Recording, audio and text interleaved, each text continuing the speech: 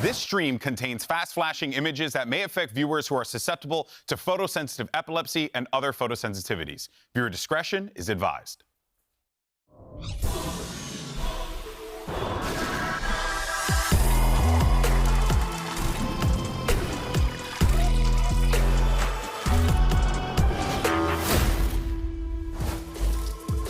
Two slots for Champion Seoul are up for grabs. Two LATAM powerhouses will fight for the first, and two of NA's finest will duke it out for the second. Hello and welcome to day 2 of the VCT Americas Stage 2 playoffs, live from the Riot Games Arena in Los Angeles, California.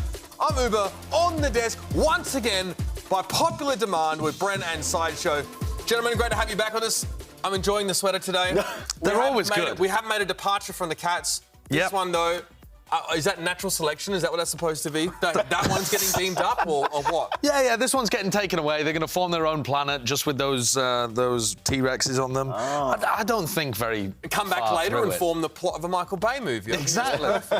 Guys, great to have you here. The VCT 2024 season has been stacked and with incredible new faces as well. I mean, we've been very excited about our rookies as they've gone from Tier 2 to basically superstars overnight. So we're going to start the show by checking in on our rookie class, and we should definitely be highlighting a few players. This is a good point to look back at this incredible talent. Let's start by talking about Mr. Absolute Cinema himself. It's John QT, who I cannot believe, I'm reminded that we're calling this guy a rookie. It is kind of ridiculous. He's been playing at the top level for a while, but back before partnerships was really a thing. That Ghost squad that he was part of with Kaplan and Nismo, for any Tier 2 enjoyers out there. Still. Love some M80 Nismo. He's been fantastic. He's a great addition to this team as well.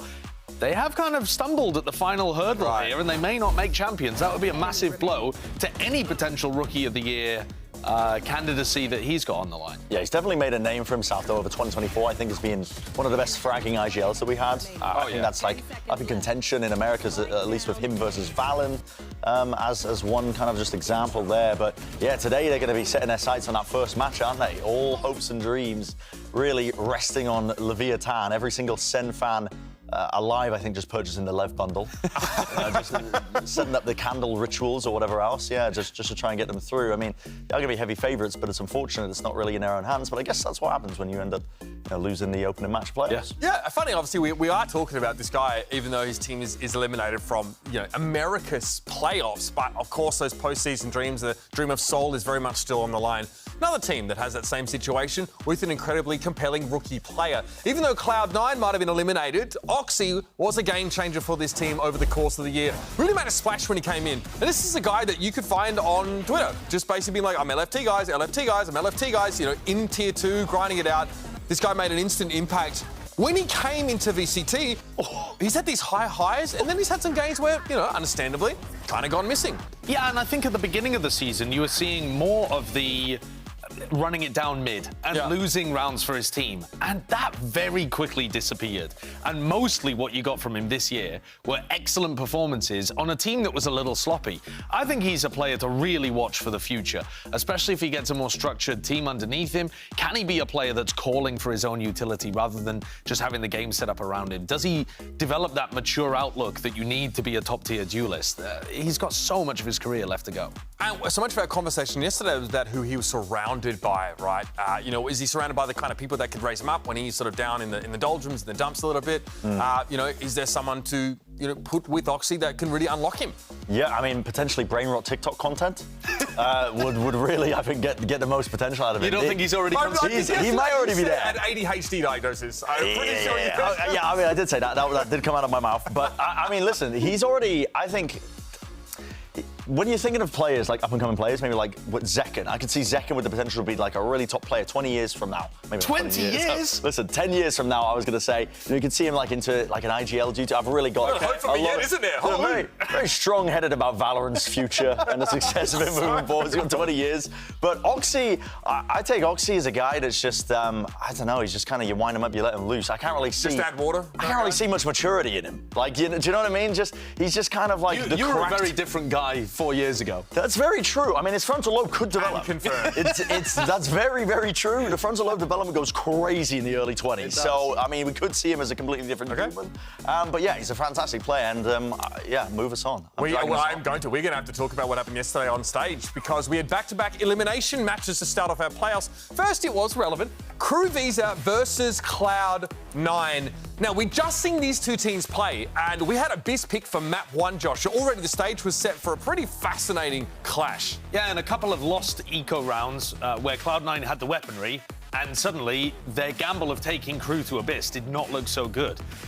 They then got up to an 11-1 lead on map 1 and nearly threw it all away. So was that 13-11 in the end on that map? Yeah, so all in all, a big one for Crew to be able to take, but wobbly at the end, even still from Cloud9. Let's move on. Let's talk about Sentinels versus 100 Thieves. Again, all of us except Rivington expected Sentinels to come out on top in that game. History spoke fondly of Sentinels in this matchup, but on this particular day, gents, it was not to be. Yeah, I mean, listen, I'll dish out a bit of that copium, I think, for the Sentinels. With it wasn't really the same team. They didn't have the same setup. They're, scrimming. They were moving around a lot of different players. Didn't even know if they were going to be playing with Sassy as well into this. And even John QT as well, later saying, didn't want to give excuses, but, he was playing throughout that match with a little bit of pain, right? Yeah. And so, yeah, I think Sentinels ended up dropping the ball, but on the that is, I mean, Sentinel role, someone's got to do it, that is a painful position. But yeah, 100 Thieves, sandbagging this entire time, actually a good team, just decided to pull that one out. The fans were absolutely losing it ahead of the match. They were calling upon everything, divine intervention, essentially, to try and win it as soon as you told them that entire scoreline. But they pulled it across in a 2-0 fashion as well. Yes, 100 Thieves just looked like they were back to their peak, and I think this match summed up the difference between peaking at the right time. Yes. Right? You have one game that defines whether or not you're going to be into the top 4 for playoffs. Can you step up when it matters? And Sentinels had issues. 100 Thieves stepped up in the moment. A terrible start to stage 2, let's be clear about that. Citing all sorts of adjustment issues coming back from Shanghai and trying to get ready to play. So remember, Sentinels do qualify still, even though they're out of the playoffs in Americas, if Leviathan makes top 3. Now that, all they'd need to do is get a win. One win would make them top 3. So that's what you're hoping for right now. But let's now go over and look at our playoff bracket, which, of course, we're into the double elimination phase of now. Just those first 2 matches were single elim. So we've got Crew versus Leviathan here. A win for Lev, again, will guarantee Sentinels champions, for those wondering. And G2 go up against 100 Thieves. Talking to EU yesterday, he's like, bro, we always play these guys. We always play these guys. I mean, especially for him. He was playing them last year as well. Ascension, all the way through, yep. Yeah. But I think a lot of people have their eyes on that top bracket. Not just the Sentinels fans, but also Crew believers. They need to be able to get a win either in the top or in the bottom, right? But wins here lock you for Seoul. Yeah, I mean, for some of these teams as well, I mean, Lev have already, at this point, if they bombed out, it would mean bad things for Sentinels. But it wouldn't mean bad things for Lev. Exactly. Lev can be quite happy bombing out. I mean, maybe not happy with the 4th seed of Americas, but... If you see Aspas coming in today, just sipping a margarita, just wandering in, then Sen fans get really, really scared. It's cooked. It might be cooked. All right, so I got a question for the desk. If I gave you a Cypher cam, because apparently there's the technology to do this, where would you take a selfie? Not what part of you, where? BlackRock boardroom, insider trading. Nancy Pelosi. Yeah, exactly. Okay. We're making some insider trading. I don't know. Is it map specific? It could be anywhere you want, Josh. On a beach, chilling, vibing. Do I look like I got? You won't see the beach in years, mate. That's what I'm putting out there. All right. Well, we asked the same question to our players in this instalment of Profiles. Where would I take a Cypher cam selfie on Valorant? I would most definitely pick Breeze, just because I can just be on the beach and probably in the attacker spawn. I'd go to Icebox, I'd go to the mountains. I'd fly to the mountains on Icebox and I'd catch a pic like I'm on, I don't even know what mountain, like I'm on Mount Everest. I'd take an insane pic up there. On Ascent, there's like a graffiti of like a little like camel or like a dog. So I'll take a selfie in front of that.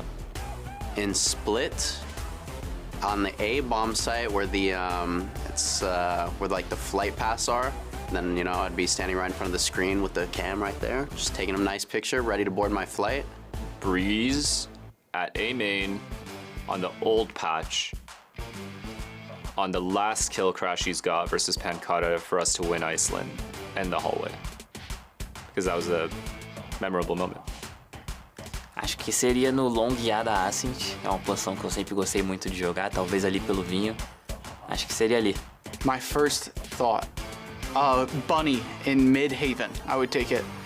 I would take my selfie cam on Lotus above Seasite where there's a bunch of pretty flowers. It would be on Pearl. It was B long, and there's a big pillar. I would put the camera in front of me, and then when all the enemies are running at me, I'll just have the camera looking at me. Colocaria de frente pro o spawn de CT da Split, de defesa da Split, colocaria ela apontado pra mim assim, onde mostra umas lojas de tênis e umas lojinhas atrás de mim. Tiraria assim. There's like a spot on Split. I think it's like outside a lobby, and there's like a coffee shop.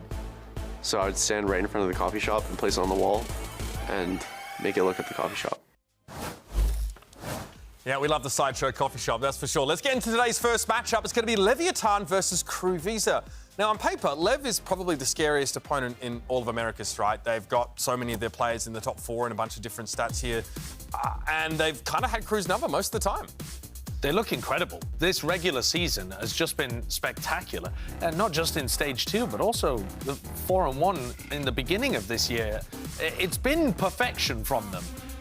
And yet there've been wobbles earlier on in the year, and the teams they've beaten aren't the best teams so far in Stage 2. Are they just regulation Ronalds? Because when they go internationally, it's a different story. It does make me really concerned, I think, as well, because it's a sticking point, but not enough. Because I don't know, I'm so willing to jump on the bandwagon of a team looking good in form at the moment, at a given moment. But if this is the sticking point for them, where they're just unable to turn up when it actually matters, for example, Shanghai, the playoffs of Stage 1, and now we're in the Stage 2 playoffs and we haven't seen them play yet, and it's important, and all the Sen fans are clamoring and they need them to win. But also the weird thing is it's actually not as important for Leviathan. Exactly. It's about the seeding, it's about winning here as well, but if they don't, maybe you can argue that their heads weren't in it. It's a really weird situation for Leviathan. I mean, we got to talk about seeding there, because again, the last thing you want is running into like a Fnatic or PRX or someone ridiculous in Seoul straight off the bat, right? This definitely has value to them, Sen fans, take note. This is, you know, and again, this team hasn't, dropped a map at all in Stage 2? And neither had Sentinels until they faced up against G2. Okay. It's all about the teams you play against. That's fair, okay. So the numbers are pretty intimidating, as you saw on that sheet. And of course, Aspas is someone who will strike fear into the hearts of basically anybody. The guy is, again, we talk about him as a hard carry, and on the scoreboard, okay, that manifests, but you know, he's set up extremely well. He's also, as the players have talked about, pretty self-sufficient. Yeah, he can go and do his thing and actually not be a resource drain. It's one of the things that I've liked the most, I think, about watching Leviathan and this evolution that they've gone, is that they don't just need Aspas to drop 30 for a big map win these days. And, I mean, it's been mainly a bit of a team effort, Josh. When we were casting this team as well, you were particularly impressed with a lot of the individuals turning up and just supporting it. I was, but you always have to remember that they have Aspas at the tip. Even if everything else isn't working, Aspas is always going to be there, dropping bombs on his opponent. Yeah. And especially in a game like today, where he's playing against a team that loves taking fights, Aspas is going to feast. But yes, you're absolutely correct. I love the rest of this team and how they've stepped up too. I think that's been the biggest difference between what we saw from them previously and what we're seeing now. Aspas hasn't really changed. He's just always a god. But the rest of the team, especially King and Mazzino to me, where you're seeing King's kills per round especially at 0.8 is pretty ridiculous. They're getting a lot of value out there, the rest of the squad for Leviathan. And again, like some of those stats, I think I've seen like the top 10 ACS. I think we've got 3 players from Leviathan in there. I think King and Mazzino were like 3rd and 4th respectively or something like that. So definitely a full team effort. Let's check in though with Com, who is in the top 10 of that ACS stat, as I remember, and hear what he had to say to Elizabeth ahead of today's matchup with Crew Visa. Now, Com, coming into Stage 2, Leviathan have been absolutely on fire. And coming into Stage 2, Ito Pada joined as the head coach. What has Ito Pada done for this team that has made y'all so successful this stage? I think he's really instilled fundamentals in us, and also has helped us a lot, like, kind of be more free in game. I feel like before we were kind of like very rigid and like very like structured, I guess, but now we're a little bit more loose and free flow. Do you guys think you've shown your fullest potential and your true selves during Stage 2 with the teams you have faced? I think we still need to like say that we had like a full test. I feel like a lot of the teams we played are not doing the best right now, but I think at the end of the day, like, we go game by game and just like try to show our best face each game. Well, best of luck today. So I kind of want to circle back on that a little bit here and talk about the impact the coaching changes made on this roster, sort of, if at all. I think that Leviathan maybe weren't happy with what happened during the mid-season. Definitely. Come out of Shanghai, made these changes, have looked squeaky clean. So let's talk about the impact of IBuyPower on this team. I think it's really bizarre, to be honest, because not many teams are going to make a switch up like this where they just end up bringing up their assistant coach, right, at the time, into that head coach position and seeing such radical improvements. I mean, that's either listen, all the team meetings that were being held, that nobody had a talking stick and you all had to just follow the word of the head coach, like or is this causation versus correlation? It might be. I don't know. I think sometimes you just need a fresh start for a team as well. You load all of your burdens onto one player, boot him out the door, and get a new guy in. And for him, this is IBuyPower's time to shine. But he has made changes in terms of flexibility with the team, and I think somebody like Mazzino in particular, he's not a structured guy. He excels in the scrappiness. Very loose. You see him how he takes his fights. He's on breach and he's like flashing for himself and running in and trying to work with the Phantom in a way that's to do with the movement. Most sane breach player, by the way. Yeah. But that's a good thing to have, especially for a super team. Like, these players are good. Go out there, let them find their own timings. Not everything has to be, like the previous coach of King.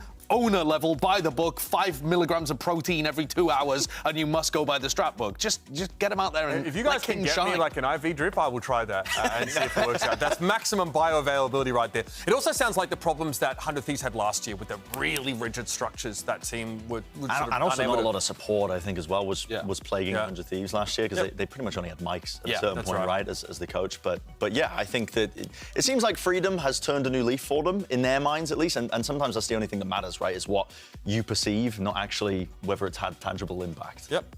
The placebo effect. I mean, like anything else that, is too good to be true, which might be the changes to this team after IBuyPower's joined, there's a bit of a catch. Because like we've kind of hinted at, Leviathan is 19-4 in the regular season, but in tournament play, they're 13-14. This is mapped, by the way. So there has definitely been an issue. Yeah, this is the pre-IBuyPower era, okay, in fairness. But this team really struggled to make an impact. They came out of Stage 1 playoffs, right? It was a pretty long one against G2. End up seeing them fall away from that one. They're still represented internationally, and there they look, and I will quote you guys from Plat Chat, horrendous. At Shanghai, absolutely. It was abominable. I was about to get Isak on the line watching that team. It was Shanghai, bad. Man. You guys were genuinely upset about now, They were bad. You do expect win rates to go down in playoffs because you play against better teams, right? That's just how it's supposed to work. But the manner in which Leviathan were losing, the Stage 1 lower bracket final where they played against G2, massive cracks in what they were doing. The post-plant setups were terrible. Couldn't win a pistol round. Big problems. And that precursed heading into Shanghai where things just fell to pieces. So today, it's not just about getting the win, it's about Lev looking like they're a team that can actually win a tournament. This is supposed to be a super team. They need to be making super moves heading into champs. Yeah, it's about to get busy for them. We should probably talk about their map pool as well, as we've sort of checked in with a bunch of teams. Because as well, we're discussing what lies ahead now, especially with Split, not an issue. Hey, that's sort of fine for them. Obviously, their Icebox and Sunset, definitely their best looks. Haven, Bren, you were sort of saying you feel like they're one of the most, well-drilled teams on Haven so far. It's a small sample size, but I think they look real good at Haven, and I think this is a map that actually their opponent's crew have shown that they like to float, they like to play on as well themselves. So I think it might end up being this middle ground map that is a really decisive moment for both of these teams, I think, to get their win here today. And the question, I think, that I just jump off the back of this is literally, can Crew beat Lev on that map? Because I think it's going to be in a map pool. I think it's going to skirt its way through, and both these teams are going to be wanting to play on it. And Lev's map pool is very, very good, but Crew are also showing some elements, I think, that they've kind of got it together, I think, on this map here. A lot of double setups, or like just calling on the fly to double peek. What you're seeing here is just Kesnet is always going to be the first one in. He's this tasty piece of bait at the end of the stick, and he sets up the rest of his team, or just ends up getting this opening kill for them, or just trading them out. This discipline has paved the way for Crew to get many successes in the past, and I think just evident from that, from what we saw of them the other day on Haven, I think they do have what it takes to potentially best them on that map, if it comes to it. One of the other interesting factors, though, is that Crew floated Abyss. They said that Kesnet said, our permaban is bind. Listen, we're just going to ban bind. So that means Abyss is being let through by one of the teams. We don't know if it's going to be let through by Leviathan, but they were previously banning Split. So they have the freedom to ban whatever they like here. The map that they hated the most, that they were 0-3 on this year, is now gone. It's gone. Yeah. So Lev's map pool, in theory, should be really open. We could see them go for a crazy Abyss pick, but if not, they can keep things nice and simple. Something tells me if they've spent so much time on Haven, if they are as well drilled as you think, they might have elected to forego that prep on Abyss and might be looking to ban it. So we will find that out pretty soon. But we've got to ask about these guys because after yesterday's win against Cloud9, a result I think many of us expected, right, is... Oh, God, why do they put this in a teleprompter? Is Crew really going on another run? Is this happening? Question mark. It's a run! It's happening! No, I don't think so, actually. This was LCQ. These guys went 0-9 last year and then did this. I mean, what was it? I'm just baffled. But look... We're not going to drag you out by your arms and legs again, Josh. I know, but look at the games that they won. They beat Leviathan here. They beat Leviathan in the grand finals. They've just overtaken C9. We just saw that as their opening game, and that was one of the really important matches they had to win last year, too. So where's C9 into Lev, yeah. There's some similarities here in terms of the teams that they had to overcome. But the year is quite different, and I think the gap right now between Crew and Lev is bigger than it was earlier on in the year. Okay. All right, well, last year, you know, Crew did manage to take Leviathan down to punch their ticket for champions, as we've seen on both occasions. So these two squads arguably have a little bit of history between them. Yeah, they've met, I think, like 11 times in officials so far. So really back and forth. Obviously a very different Lev look here. Crew definitely has had the edge, though, if we tally up all of those officials. I mean, historically as well, Crew is a team they've never missed the champs, right? And so, listen, they've been through many iterations. There was, you know, the previous era, the very ancient era, where they were basically a big fish in a small pond in terms of their region. They're always getting into every international event. Times have changed, but this is the historical matchup that you're seeing. Where do we start? We're going to LATAM South Challengers. But, I mean, if you look at how it was way back when, Crew were the #1 team in LATAM. Yeah. And then there was a point where it swapped, and Leviathan, as a full LATAM team, ended up becoming the best in the region.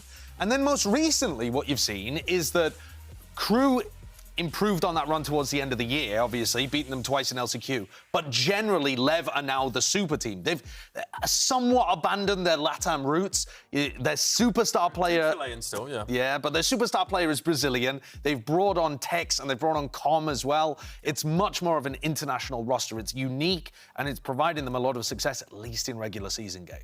I want to circle back to Crew here because Heat's addition to the roster has paid some serious dividends, right, and was pretty promising out of the gates. Yesterday, in his win against Cloud9, he was plus 29.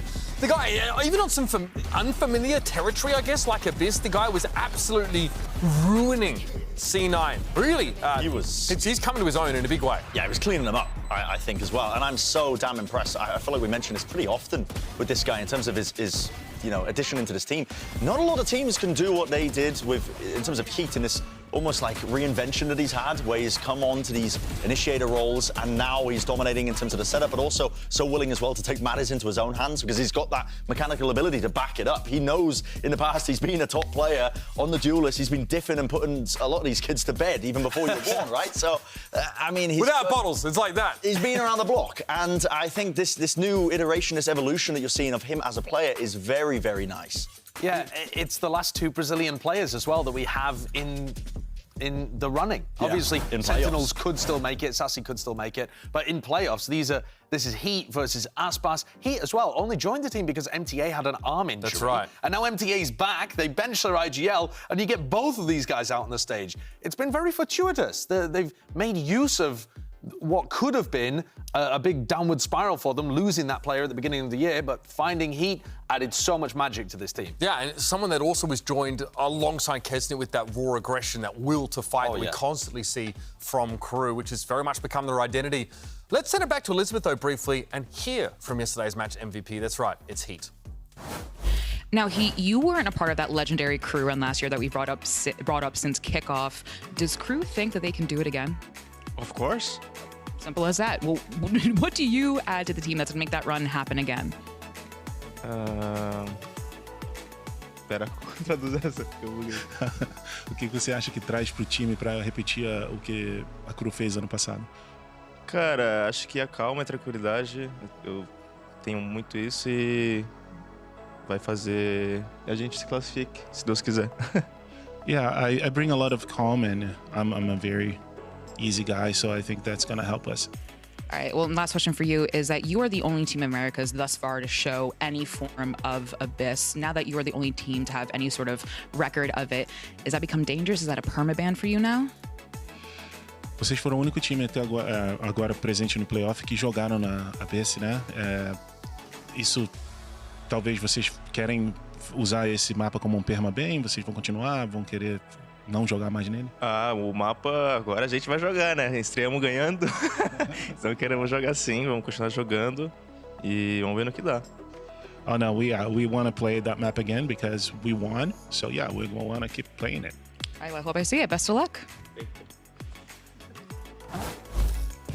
Howdy, folks. You're probably wondering what the hats are about. We're playing Hats Off. The desk will have to work together to figure out what's written on our hats. We guess right, the hat comes off. But there are some rules, folks. First of all, you cannot say the team name. You cannot say the teammates of said person, and you cannot say what their roles are. We are trying to help one another, I guess, divest ourselves of said hats so I can get back to having people not realizing how fat my head is.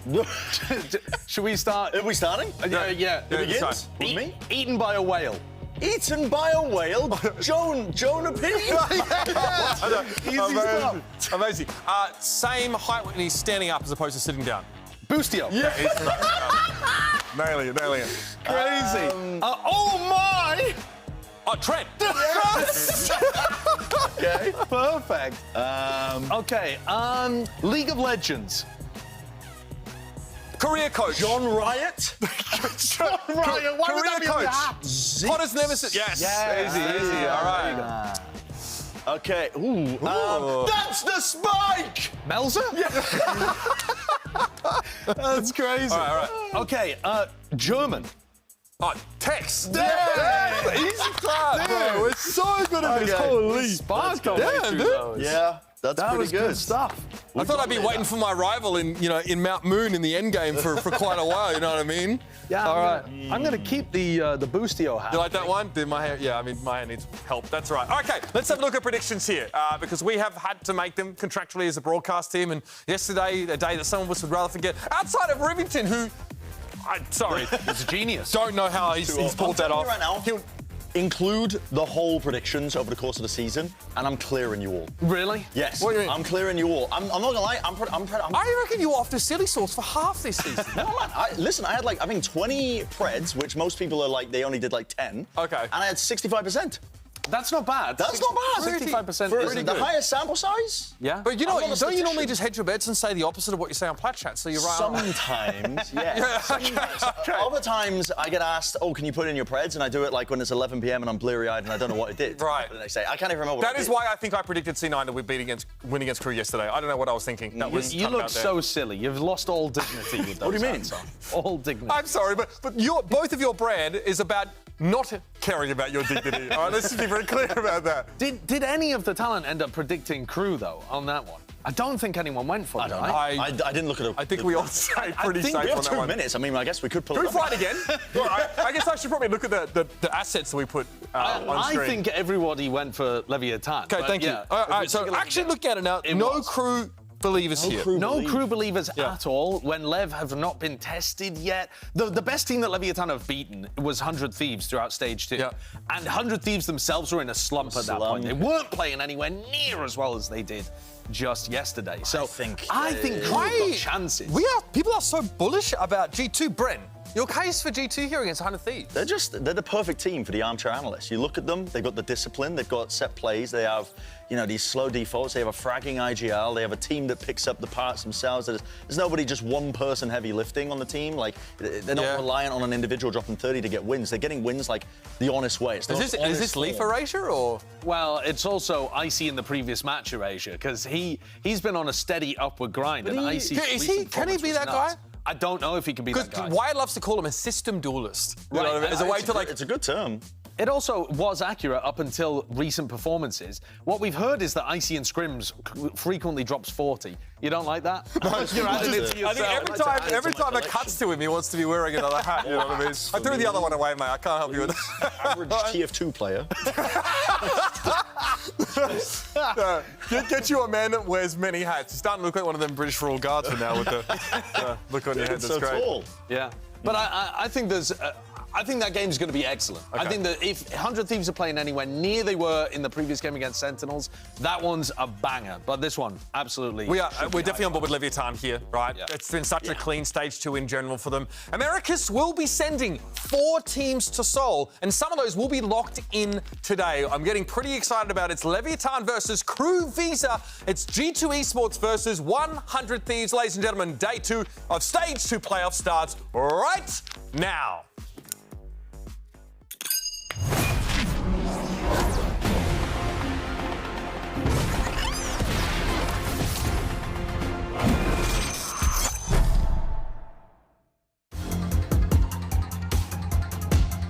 Está el movimiento de Musera y el castigo ahora en contra de King. Muy bien, Tex respondiendo. ¡Yeah!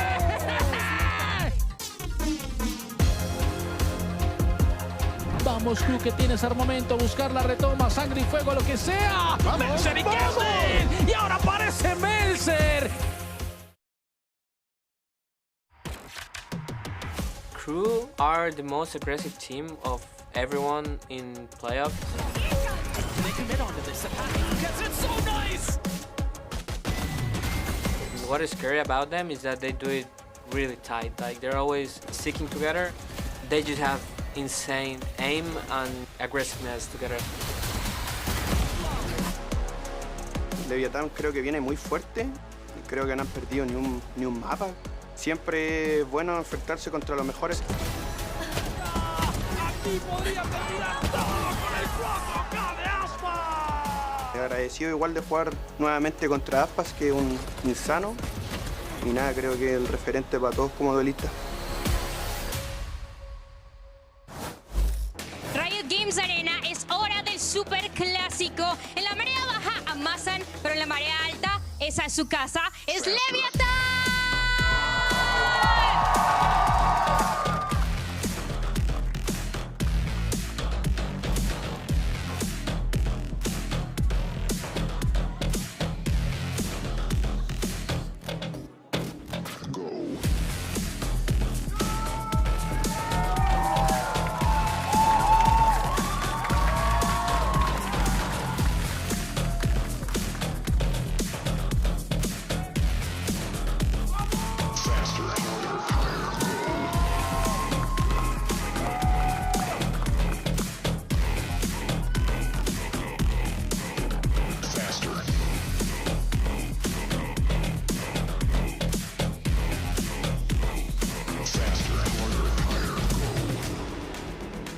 Y no sería este super clásico sin la rosada. La más obvia es Crew Visa.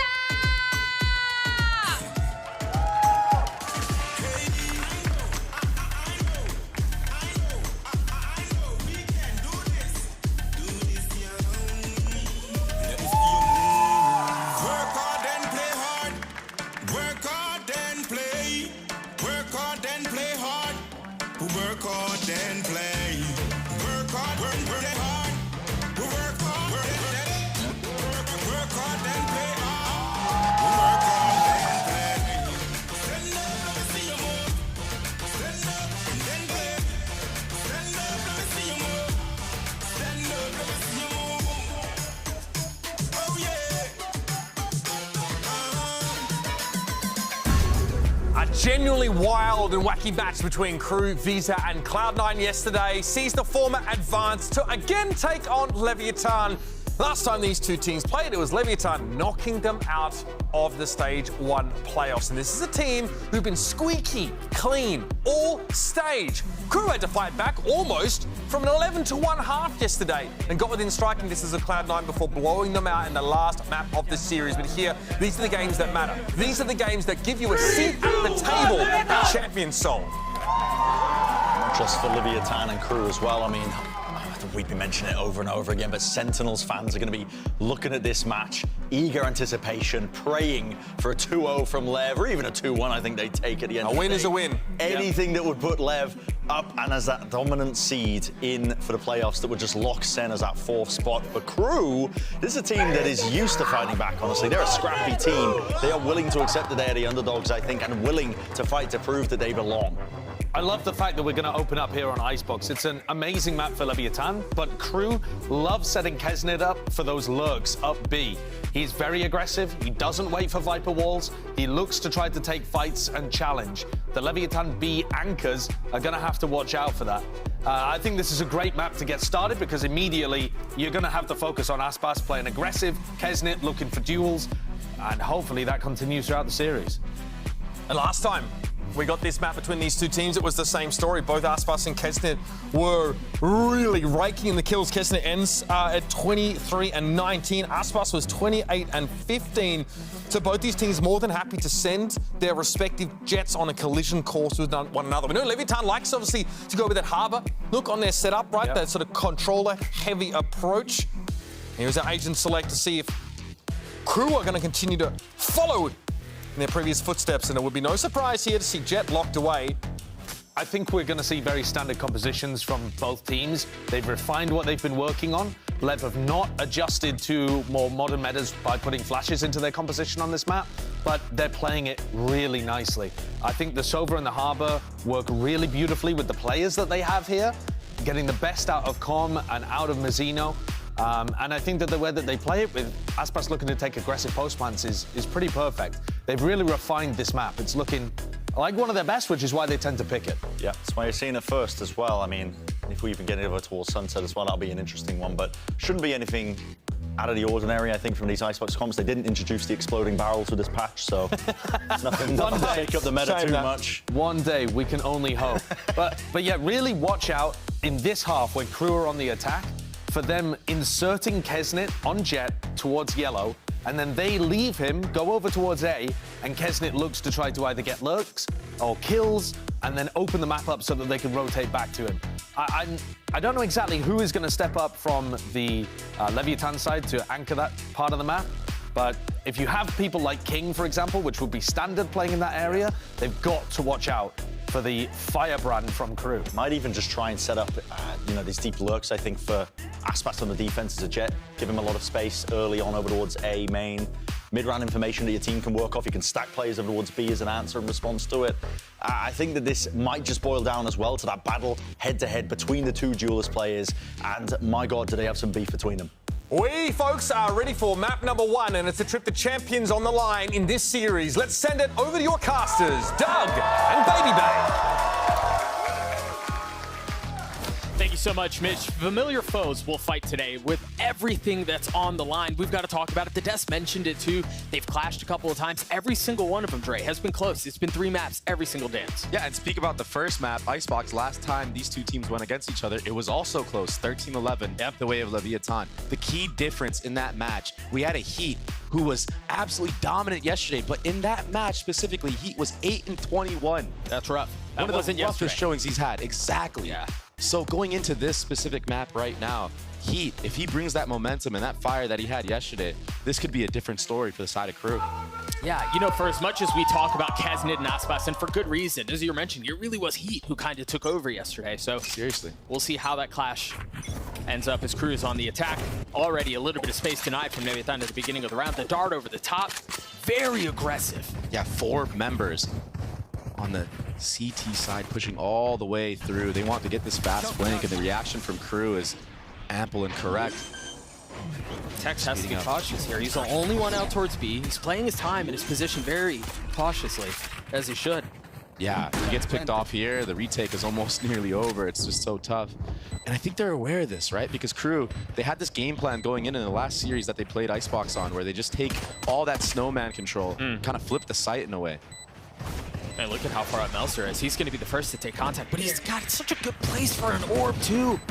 Meanwhile, Aspas over the top, perched up, winning the first bout in that head-to-head duel. between the duelists and Leviathan looks so comfortable. This retake looked as effortless as I think I've ever seen before. They just waltzed their way in. And it's Tex with 3 in the round, who he was the solo anchor there. He just bided his time, just sat in the back, was just chilling pretty much. And man, he struck at the perfect moment, getting 3 into the round, the flank onto Snowman. This is good protocols and good prep from the side of Leviathan already. And that was, again, where Crew got what they wanted. They got out onto the site for free. They got into really aggressive post-plant positions. They were denying a lot of space back in spawn, as you were mentioning. That's... I know it's just been 1 round, but that's a really alarming start. Yeah, it's a hard read, pretty much. And Tex, like I said, he played it to near perfection. And he's been, honestly, ramping up in this whole season. Yeah, he started off kind of struggling, but he's really made a name for himself and made sure people understand why he's on this roster. He's been so impressive.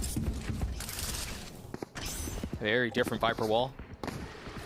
Much more vertical, and we've got to talk about the Harbor Viper comp that Leviathan love to run. The fact that they can cycle walls. We'll see these 2 setups very regularly through the defensive side, and then the Killjoy utility behind it too just makes trying to get out onto A borderline impossible. Yeah, and it's so annoying because even when you bait out the Harbor wall, all of a sudden the Viper wall can come right up like there. Yeah, just like You're that. getting shock darted, you know, and yeah, it's just an eco round. But look, you already dropped your smokes player for nothing. Yeah. You didn't even see anybody yet. It's just very simple when you have those 2 that you can cycle up and down. On top of that, the Blender as well. The Killjoy utility here. 4 members leaned here. They're all going to swing together. Kesnet! He's done a little bit of damage. Left him a bit worse for wear. A costly punishment, but seems like it's all it'll be. Just a threat, just a little bit of pain. And all will go well for Leviathan. They carry 2 rifles into the next, including a Spectre, barring an upgrade, as they try to scoop up anything that was left. And, I mean, all things all good. Yeah, and all things considered, good on Kesnet for getting 2 into that round. This easily could have been one where it's just a flawless. All of a sudden, the economy on the defensive side just starts growing and growing, and they amass such a lead there that even if they lose the bonus, you know, they can buy whatever they want. So Kesnet doing a little bit of damage there, getting a little bit more warmed up. He got 2 headshots into that round. A bit of a mild loadout, if you will, for Leviathan heading into the 3rd. Not quite the same ferocious firepower that we've seen in the past, where you've got teams running 4 rifles or sometimes even 5 and an ult, or something like this. This is a bit more tempered, and we'll see if Crew can punish on it. They've got full rifles, full armor, they've got everything. It's the 4-man push again, just like pistol round. This is something you see teams do quite a bit. Sometimes they'll run on the bonus what they ran on the pistol round. That's exactly what's happening. Shy, he's not aware of this. Mazzino gets a freebie. He got wrapped around, he had no real idea. And so again, Tex plays this position very nicely, waits, buys as much time as he can, and they're gonna have to retake B. This is a different setup for Crew though. Remember, they were pushed all the way into Snowman. They took so much space back in spawn. That's not the case here. Additionally, they've lost a member. Things get notably more difficult. Meltzer's waiting just on the other side of this box as Tex tries to take a little bit of space, pays for it with his life, but Mazzino's on the trade. Now Leviathan continue to push their way forward. You've got Aspesh coming in from mid and Calm on the flank. So consistent with it and finding more value, finding more success. That's a massive start for Lev, man. Yeah, amazing. Getting that pick onto Shy, and then Tex once again. He was just sitting in the back of B, almost towards mid, just AFK. He doesn't need to do anything. He's got a turret that's holding his kitchen flank. He's got an alarm bot that's holding Snowman push. So they were aware. They can deduct. All of Leviathan, no one's in Snowman. The players have to be either on site or playing in the back. And Calm, I mean, he did his time and time again classic of just going for that late flank, but the timing in which he did it this time around was perfect. Nobody even looking at him. Yeah, Calm just, I mean, he did his thing. That's how he won a world championship, yeah. Remember? You know? The late flanks. It was something that he was getting punished with trying to do on this roster quite a bit in the beginning of stage 1, but just seems like with more time, they found a way to actually make it work. Ooh, a nice tag right there on a Kesnet, but that light armor buy. So he doesn't fall right away. I mean, he may as well have 10 HP. I think he had full armor, actually. Apologies. He gets taken out anyway, doesn't matter. Yeah, that'll do it. Yep. Second shot, the most deadly. You see them trying to explore mid-map a little bit here, too, as Meltzer's not finding any space. I think this map has to feel really small for Crew right now. Seriously. Even with the space that they have taken. They're getting picked left and right everywhere on the map. Again, Osbos just taking his time on these shots. The crowd's already popping off for him. He's already popping off for his squad. But it's really everybody firing. It's a team effort right now. It's everybody sitting really close on the scoreboard. Mazzino sitting at the top with 5. Texan Com at 4. Picks across the board. My double's dead. Nice shots there from Tex, settling the recoil and the spread. Yeah, Mazzino's had a really good start. I think he has more kills than all of Crew do combined. Which is, it's a rough start for Crew, man. Given how well they looked yesterday, given all of the hopes and possibilities of being one series away, and yeah, if they lose today, they still have the shot on the lower side of things. But to continue that streak, we talked about it so many times yesterday, they've never missed the champs. Yeah, and this is it. I mean, you've got to find a way to do it either against Lev or against whoever it is that you're going to be playing tomorrow, and both of those are miserable problems to try to solve. And starting off this slow, I mean, you said it, right? Nobody from the side of Crew really has anything going. Kesnet was the only, shining star in this first 4 rounds so far, where he got the 2 Sheriff headshots. Yeah. That's about it. Other than that, they've been getting absolutely insta-killed. Well, and I think obliterated. The problem is, too, we were talking about this in the previous round, it isn't just the micro. It's not just the individual duels and the gunfights that are going the way of Lev. The way that Lev have played this map has just been so miserable for Crew to try to navigate. And that's why you saw the timeout come this early on. They have to adjust their game plan. I think Adam recognized that, okay, these guys are playing for the fact that we like to push up Snowman a lot. They clearly did their prep work. So what are we going to do about it? We're about to find out right here and now. And that being said, Osbos does have the operator online. Kesnet, he's going to face this. Got the dash proc. Gives his face away. Not a ton of fill behind it. So off of that, Crew will accelerate a little bit. You've got Kesnet, who's already dashed out back yellow. And they've gotten space. And here's the thing, though. They've been here before. They've been here a number of times in this half. They have managed to get this much, and then everything goes sideways. Now they're even being denied this because of Mazzino's ult. Yeah, this is a very new look from the side of Leviathan as well, right? This fast re-aggression onto B, clearing out all that space. And that forces Crew all the way back. But this is something that Leviathan are very comfortable with. They're okay with giving you free A site because they can just cycle up those walls or even use the harbor wall on the retake. And I would argue they don't even really have free A. I mean, Shy's not even past 410 at this point. So it's not like he's not like he's contacted all the way up and they're going to be able to call him over and they're going to be able to get into post plans by contacting. This is, you haven't really gotten very much. In fact, I wouldn't be shocked if they try to flip the map back. The problem is they have 30 seconds left and they've got Osbos here with an op. He can shut down this round by himself. Melzer might creep all the way through, though. This wall is going to buy him a little bit of space. So smart of Osbos to get out of dodge like that. Just wait for his squad to come back. This is phenomenal team play, but Comp, he gets caught lacking there. The trade from Mazzino. Melzer did a very nice job of getting that far back. But again, the spike now, just now going down. Crew with the numbers advantage. Osbos still with the op in hand. Tex has been steady, but he will fall this time.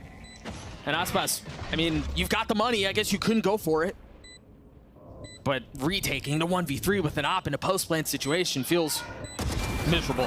Yeah. So Melzer gets his 4. Crew finally get on the board. What a great job from Melzer, just sneaking into the backline like that, catching multiple players off guard. I think that was, honestly, what, 3 kills that he caught players off guard with. The only one where he actually had an aim duel was against King in the back of yellow right there. So big heads-up play from him to win that 1v1 and secure his team to come back. And then the way that he was able to finesse around Osbos, not giving him that trade, and then getting all these freebies. Look, nobody ready. Yeah. Not even Osbos at the end there. No, you're right. Amazing positioning. And that's what netted them that round. What's the response off this? Kesnet has blades. Osbos again has the op. And this time there will be an early challenge. Does the drone push him off here? Oh, it's gone low. I don't know that it's going to see him. No, it doesn't see him, but the re-drone might dissuade Crew from wanting to take this timing into sight. Only one spotted, but it was the Sova. Whoa! Almost catches him. But it's Osbos who walks away, beaten and battered. That's all the knives gone from Kesnet right now, so he has nothing else to work with. That Sova ultimate will connect on 2 members. One gets taken out. That was Heat. I mean, they have attempted to put everything behind this. They've tried stubbornly to get through to A. But again, this retake, everything that Lev have at their disposal just makes Crew so uncomfortable, so unsettled. Another rare miss from Aspas, but I mean, this round feels very comfortably in the hands of Lev.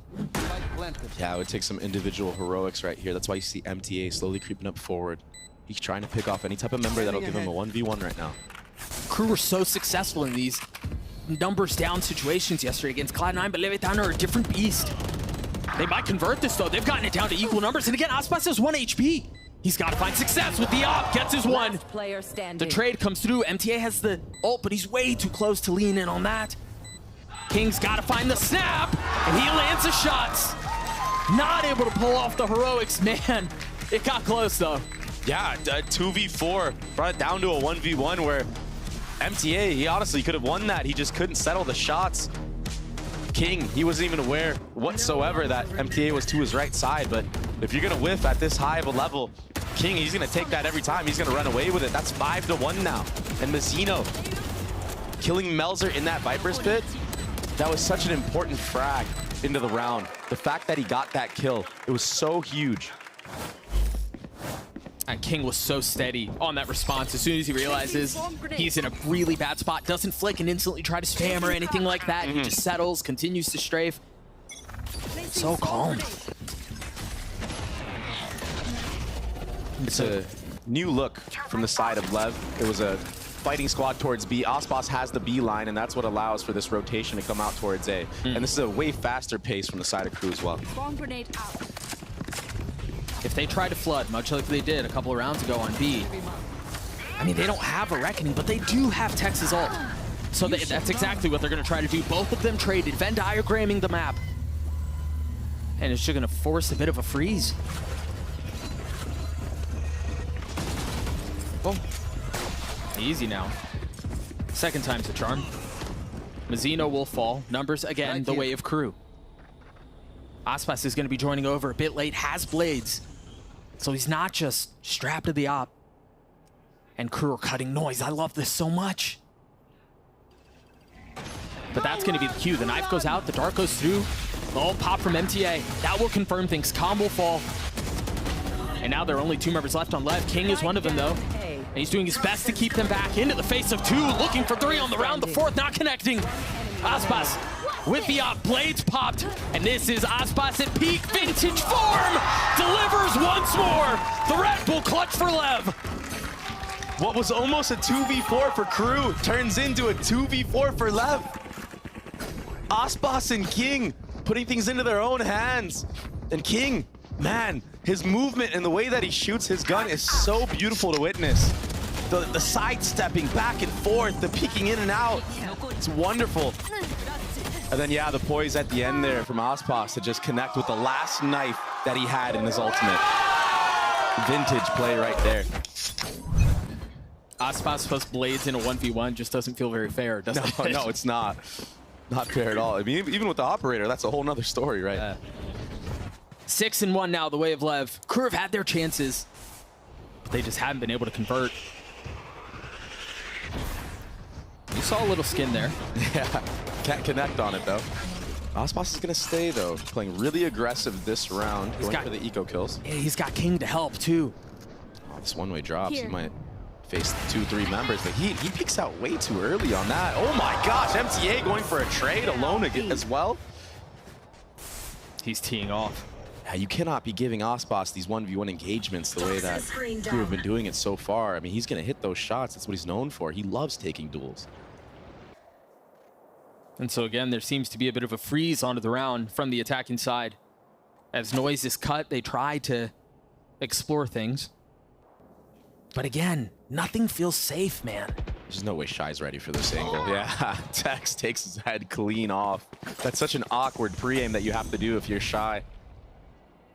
And remember, it was a couple of rounds ago, I believe it was Melser. As soon as they don't get their first hit, as soon as they don't find some of that open space, they try to explore up tube, they try to get into kitchen. Melser got caught a few rounds ago, now Shy here.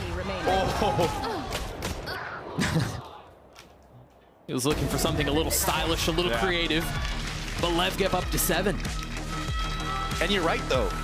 It's been a punish across the board. The middle of the map has been locked down by Tex and Com on the rotations and whatnot. It's really good to do that on a map like Icebox, where on the defensive side, if you don't have that control of mid, there's so much you need to be worried about. You start over-investing not only utility, but players onto those sites. It opens up your extremities. So the fact that Tex has been able to like basically solo anchor mid or have some type of help, you know, from Com in the mid round to clear it out, it's been a blessing. Yeah. And you may be, you may be looking at this and saying, wait a second, Crew have now burned both timeouts. How bad is the situation if they're burning both timeouts in the first half? It's real bad. It's real bad right now. It's not even just about, I mean, macro even. This feels like a very serious problem that they're trying to have to solve, that Adam is going to try to cook his way through. Yeah, I mean, even at the end there, yeah, I get it's an eco round, but we're swinging one by one. Yeah. There's still a one-way up, so it's isolating you from the right side. So even if you want to peek, it's a one-way. We can see your feet before you even swing out. So he's jumping the gun a little bit too early, and I feel like this is something that he had to struggle with the last time around when he played Leviathan. I mentioned it earlier, Lev and Crew have danced 2 times this stage, but both of them won all 3 maps. In fact, they've played 6 maps against each other. Half of them were decided by 3 rounds or less. Yeah. So for this to be this dominant is honestly a bit surprising, but you got Lev on Icebox.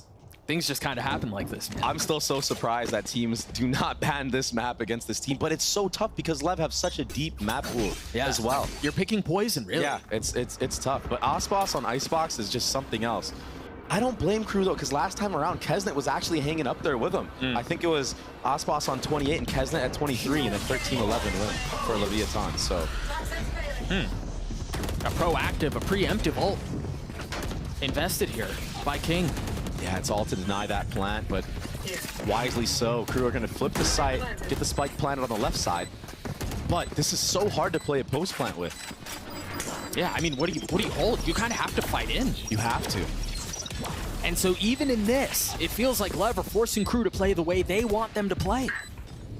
Oh, this is so sick. That cascade is all for Tex to take this positioning. He gets shot fully blind.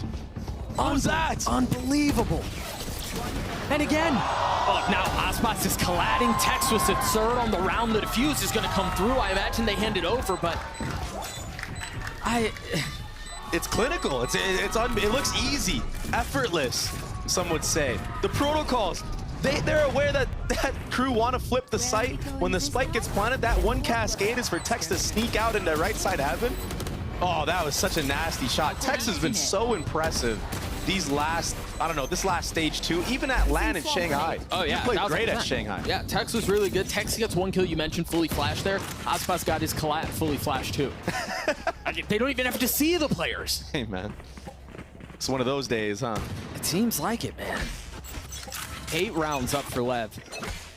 Crew are just a shell of the team we saw before, and I think there was a lot of concern around that as we saw them play yesterday, and we thought, you know, maybe they're back, and okay, now this is the Crew that people were comfortable with and people got used to, but Cloud9 and Lev are not the same at all. It's like what Sideshow was saying on the analyst desk, you know, the gap from before when they met, it's been just getting farther and farther and farther. Lev have just taken this away from a lot of NA teams. They've kind of separated themselves from, you know, the good teams, and now they're a great one. So yeah, it's gone from like a small gap to a massive expanse. And how do you bridge something like that in so small amount of time? I don't know. In most of these rounds, Lev have had the right read. I mean, the utility has been on point to delay and dissuade Crew. It kind of has Crew having to pause, freeze, going back and forth. Keep in mind, the only round that that Crew won was like that double insert, one at A main, one B yellow. And then they were able to kind of like move around the map, try to get a pick on the extremities. That's what won them the round. Ooh, Osboss didn't connect on that one. Whiffs again, but 3rd time's the charm, surely. If he gets a 3rd. Yeah, spike will be planted here, though. Oh my gosh, Mazzino does not care at all. Takes whatever timing he wants to his own hardware. What? Disgusting. Is it? Yeah, this is just becoming a frag movie. It is. It is for sure.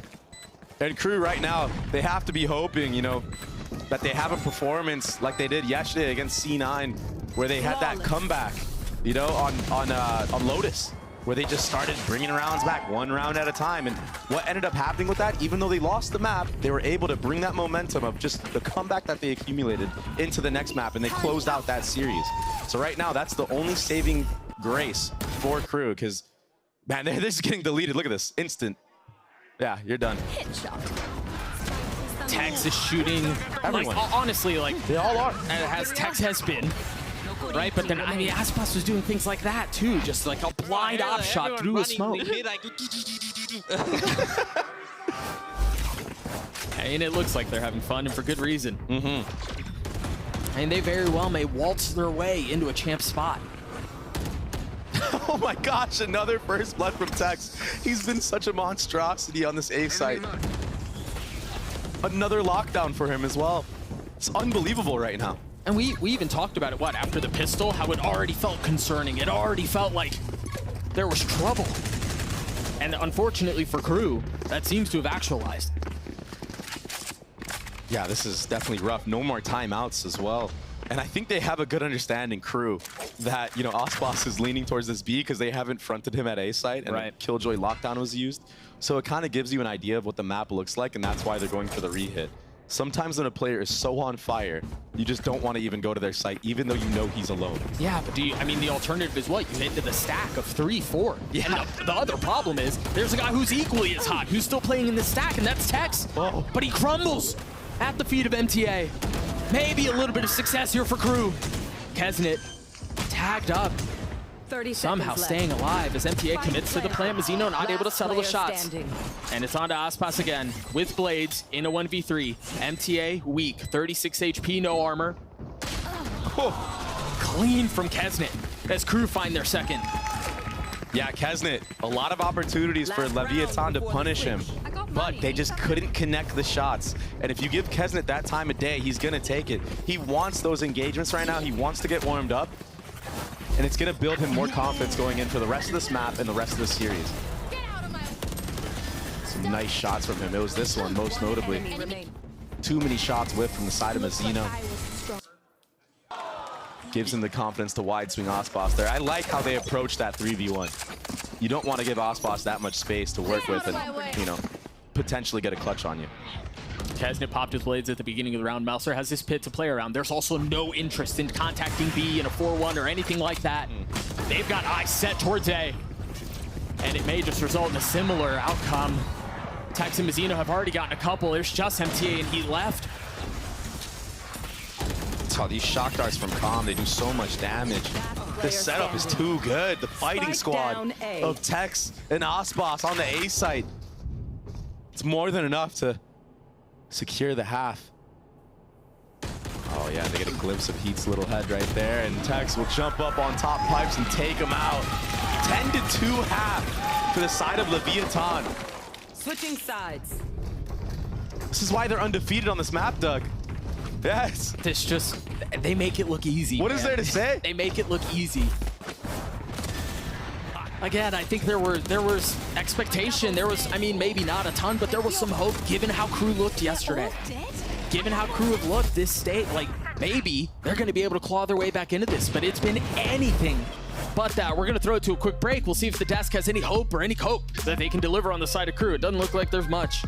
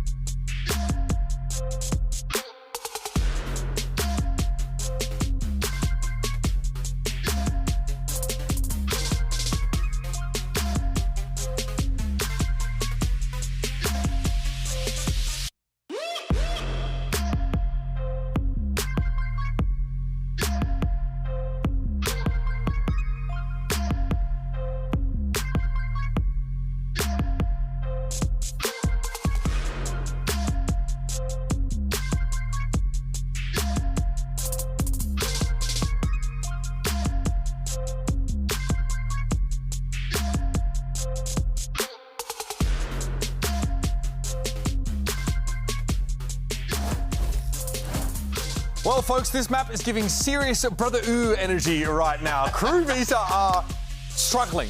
We saw that last round. I think nothing more emblematic than that, just how strong Leviathan looked in that setup on A. Crew tried to walk up, contacted, got wrecked. They tried to flash him a bunch as well. That clearly didn't stop Tex and Aspas from mowing him down either. Nothing is breaking through these defensive setups. Lev's defense looks immaculate. As soon as you get Aspas onto an op, even if you flash him, he just peeks around a corner for a second, swings back out because he's just confident. You know, the guys on Crew are used to bulldozing over people. They swing into somebody, they respect them, and if they don't respect them, they hit the shot. Aspas is just faster. Exactly. I think as well, as soon as they win pistol round into the bonus round conversion, get the money going, and like you said, Aspas operator in his hands, simplifies the entire defensive side calling for the rest of the team. I mean, Baby was mentioning it, he just takes up the B long line. There was not enough macro play on the attack side from Crew to really just try and push him off the line, take away that information into the mid round for them to work off. They've just made it way too easy for Lev. Check in on your local Sentinels fan. They are going to be screaming. They might be getting overexcited a bit too early, but this one looks raps. We wanted to put Kesnet up against Aspas in the head-to-head, but unfortunately that would violate the Geneva Convention. So you just get the Leviathan Stars stats here, and you should be feeling very confident about them. Also Tex, right? Someone we didn't even have a chance to talk about. The guy's been literally unmovable, just holding through mid and also on A, incredibly strong. Let's get the second half underway. Back to our casters. Good time, not long time, probably. I don't know that it's a good time either right now, Mitch. I'm not gonna lie to you. I mean, Crew have they said it as perfectly as they could have. They've struggled. Man, they look rough. And I don't really know what I can expect on the defensive side that's gonna necessarily make this feel any better. The scariest thing was how the first 4 rounds that were game planned for Lev had such an impact on the later rounds of the half. I mean, winning the pistol, then converting the bonus the way that they won the pistol. I mean, it was everything. It set themselves up for success. So I imagine we're going to see something like that here. All this prep work. That one cascade and wall made Kesnet have to pop his dash, so that's not something that he's going to have for the retake on A. And no one is really here from the side of Crew on A besides Shy. Trying to take this peek. In the face of everyone else on the side of Lev. Yeah, there are reinforcements on the way. Shy finding a little bit of space, not realizing that, yep, that's Aspas right next to you. Did Tex just wallbang it? It's just water that's keeping them apart. He can see the barrel. He can't see him if he doesn't turn around. Oh, what a surprise. Shy finds 2, make that 3. The pistol heavily leaning the way of Crew, but somehow even in the face of those heroics, even in the face of those shenanigans, it falls down to 1s. And it's Tex with the Sheriff. Put a bow on it, man. Leviathan continue the slaughter. I mean, normally it's the Aspas show. It's a Tex show today. 17 and 6 on the Killjoy. And he has no emotion, completely void. It's just another day in the office for the lad. No, that was Tex with emotion, man. That was him popping off. He shows emotion in game, huh? How do you... Unbelievable. I think I never mind. I would love to see that first kill over from Tex the wallbang. I think he randomly spammed into heaven and got that kill onto MTA. That is so weird. Crew have to force, no real choice otherwise. A Bulldog, Spectre, Stingers. And there's a heavy stack A. It's honestly what you want, though, especially when it gets scrappy on the actual site on A. There's so many close corners you can play with those Stingers. Yeah, do the little run and gun classic. We've seen players just get absolutely deleted with that gun. The only long-range weapon is that Sheriff on Kesnet and the Bulldog on Shy. But I feel like Leviathan, they're aware of this, and they're going to bide their time. They're going to try to put themselves in a position where they have the fighting advantage. Maybe with utility, maybe taking longer range angles. Oh, Heat, you better get out of there, buddy. And they're feeling a little bit of the pressure. And Lev just sniff out what's on the other side, decide to rotate away. Yeah, absolutely. Sniffed out that stack, but they're leaving King here. The double back is the 30 play. seconds left. Crew seem ahead of it. I mean, Kesnet's rotating back too, alongside Shy. Yeah, Crew aren't biting on this at all. Dart gives him the info. Only King gets scanned, though. Yeah, but all of the other utility that they're seeing surely confirms their suspicions as Kazbin and Heat are able to open things up at least just a little bit. But of course, lo and behold, Aspas gets another couple. 10 seconds left. With just a few moments left in the round, they have to commit to try to get the spike down, and I don't know that they're going to find enough comfort. Never mind, Tex is here. What did he eat today? I don't know, bro. What has he been eating all season? They can't get up to 12 in the face of the Force. I mean, this is done. Oh, he's playing aim lab in the server right now. It's like training bots for him. He's just in the open, exposed. He had an outlaw. He switches to a sheriff. The better weapon. He's just flicking left and right. This is a form I don't think we've seen Tex actually achieve. Is this peak form for him right now? Or it might be. Or have we not seen his peak yet? That's the scary thing. Them right here. He just quietly continues to get better, but hey, he's being plenty loud about it now. There was so much skepticism around Tex joining this roster, and if he actually belonged. Oh my gosh! Oh my goodness! It's a slaughter. Dre, I'm gonna let you take the play-by-play for the rest of the round, man. It's an absolute slaughter. By all means, brother. But now you see, after Aspas gets those 2 picks, there's a freeze to the round. Then Tex, he's slowly creeping up towards A site. 3 members of crew stacked towards B. Drone was used from comm. He's waiting for that rechargeable dart to come back online. And look, the macro gameplay, King is calling a phenomenal game on top of the individual prowess of every single player on this squad. He's double positive right now, too. Yeah, they're hitting the site where no one's at. I mean, this is looking like all she wrote. Yeah, this would be a very poetic way for this map to end, wouldn't it? Unbelievable. What a fast map. This might be one of the fastest maps in VCT. They got dinner plans or something? I don't know. Where are we looking? Aspas! 3 to the round. Where's Shy? Come here, buddy. He almost hit that, too. Oh! That's it! Aspas with 40 closes out Icebox once again. 13-2 the way of Lev. I mean, that didn't even feel like a hydrogen bomb to coughing baby. That felt way worse. It was a wash. Than that. Complete wash. I don't know that we've seen that level of dominance in a map this important in a really long time. And seriously. I mean, if this is the form that Lev are carrying, not just into the rest of this map, but the rest of this match and the rest of the year.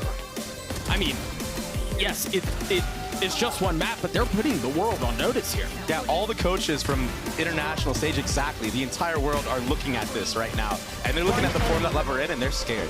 13-2, the way of Lev on Icebox, maybe Sunset. We'll tell a different story. We'll see you guys in just a bit.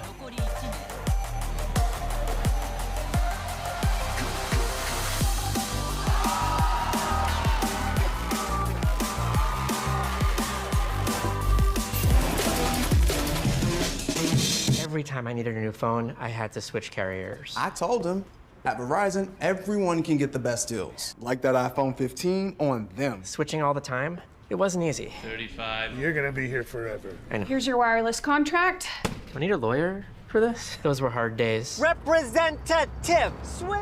Now that I got a huge storage and battery upgrade, I'm officially done switching. New and existing customers get iPhone 15 on us when they trade in any iPhone, any condition, guaranteed. I really wish you told me sooner. I did.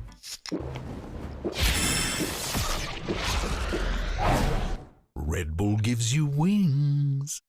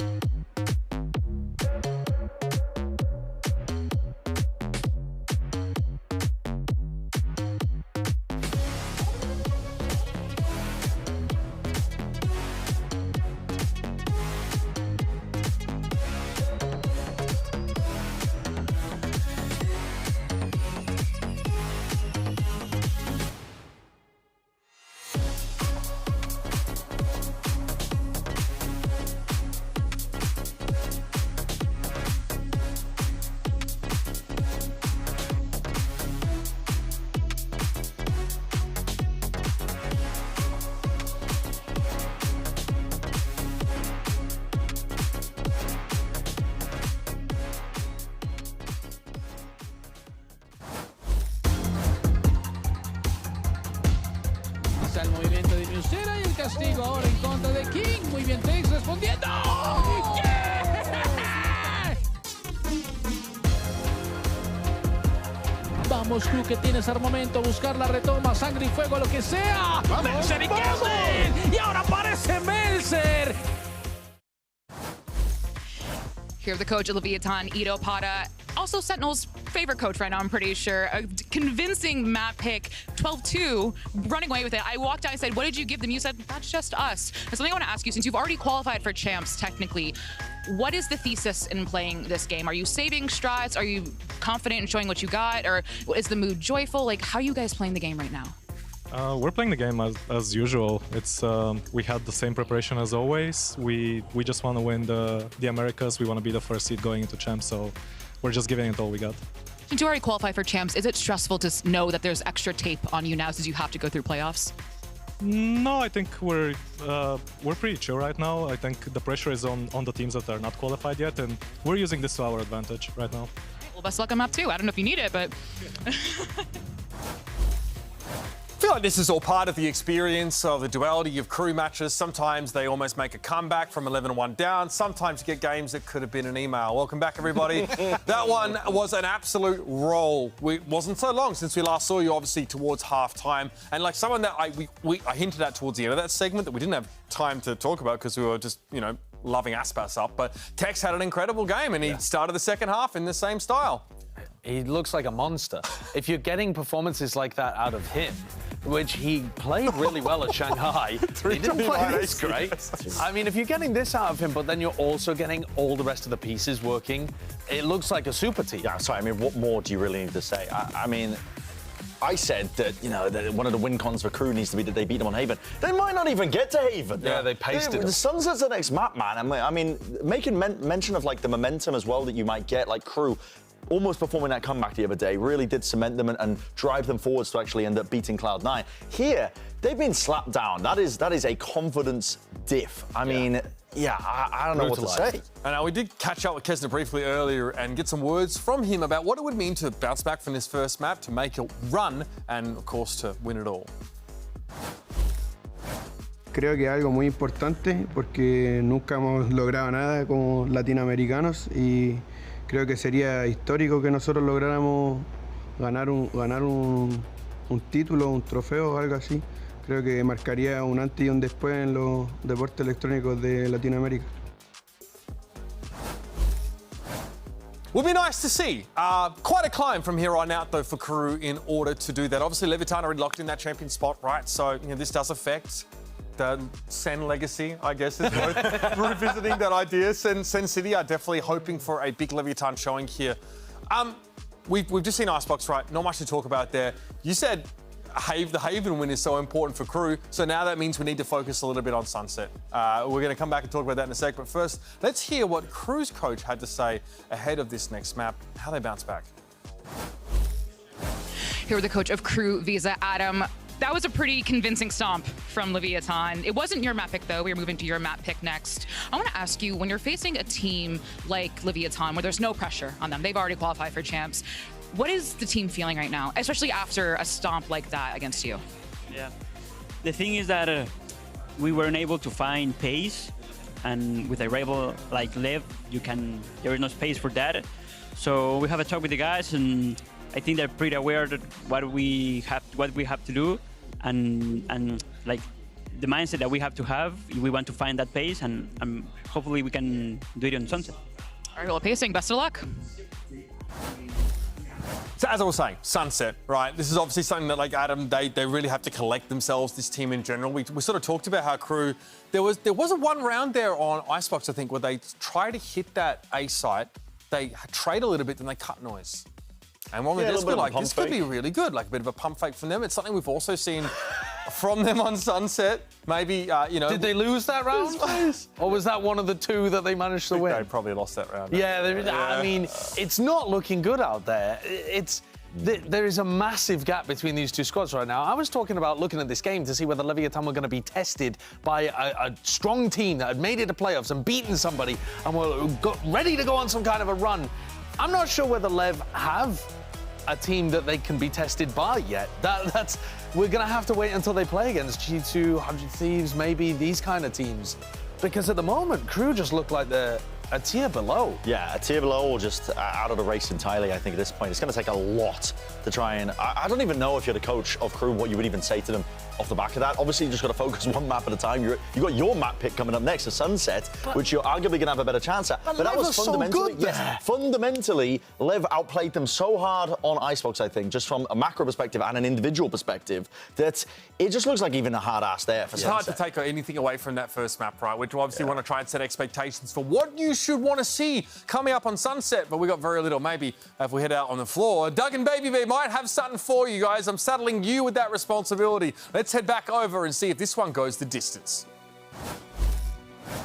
And like any good person does, when responsibility is bestowed upon them, I will deflect it to Dre. Dre, please tell us, please tell me what you think they need to do here, because I'm not going to be the one to try to answer that. Okay, well, for sure, Crew need to start playing together and swinging things together, because they weren't even doing that. How many isolated 1v1s that Tex was able to have, all of them, or Osboss was able to have, and actually execute on them as well, right? Yeah. So if you're getting insta-headshotted by players like that, you either need to use utility to get them off of these lines and just get in safely, get the bomb planted, get the spike planted, I should say, and then just play a post plant, right?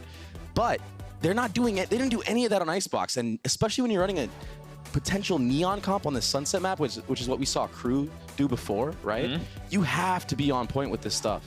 You cannot leave Kesnet on an island alone again, because if he does, I mean, yeah, it's Kesnet, yeah, he can dominate, but the form that Leviathan are in right now, oh, and look, it's gonna be a mirror across the board, but the form that Leviathan are in right now, it's just, it's unmatched right now in NA. So Breach has shown a lot of relevance as the meta has developed over this last year, and I think you and I have talked about it a little bit on camera and off camera. While Breach is very effective at setting up your teammates to get active and to take space and set up for kills and stuff like that, it's a relatively passive role from their own perspective, right? You're way more interested in setting up your duelists and you're fighting for yourself. Do you feel like that's maybe hamstringing them a little bit more, given how effective and how vital Heat was to the success that Crew found yesterday? I would say that, but Heat looked really good on the Breach yesterday on Haven. So, although it may be limiting for him personally, because yeah, he didn't have that star performance that he had on the first two maps against Cloud9, he still gets a lot of good stuff done with his Breach utility. The problem is he's going against Mizzino, who, I mean, everyone in NA on the desk, casters, internationally too, has been praising his Breach on Sunset. He's had so many amazing plays on this map. And honestly, Leviathan, ever since they came back from what was a disaster in Shanghai on this map, where they kind of just broke down and were like taking basically what Crew do and taking 1v1s too much, they have looked so much better going into the stage 2 on this map. We will see if Sunset tells us a different story. Crew is on the attacking side, Kesnet is on the Neon. So you've got to expect a lot of go-go and a lot of fast. And we'll see how that plays out. A heavy lean towards B early on. You've got Khan, who's already in a position to get a little bit of early contact. Stays alive, though. Not really punished by that early aggression. The shock darts go through. Kesnet's already really far out. He's got the spike by himself. I like how I like this initial approach from Crew. You send Kesnet in, tap of the spike to draw out util. You know he, in theory, should be able to get out pretty safely and then rotate back. The problem is, Lever already here. And look at how much damage Crew took on the way in as well. 2 players at 50 HP. Melzer can't connect. Oh, it's disastrous. Osboss, perfect stun. And maybe not perfect kills, but it comes through anyway. And it's another stomp on that pistol. I mean, they had a cool idea. I like what they were trying to do, right? But draw out all the utility and then try to hit the other side of the map. The problem is Leviathan were already there. The right click and the stun just betrays them. What is that? Yeah, it doesn't connect this time around. I mean, as cosmetic as stuns are, your luck can only go so far.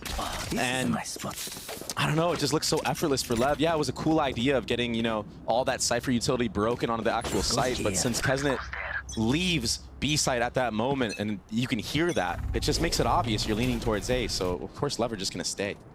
King is the first to draw blood. Just so easy, he even has time to switch out to his ghost and do that.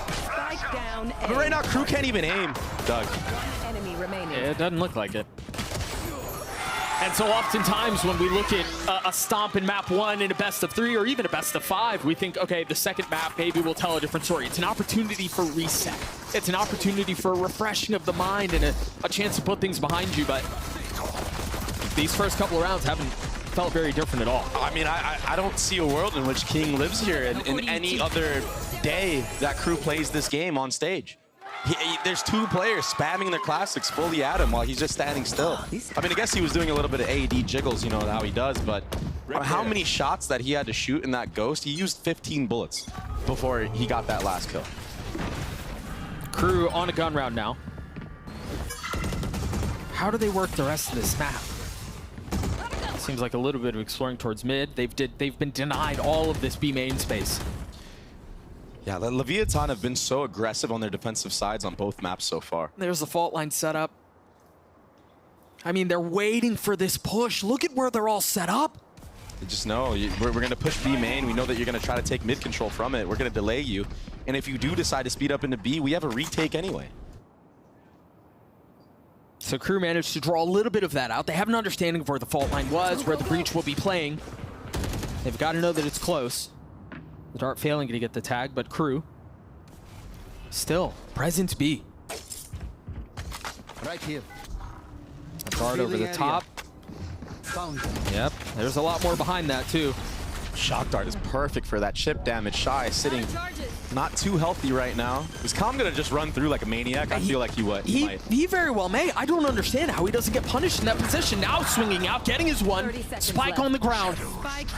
Tex and King now rotating over with nothing but stingers. No way. Another timing? Yep. No trade this time around as well. 2v2, Texas upgraded to a Guardian. At a distance, the Spike's still not playing it. They've still got 13 seconds left. They gotta get this dang thing down. And the Stinger's so disgusting at this range. King is gonna have easy pick'ems here. He can just run and gun everybody. Ooh, Shy.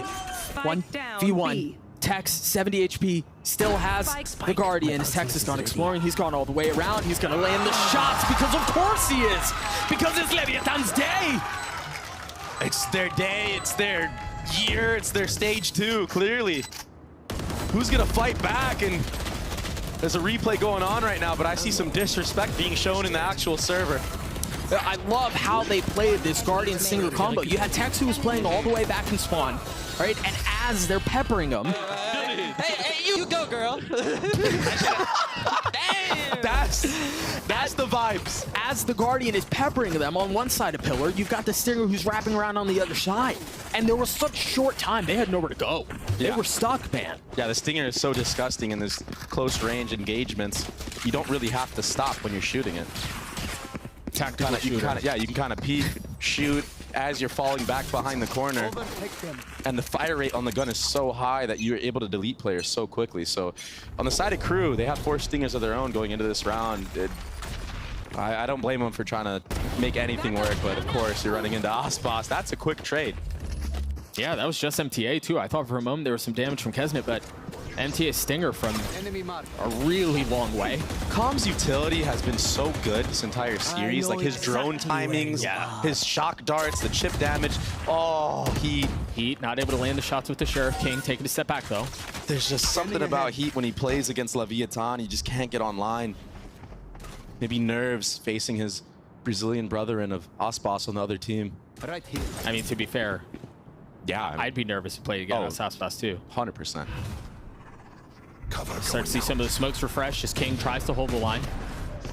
There's no real follow-up behind this. Gosh, keep a close eye on that. King is now being joined by Mazzino, but for a second there, he was by himself. If they try to re-rotate and explore the rest of the map, they don't really have much room to go B, and you've got Calm who's holding mid too.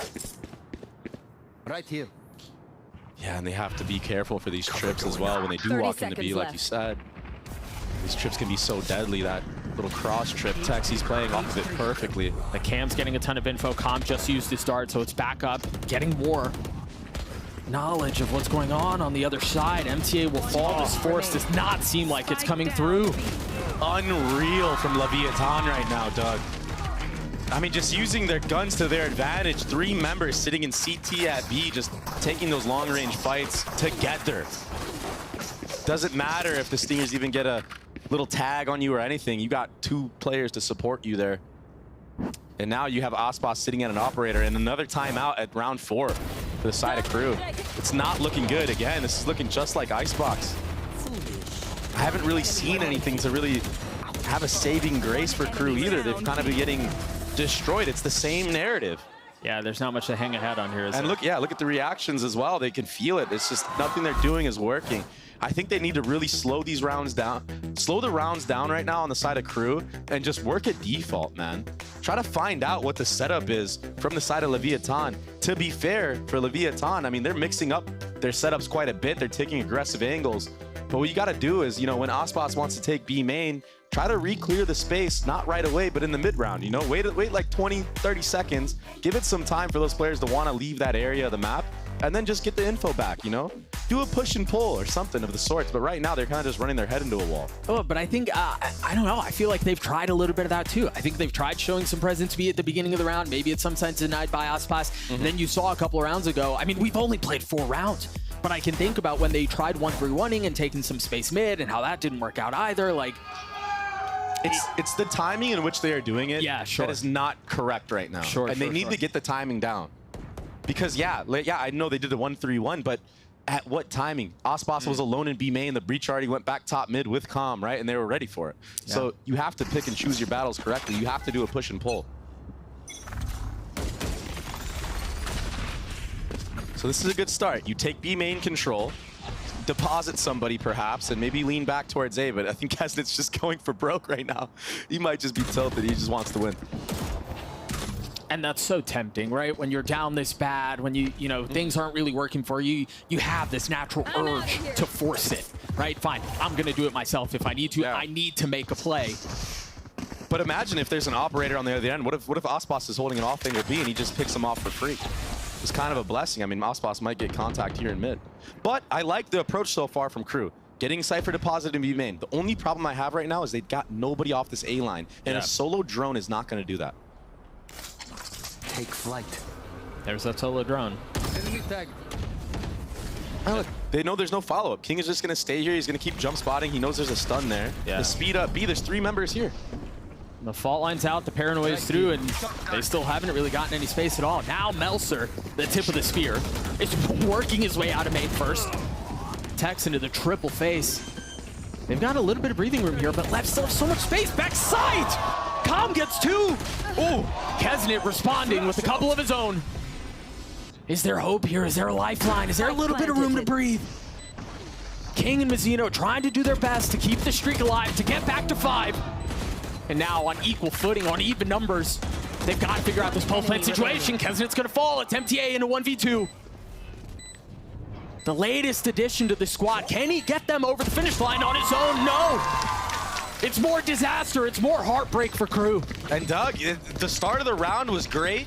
Even the site exec onto B was great. How they pinched back site. Yeah, Calm got 2 there, but still, in the 3v3, that's where it all fell apart. It was a 2v3 actually, because they had man advantage. Why are we giving 3 1v1s in a 3v2 post-plant scenario when we could all get out of sight or even just play together, swing together if we're gonna do that?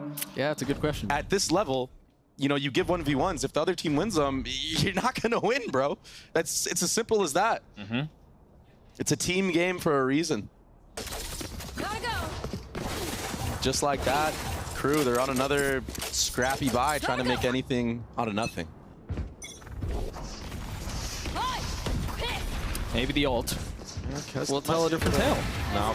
Or maybe not. And look at how far ahead he is with no backup utility. Just now the drone coming out. It's looking dire right now from the side of Crew, Doug.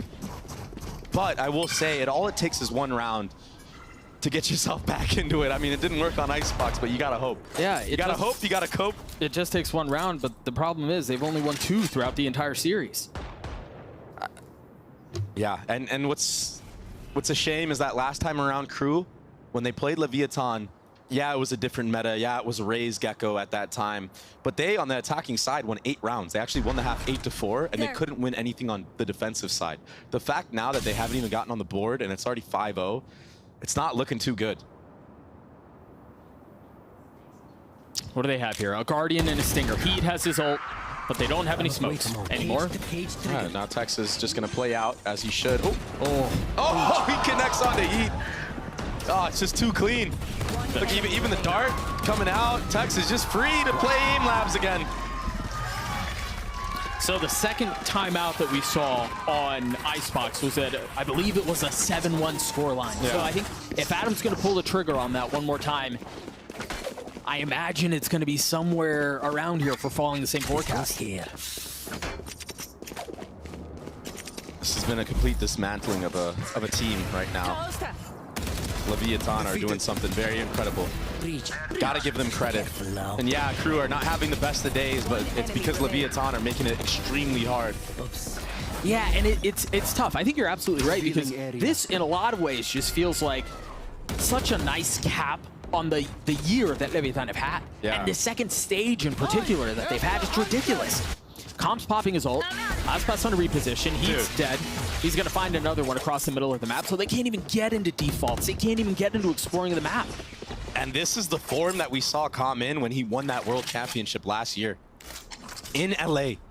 He was hitting every single Sova ult. I remember everybody was praising him and how good his Sova ultimates were. Always getting one.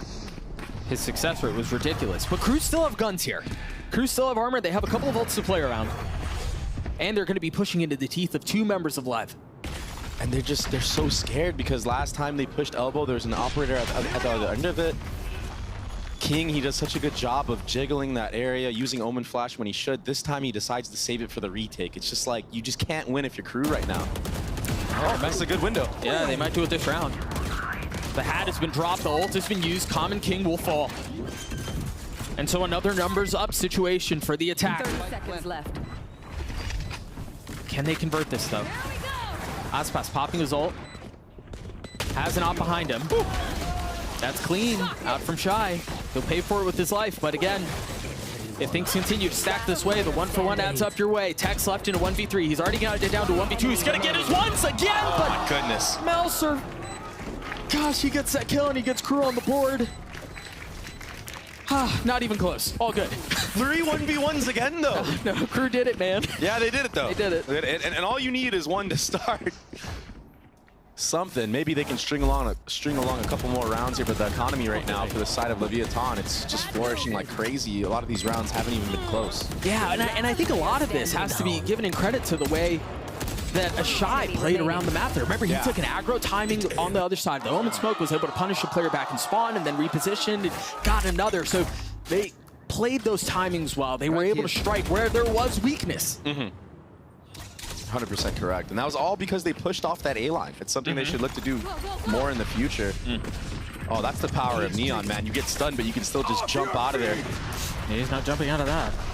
Tagged by the Rolling Thunder. Kesnet takes a space. Tax just runs through. Yeah. This is different. This guy's built different today. Unreal. He's going for more. Melzer will take him out as he should. Up in the hands of Aspas still. King joining the fray. Crew have so much space on the site. MTA has his ult. Oh my goodness! But Lev dominate the kill feed. All 4 members dropping at the same time right there. 7-1 the way of Lev. And this is around the time where, yeah, we saw Crew on the last map take a timeout. This time, Adam, I don't think he's going to invest it. And he needs it for the second half. You know, we were having this conversation a little bit ago, and I really want to try to use this map and this series to put into context just how dominant Lev has been this entire time, because, you know, we talked about it, 9-1 going into playoffs. That's pretty freaking good, right? They've only lost 1 series. They went 5-0 in stage 2 in Americas. They don't drop a single map. Out of the 10 maps they played, they lost double-digit rounds in only 3 of them. Unreal. So the performance that they put together this stage is, I mean, it's brilliant. And we're seeing that on full display here. Oh my gosh, it's almost the perfect breach ult. Couple being dodged. A lot of mid space here for the attack. I just like, Lev have such a big buffer from going into the last map into this one that they're even just taking these crazy fights and crazy engagements that otherwise probably wouldn't work against a team that's more dialed in. Oh, he might be a timing from Shy. Yep. Again, and remember, this is what we saw the last and only round the career found success. It was off of Shy getting a timing. It was off of Shy punishing. Well, opportunistic. The problem is they don't really have the same weaponry here. It's just Kesnet with a Guardian. But they've gotten a lot of space A. That was one of the keys to success that you mentioned. Yeah, and they do have the Sova ultimate as well, the Hunter's Fury online. Shy, he's going to be cleared here. Wow, good heads-up play from Leviathan to clear out mid before they go for the retake. This is just really great fundamentals right now. I can't imagine they invest at all. MTA's been holding on to it for a little bit, and again, he's playing on site. He's not playing far off enough to be able to use it. With how long this retake took to get into effect, it would have been perfect to set up for this Hunter's Fury. Might not need it, though, with that kill from Melzer. With a Frenzy, no less. Kesnet joining in on it. This light buy seems to have worked out. I mean, King's got 12 HP. Surely there's no way he's able to pull this off. You mentioned how long the spike has been ticking too. Yeah, there's no shot. Trying to go for some exit kills right here. Oh, MTA was able to upgrade a weapon too. So as we think about the rest of this half and how Crew need to find any success that they can hang on to, find any threat to pull on, maybe it's through that. Getting a thrifty win, starting to get your money back online, carrying MTA's ult over into the next. And all on A site. So you have a recipe now for success. Yeah. You probably should understand that at some point, Leviathan are going to start compensating and maybe start playing a little bit more aggressive on the A line, but you should still try to find out what's going on there. Yeah, sure. The last 2 times you've ended at A, you've converted the rounds into wins. And if you can keep doing that, if it ain't broken, don't fix it, right? So they should still test the waters towards that A site. And it looks like they're going to do just that. I wonder if and when the defensive adjustment will come through. Just even like the A default with that utility and how Kesnet is scaling up, it just makes me uneasy. Yeah. It just doesn't look like it's clean and looks like it's, you know, rehearsed. That was rehearsed from Leviathan. Little B main aggression, trying to feint that it's Tex just jump peeking. It's actually Osboss all the way up with an operator. He takes out Shy.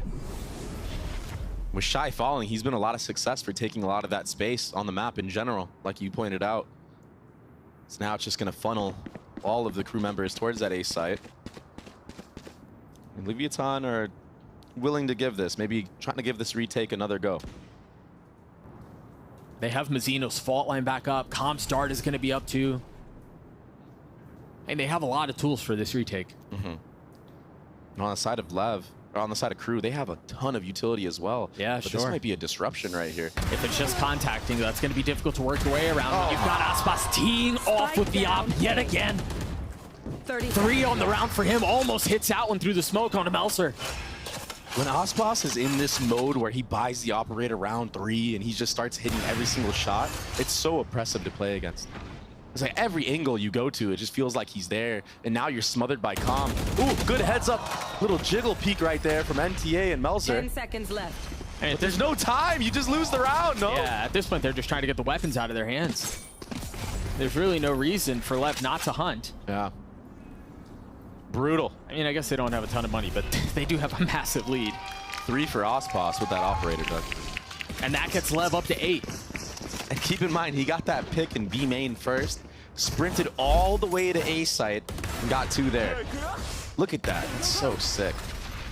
Dodges the stun, but again, it doesn't look rehearsed from the side of Crew. The stun isn't even out yet, and Kesnet's already peeking. There's a disconnect in communication or even their executes that is going on right now. They aren't out of a hive mind. No, it looks uncomfortable. It looks uneasy.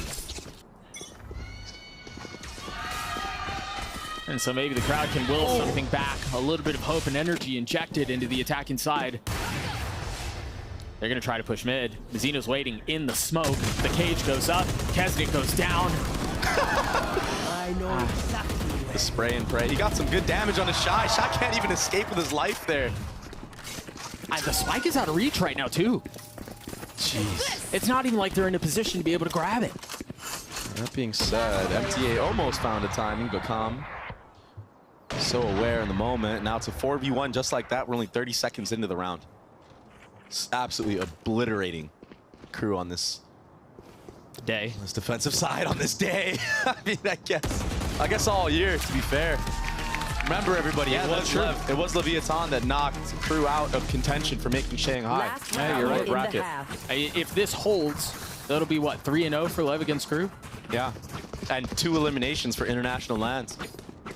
Oh, no, sorry. Crew's not eliminated. I apologize. Sorry, they do have another chance in the lower bracket here. But it was last time around where these 2 teams teed off in the lower bracket, and Leviathan were the ones that eliminated them. So, I mean, you know, sometimes you wake up and it's just not your day. And it's just like that. There's nothing you can do about it. Yeah, I think, again, the big takeaway here. Oh, my goodness. Lev are on a warpath as they leave another massacre in mid. This is just... It's what you said. It's just a movie. It's just unreal. Is this where they're able to claw something back? Heat's left in a 1v3. He's, yeah, not able to find any success. I mean, this is a Leviathan that, you know, we mentioned it. They're living up to their namesake here. Like, this is terrifying. They've never looked this strong. It's disgusting. It's absolutely disgusting, but I gotta mention it. I feel like they haven't really been pushed or tested apart from that Thrifty on A and, you know, that other round. That Crew won. I can't even remember the rounds that Crew have won at this point because it's just been such a wash for Lev. So many great things we've been witnessing. Plenty of smiles on their side, and for good reason. We'll see if the second half tells a different story. We're going to throw it to a quick break, then the desk will break it all down.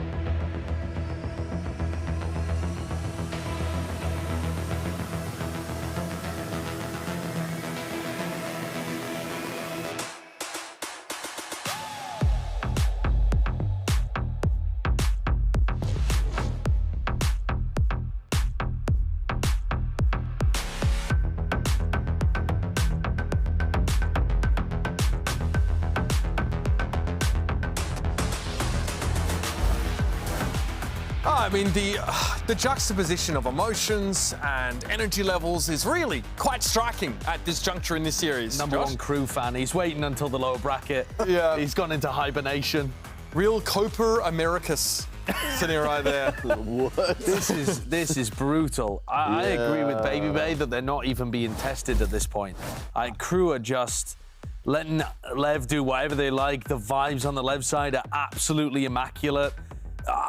They're clearly an amazing team. They are a super team. Yeah. This is what a super team looks like, right? It is. Yeah. Whereas for Crew, they're looking uninspired. They're looking extremely unmotivated, and yeah, they're just... I don't know what happened today. Crew have turned up and just in body but not in spirit, basically. Right. They are warm props. Maybe Crew are the biggest Sentinels fans, and they just wanted to make sure that Sen... They are the people in the 4th grade play that are just the tree. Now, you know? I tell you, it makes the next game that we've got coming up have massive stakes, because if Sentinels do end up being qualified in that 4th place and Lev close out, it means that one of these top 4 teams, whoever finishes 4th, is actually going to be eliminated from champs. Well, if you have a penchant for carnage, this is the game you want to be having your eyes on right now. We're going to get the second half underway. Back to your casters, Doug and Baby Bay.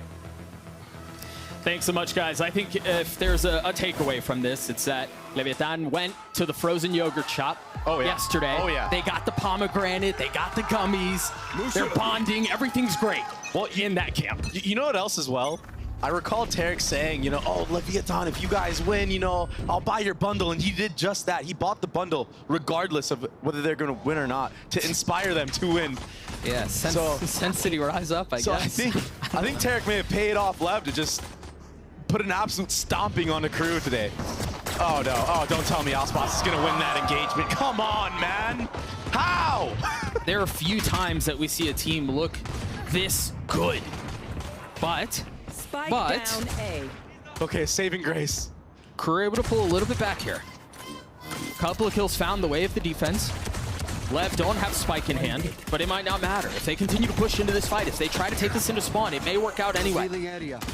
2 ghosts in the hands of the attack. Make that one now, and he will fall. Kesnick gets 3 on the round. His crew get their 3rd. Yeah, good trading in that CT area. I'm so happy all 3 members of the crew decided to play together in that moment and peek together. These are things that they need to do in order to make any type of comeback, but also just have confidence in one another. You know, sometimes if you're not feeling it, it's your teammates that can bring it back for you. Yeah, sure. In moments like these. And it's not done yet. Your hopes of making champs are not done, even if you lose this series. So any signs of life, any signs of team play is what you need. They have a notable weapon advantage here. 4 Guardians. I mean, they fully invested, and I guess it makes sense. Why not? Camera taken out. Light armor can be a scary thing at times, though, especially against a Sheriff. Sure. Keep in mind, longer range, the Sheriff against full armor, it doesn't one-shot. Against the light armor, it can. So, if Osbos and Tex are able to isolate 1v1s against these members that have light armor, there's a world. Oh, a nice little tag right there. Heat on a 35 HP. I'm out of here. Just fully running past this one way. Oh, this is going to be a fight right here. Yes, it will be. The paranoia is out. The swing comes through for Kesnick, but it's only traded 1 for 1. Oh my gosh, 1-for-1s everywhere across the board. But Osbos has upgraded a weapon too. Yeah, King is weak. All of crew is rotated over. That shock is going to hurt. Oh my gosh. He does finally fall. Seemed like he was invincible for a moment. And Heat has been weak this entire time. He's able to get his 1. Mazzino will fall as well. So crew get their 4th. And they did so heavily leaning on the weapon advantage that they had. And they took heavy damage as well. Only 2 rifles surviving, no armor surviving from their side. Look at their economy right now. It's not pretty whatsoever. Lev have a good chance to get on 11 rounds right here. Yeah, after such a heavy investment, you're right. That's the scary thing. And I set it up perfectly, right? Against the Sheriff, that light armor, it doesn't feel too good. This goes here. Yes, this should But they're wishing they maybe kept a ghost or just a player on a Sheriff in the previous round. I mean, who knows if that results in a round win. Oh, very aggressive play in mid. Yeah, the paranoia out and then the dash through from Kesnick. And then what I really like about how they did this is they gave the space right back. And Lev have no real idea of that, so they have to be so careful as they work mid, as they work tiles. Yeah, it makes Leviathan have to invest more sets of utility to clear out that space. It's cool ideas that crew have tried to cook up. It's just the execution that has been lacking. I must wait. Especially in those like little clutch scenarios where it's 3v3 or it's a post plant, you know, 4v4. Right here. Their setups are just not there. Start of this round has been great for crew. Let's see how they can deal with this storm that is Leviathan going onto the B site. Osbos has already taken a fair amount of space. There's 1 trip left up, finally cleared out, and the swing comes through. Another duel the way of Osbos. He's such a freak right now. You got Shai who's playing backside, and he's going to crumble alongside him. I mean, they're dropping like a leaking faucet, man. The spacing is on point right now for Lev. The communication is on point. The aim is there. It's just everything firing. And again, if this is the form that Lev are going to be able to carry, not just into the next match, not just into the rest of the playoffs, but it's on to Valorant's biggest stage of the year. They're a contender to win it all. Seriously.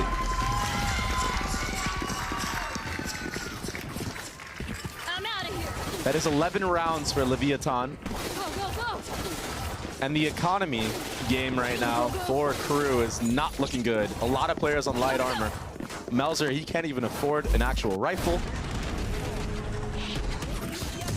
And they're just doing everything together. Leviathan, they're triple swinging things together. There's always a trade, the spacing, even at the end right there on the solo player of crew. They're not overheating. They're not trying to enforce bad habits, even in this stomp that they're doing. And it's really easy when you're stomping a team to go back and just start solo swinging things. Yeah, for doing sure. whatever you want, but these are all bad. Yeah. You get a little lazy. Exactly. Right? Yeah. A little like, well, why not? A little blase-blah, if you will. Exactly. And that's what I'm so impressed by from Lev. They understand that that's kind of what their demise was in Shanghai. So many interviews that they were talking about that. King was saying it as well. We kind of forgot our fundamentals. We lacked discipline in Shanghai. In a lot of ways, it feels like Crew are like this tiny little sailboat that's been tossed around through this like raging storm in the middle of the sea. And they're just getting obliterated. Lev are just so dominant. It's not just a step ahead. It's not just a page ahead. They're reading different books. Yeah, they're definitely in the Bermuda Triangle right now, that's for sure. I just don't know how Crew... Oh. Calm didn't see Shy snuck into this corner. Shy could really do some damage in this spot. Aspas doesn't care. He doesn't care at all. Tex doesn't either. Again, intentions and eyes are set well past this series, it seems like. 30 seconds left. That's unbelievable.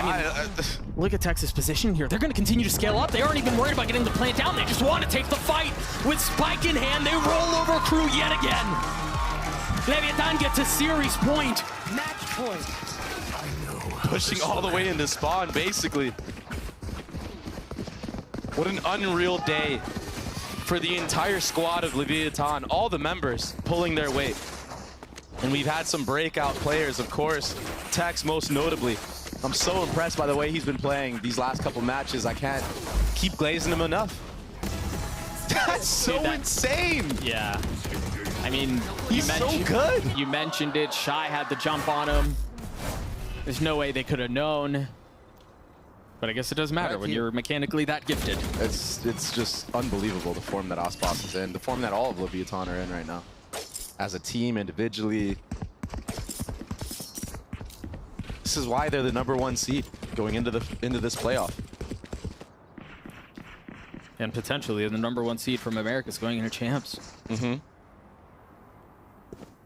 Crew have been left with very little to fight back with here. On final round, on final bit of hope. On a final opportunity to extend this series. Here. And I think if there was, if there was a miracle that were to come through, it'd have to start on this round. As the smokes come out, Crew have been shut out of the site again. Shy is up here really far by himself. Aspas bested him in the previous round in a position where he shouldn't have been able to. Can he do it again? He almost did. Spotting the first on the dash, and now the spam coming through the smoke. They've been forced away. Kept back, stiff-armed out of the site. And much like we saw in the previous round, they wanted to scale up, they wanted to take the fight, but this time the paranoia out from Crew. The ult also popped, and it's all a 1-for-1. Mazzino caught with utility out, tries to stay alive and does. It's all on to Shy now, and the finishing touches come through.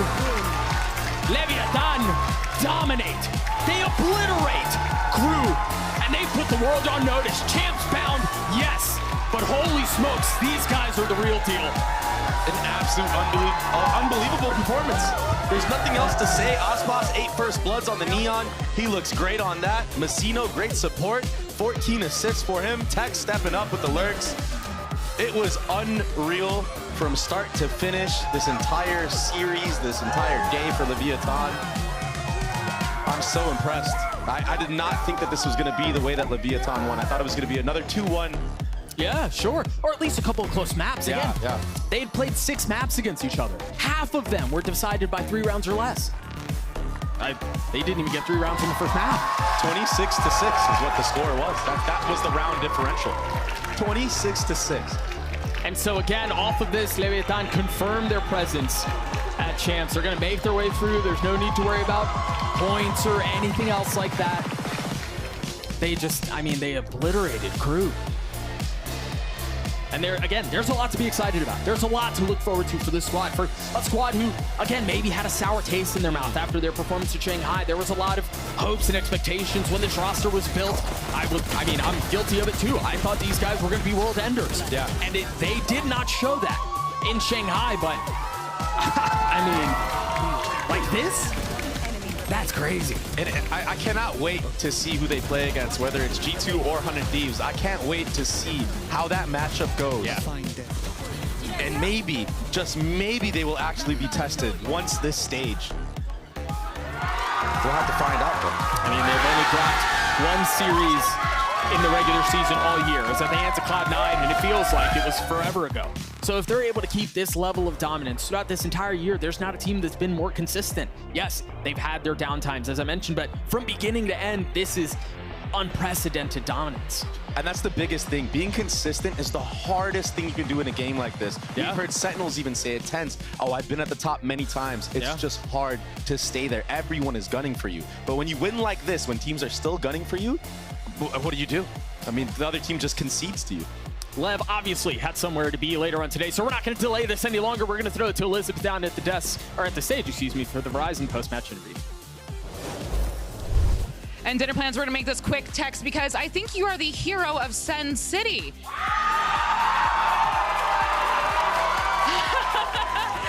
I told you this before the game. I saw a photo of Zelsis curled up on a couch in sweats, literally praying in a dark corner, to quote his tweet from Tarek.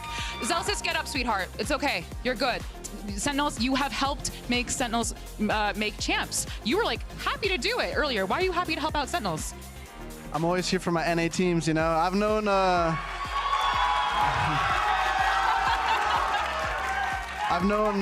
Zelsis for a long time. I used to be on a team with Tens and CS, so, you know, it's had to help the boys out. Aw, the people's champ and the team's champ. W10's true. Something I want to ask you is the casters were very impressed with your current form. They said that this may be the peak that you've ever been in terms of like how you play and your mechanics. Do you agree with that? Nah, not even close. Have we reached your peak? Are we trying to? Not there yet. Maybe. I got a few more years in me to, you know, get the real peak out. I'm gonna be so real with you right now. If this is not your peak, what does your peak look like? I don't know. I guess we'll find out. That's terrifying if I'm another team. That is scary. If I'm a champs team watching this, I'm terrified of Lev, and I'm especially terrified of you, Tex, in like the best way possible. Let's go, Tex. Something else I want to ask you is that moving on, since you already have qualified for champs, coming to this game, this is obviously a huge confidence booster considering the scoreline. How do we maintain a level of healthy confidence but not overconfidence going into Champs Seoul? We just got to keep preparing well. I mean, that's really our goal always, is to prepare well, be focused every game, take practice seriously, and that's really how we keep our confidence. You said something to me, you did not say it to me, you said on Twitter that when you qualified, that excited is an understatement. I want you to say what it actually means for you to qualify for Champs Seoul.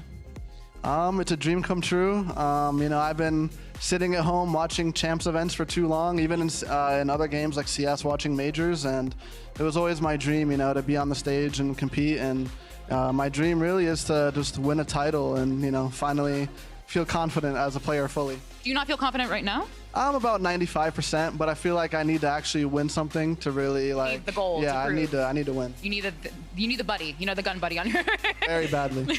And the title, I'm sure. One last question: you will be either facing 100 Thieves or G2. The gentlemen who I believe are behind me right now. Anything you would like to say to your possible opponents? Be nice. I can't lie. I hope you play G2. It's always fun to play against them.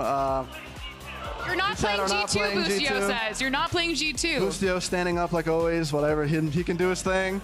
But yeah, definitely excited to play whoever, you know. Both of them are great teams, so it'll be fun. You are also a great player on a fantastic team, Tex. Sen City, Leviathan fans, give it up for Tex one more time, everyone. A fantastic performance. Now, if you're a champs team in another region, I would be very, very afraid. But we're going to go to a break because it's 100 Thieves versus G2 next.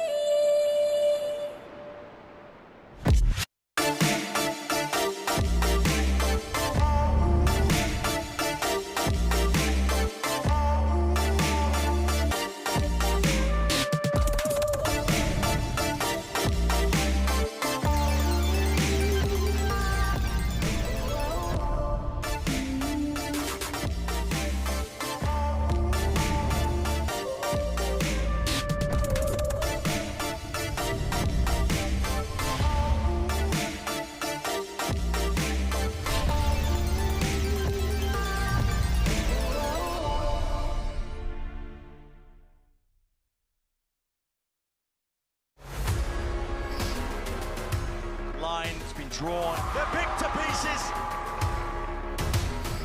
Cloud9 are so good.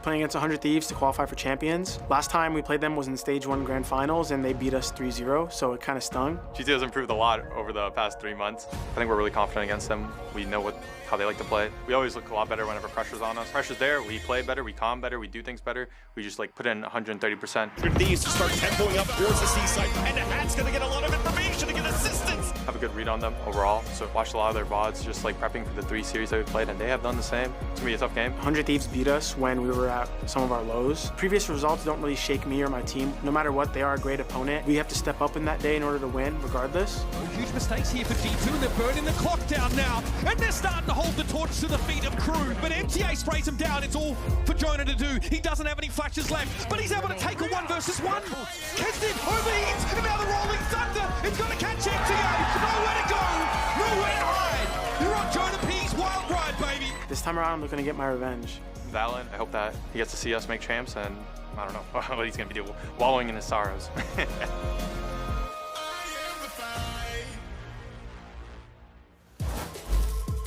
Oh, all right, we just saw LATAM's best go head-to-head. Now it's North America's turn, and eventually Arsenal is going to be able to talk trash with a straight face. I believe it. Welcome back to day 2 of the VCT Americas Stage 2 playoffs, and our second match of the day. It is G2 Esports versus 100 Thieves. I'm Uber. I'm on the desk here with Wyatt and Ender, and let us hope that this is a chance to whet everyone's appetite for some damn good Valorant. Because I'm telling you, that first game... It was a dainty appetizer. Ooh. The daintiest of appetizers. Honestly, we it was like one mint before dinner, that one, yeah. We had to make the shift, right? Because I think if you're looking at analyst desks, we're kind of the Leviathan of analyst desks. Whereas earlier in the day, we had Crew. That's tough. That's tough. Yeah, the motliest of crews, in fact. We got rid of them, don't worry. They're at the back door. Even though it's G2's first year in the league, they've already had to play 100 Thieves 3 times, and they've lost every single time they've faced each other. Now, Valen also mentioned we always tend to play these guys at our lows, so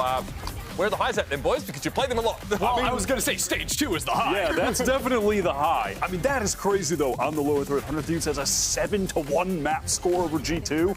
And funny enough, I think the only map they won was Bind. 100 Thieves were goated on it. It was. Which is so odd.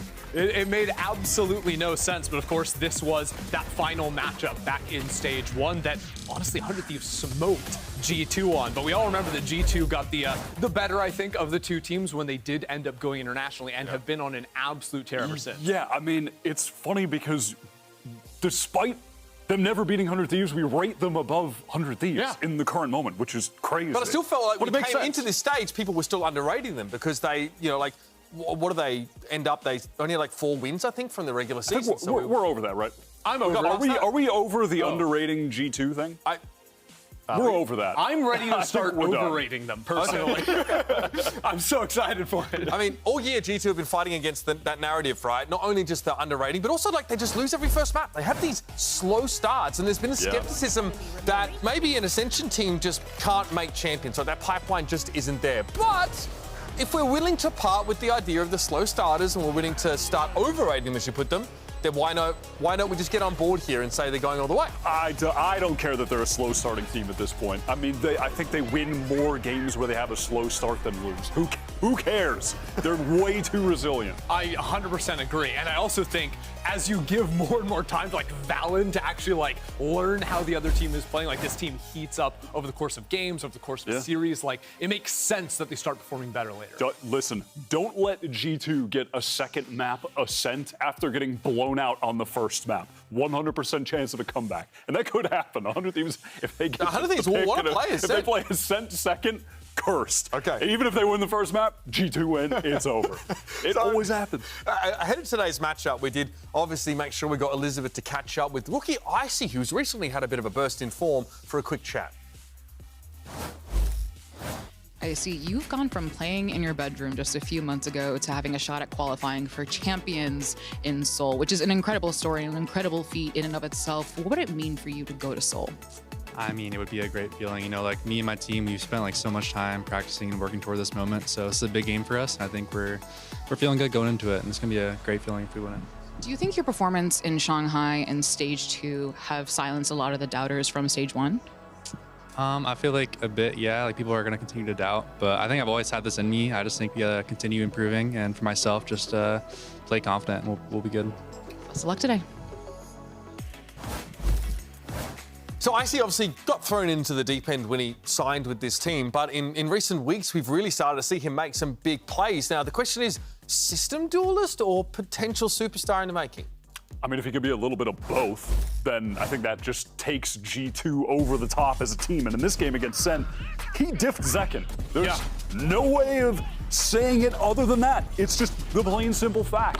The truth is, when I look at 100 Thieves, if this guy is performing well, 100 Thieves, or at G2 rather, if Icy is performing well, this team can be up there with the best teams in Americas. If Icy is playing elite, this team is the best team in Americas. I think that is what we've actually seen the last couple of times they've gone out there on the stage, is an Icy that is performing at the absolute top of his game, and that is where I start to just rate G2 incredibly highly. If he can maintain that level of performance as he's ramped up over the course of the year, this team is elite. Because even in games where like Icy's not being that like standout performer, we're always looking to hang our hat on Valen. For sure. And his calling, right? It seems like this is still a centerpiece about the narrative of G2 and something they're going to look to leverage here. And I think that the reason why like Icy, like I've been wanting him to step up has been because like all the other pieces are working, but in order to be the best team in the world, you have to have an elite duelist. Yeah. He's been doing much better. And with a guy like Valen that's been sort of carrying this team all the way from Ascension last year to now, like that is a fantastic combo piece. I 100% agree. Valen has spoken himself about how he wants this team to be one that doesn't rely on a star player to pop off. Everyone can contribute, everyone has their games, but as you said, and as I am in total agreement, when you have a duelist going crazy, it takes things over the top. I like how he says that, and then he just top frags in 50% of their games. Like 30 bombs on he is one of the best, if not the best, fragging IGLs in the world right now. I would go as far as to say I think Valen is the most valuable player in all of America right now, because as you're saying, like the best fragging IGL we have at the moment, and also just one of the best IGLs we have at the moment. Like if you were to build a roster around any single player, Valen I think has to be in everyone's top 3, and for my money, he's number 1. It's big words. You're gonna back that up for a second. No, seriously. Like, honestly, that's true. If you're playing that game with the like 5, 4, 3, 2, $1, building a roster, I'm giving him $6 straight away. Yeah, no, I'm taking Valen straight away. Play for my premier team. $6, Valen. I got you. So on that note, you have a telestrator prepared for us here. Yeah. Let's talk about it a little bit, because obviously we spend so much time talking about Valen being this super high impact player, especially the mid round is so intricate. You're gonna show us. Yes, I am. Yes, I am. They're going to pay me $6 to do this, and then Valen's getting the $6. So here we go. I want to walk you through a beautiful. How much he's about to say. I want to walk you through a beautiful round that Valen calls here up against Sentinels, and the main thing I want us to just tag into very quickly here is the ultimates that Sentinels have. They've got the Deadlock, they've got the Omen. G2 are going to be thinking about this, and they start this off with a dive over into the A main space, but be very mindful of Icy's pathing here because it's a little different. Sentinel's been throwing the C's nade that ends up landing in the back of Rebel the last few rounds, so this time Icy is going to double satchel in front of Rebel. You can see it right here. Double satchel right in front, so he dodges out that util, and there's a fade haunt that lands up there, tags out Zekin, so he gets a very easy kill up against the enemy duelist. So great little set piece right at the start. Valen makes a good decision to call for that one, and they get that kill. But from that point on, they decide to freeze. Now, why is that, you might ask? Right now, they know there is a fade and there's a deadlock on the A side of the map. That likely means that over on C, you're gonna have the Cypher and the Omen in some kind of burial. But they remember Omen has ultimate. Now, Omen with ultimate doesn't want to fast rotate. They can actually leave two players stacked over here because if G2 are to accelerate into the site, Omen just TPs over and has a fine time. So what G2 need to do is bait out that ult as best they can. So they stay in this space right now and they throw this smoke. Now, this smoke is absolutely critical because right now G2 effectively have three options. They could go back towards C, they could split into B, or they could stick around to go into A. But with a player on stairs watching down into Rubble, you see that split pivot onto B, or you could even see players rotating out. So that's why they put down that smoke and then wait inside this space. They slowly scale forward right now, and actually, you can see they pull back their Killjoy turret. So right now, there are a few gaps on the map for G2. Nothing watching front B, and this turret's gonna go away, which opens up options to flank and puts G2 on a timer. So Valen puts down the smoke to create some pressure, right? That door is broken that could send them over into B, and then they make as much pressure as possible on this A side of the map. They'll throw down this lockdown, which is gonna get instantly broken. There's an Odin on that side right there, so Saucy's going to bust that one down. But you can see how the map reacts. The Omen ult comes in. That means, whoa! That means now there's three players over on this A side of the map, and the Cypher with no turret is accelerating over there. So Valen makes the call to, again, keep baiting out this door. Wait out time, wait out time, wait out time, and eventually pivot back into the B site. They bait out the Deadlock ultimate, and now can very slowly walk out. The entire time, mind you, they actually called to keep that Killjoy watching onto stairs, because as long as no one is looking at stairs, this pivot into B is very simple for them to go for. And as you can see, the amount of time they've given on the map, they are anticipating that flank coming in from the Cypher. They anticipate three players stacked on A, and even a Fade Lear, or Haunt rather, is going to tell them no one's actually playing on the stairs angle. So they're very, very diligent in their post-plant too, coming back here to clear out for that lurk. It's a very simple round off of one kill where G2 completely freeze, but they're able to clear out those backs and really deal with how Sentinels were trying to pinch them in on that round.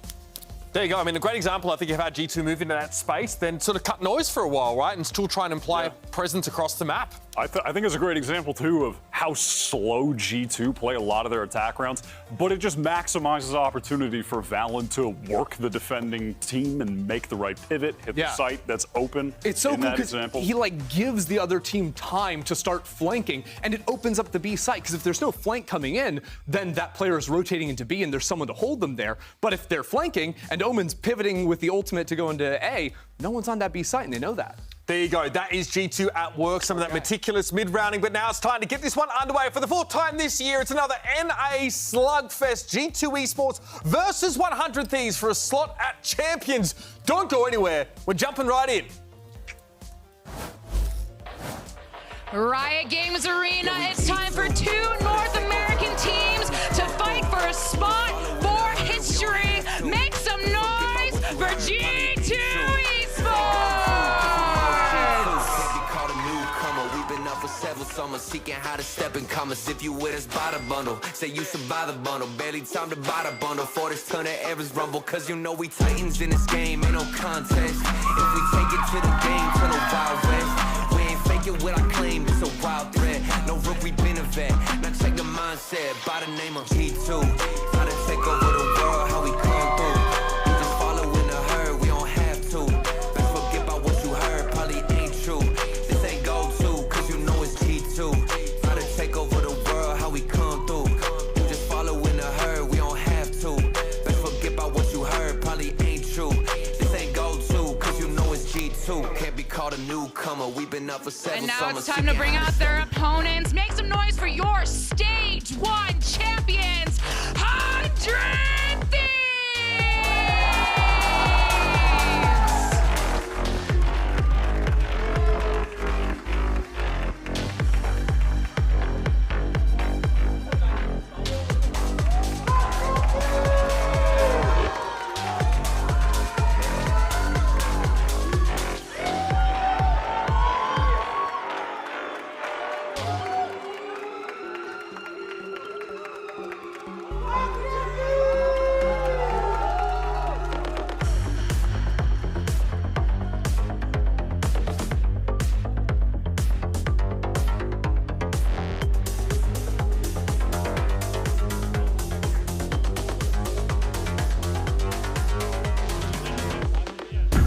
Says every time G2 have played 100 Thieves, they've been at a low. That was the reasoning, the excuse, but now there's no room for any of those. It is, of course, such an important game for both these squads. VALORANT still smarting after failing to take that Stage 1 trophy. Well, good news is the Stage 2 one is on the table. It's right in front of us here, and it's up for grabs. 100 Thieves, too, I think, just coming off of a massive win yesterday after a pretty tough Stage 2, after, you know, hoisting it back during Stage 1, absolutely dismantled Sentinels in a very methodical way. I think that after that, a lot of people are going to be looking at this match as much closer. We got Abyss, boys. Wow, this time it's 100 Thieves pick. They floated it yesterday, and we're going to get it no matter what on the second. G2 actually opting to ban Ascent. Typically they ban Sunset first, but they have seen what 100 Thieves have been capable of on that map, what Cryo's been capable of. Yesterday, what Bang did on the map, 31 for 13. Outrageous, so they're getting that right out. G2 seem all in to not lose map 1 today. Yeah, I mean, I'd be a little nervous looking at Abyss coming in for 100 Thieves. I think 100 Thieves, especially on their first pass on a map, are so good at putting together really elite, like, exec pieces, whether that's retaking or actually hitting onto a site. From speaking with Zix, he is very details-oriented. So I feel like Bind was like that for them? Exactly, Bind was like that, and it was a reason why it was so good. But I think for a map that is still very, very much in its infancy, 100 Thieves is a great team to watch and get inspired with what they're going to do there. I definitely think G2 have a better depth of a map pool right now, and I certainly harbor concerns for 100 Thieves on Lotus. I think what we've seen from them on that map the past couple times in Stage 2 has been fine, serviceable, but their attack side pretty one note. How they default work towards C. I think G2 should be able to expose them and take down Lotus. Yeah, I mean, I think VALORANT's calling was looking absolutely fire on that Lotus map, but a guy you can't underestimate on the other side, Bang, the best defensive player in Americas for my money on his Viper, is so hard to break through when you're attacking into his side. I mean, he drops, what, 30 yesterday. He was just absolutely out of his mind. The winner of this match, folks, will be heading to Champions Seoul, and the loser will have to fight for survival in the lower bracket tomorrow. Let's head into map 1 and jump over your casters. It's Vansili and Riv. Thank you so much, Hubert. And indeed, Champions for Seoul is in the sights for both of these two teams. And of course, there's always still a second life for the losing team, but they want to clinch this right now. A big match here, a chance for 100 Thieves to make it back into the grand stage. For a lot of these players, they haven't been onto this grand stage in Champions since 2022 or Boostio since last year. But for G2, I mean, it'll be the first time. They want it. Yeah, Boostio knows how to control a team in this situation. They got to be feeling good. And hearing Boostio in previous interviews with Dryad and saying himself that they've never lost one of these against G2. Let's see what they can do. But G2 is 4 out of their last 5 wins, right? They are on a trajectory that works so well for hitting playoffs. This young team, still able to stay consistent, could definitely come at 100 Thieves a lot harder than they're expecting here. As we start off on Lotus, we just heard the desk. 100 Thieves, Lotus has not been the sharpest lately. Their previous game versus Loud did not go well, so we'll see if they can right the wrongs here in the beginning of this one and stop G2's defense. Quite a few sheriffs around, but ghosts for 100 Thieves so they can get this long-range fight on A to start off as they just leave Boostio to watch C. You already see when the wall came up on his A side for the Thieves. There's some pop shots that were shot coming out here from Trent. He already does damage onto Cryo. So 100 Thieves, I'm going to try to walk into this site wounded. Although scaling up towards the staircase, it's ready so far, though. Jonah P is just on the other end, just jiggling and making sure that he gets contact, but doesn't want to force the issue and force the fight. Wow. I'm just reading this play already, too. but expecting the utility first. Will it be a dry peek is the thing. 100 Thieves can play contact from here, but the space they've taken, it's almost more of an advantage to wait and see if G2 will try to re-clear. And it is just going to be that quick peek. 100 Thieves start to move towards A as the door opens, but they have the spike alone. They have to get in sight first. Icy and Trent both already taken down. Jonah P on top of Heaven, and he's going to have to wait out the rotate. Valen's already grouped up with him, but Leaf is still a little bit too far ahead. Plant going in for the tree, and all players of 100 Thieves are playing inside that site. So they really want to smother right now, something that 100 Thieves have been good with, going for immediate trades. But Jonah P is able to answer first on the attempt of a retake for G2. There's the flank from behind from Leaf. Headshot onto Cryo as we win it up on the 3 versus 3.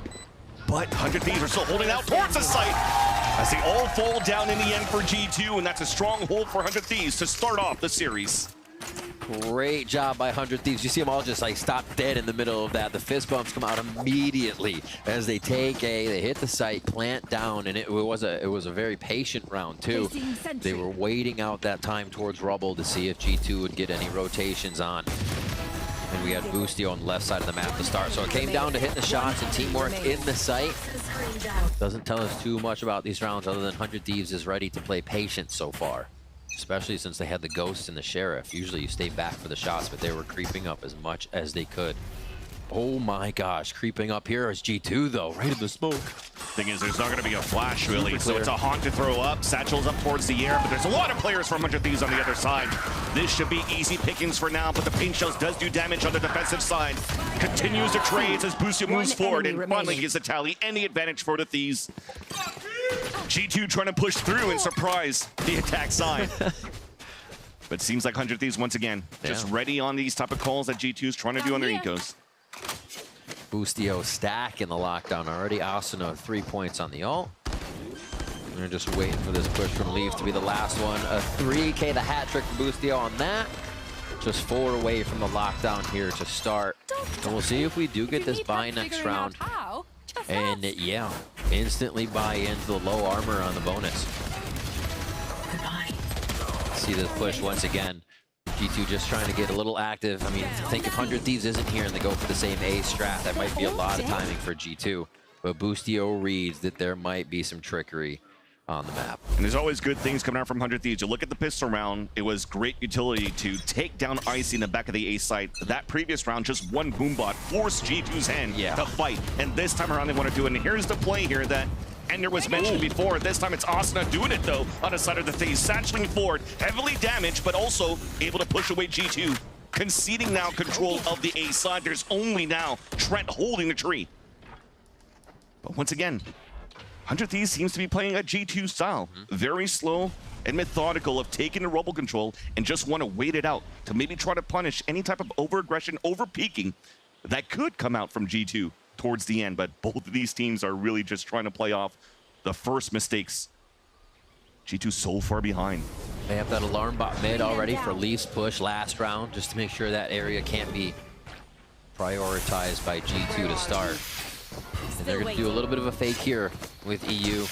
Quick prowler into sight as they're still encroaching onto A. G2 very temperate on their movement. They haven't seen anything that really makes them worry, so why are they running off their first positions? Great defensive control so far, and it should be a solid retake once the plant goes down.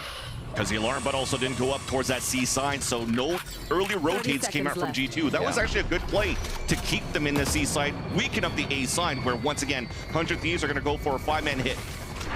G2 staying on top of Heaven though, but Trent still manages to get a spray and take down Bang, and that's a spike down with 15 seconds left. 2 HP once again on this Asuna, trying to get the plant down, trying to build up the showstopper here as it gets the plant down. Haunt being thrown on the defensive side, and Trent continues to open up from the top of Heaven, giving an opening for G2 to be able to move inside the site. Cryo doing whatever he could, but it's only for a 1 kill. And that's great plays from G2, but off heroic plays from Trent at the start. Was that triple from Trent, double from Leaf? Easy cleanup there towards the A side. Not even that much of a low buy. I think there was the outlaw for maybe low armor, but G2 had low armor too. They fought right through it. And again, very patient on the defense. Valen is not pulling anybody off their site. One enemy remaining. Very confident in the way they're playing these here. And they've collapsed onto the A site pretty well, even on the pistol round. It was just 100 Thieves hitting their shots. So the protocols here from G2 are looking pretty solid.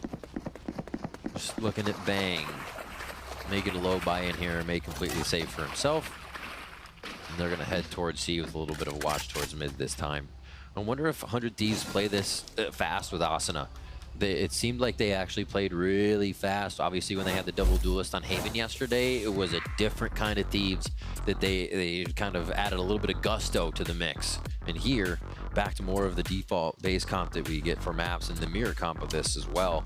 Do they slow down? Do they go back to not using Asuna as much? Or do they actually put him back on that pedestal and try and get him going? Yeah.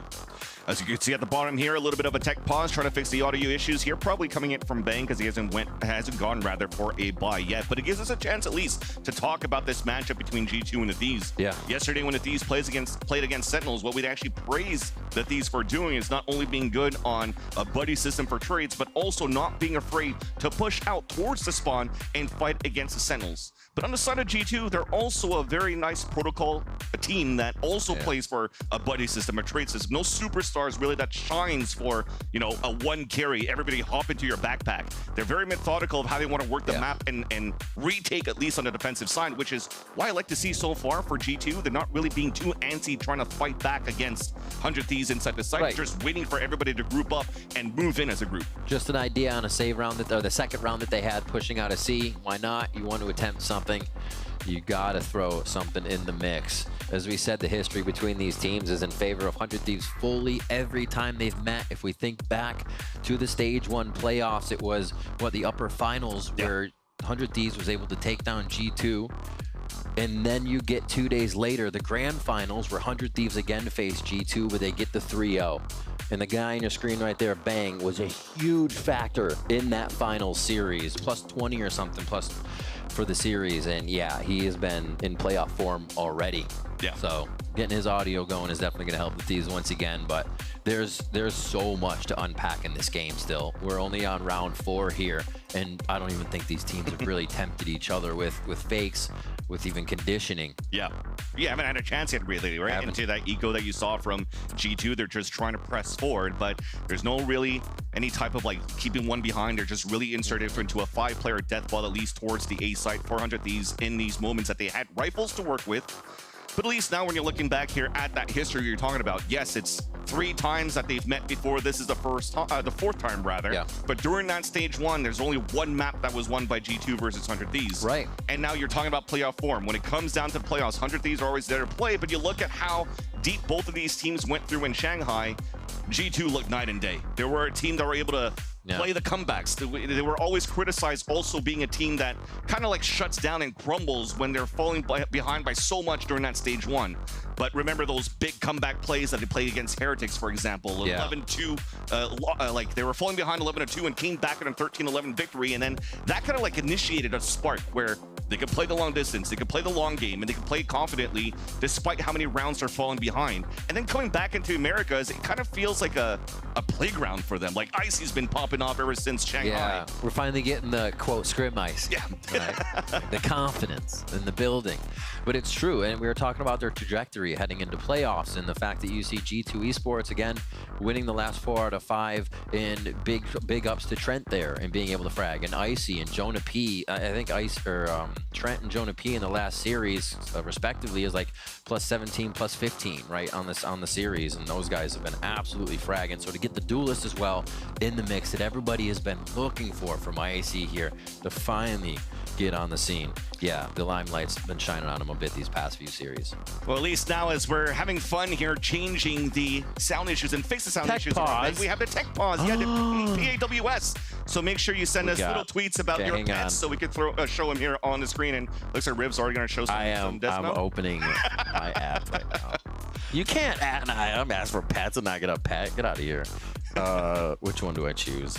And while you're looking, at least, to continue along these storylines, you just talked about these duelists that, you know, G2 was looking for. Icy's able to step up a bit. But even when you're looking on the camp of 100 Thieves, even from how they were playing yesterday, the 2 duelists that you do usually have, depending on the maps here, Cryocells and Asuna, they've been popping off here going into Stage 2. Also, combining the results they had from the games against Sentinels yesterday, the conversion that they have for percentage of first bloods is quite high for both of those players. High 60s, even over 70% for Cryo. So when you need some players to really step up to the plate on 100 Thieves' side, if it's not Bang as a controller to anchor the sites, the people trying to make the entries, trying to open up the sites, and trying to open up the duels here for the Thieves are definitely here in the sights for Cryo and Asuna.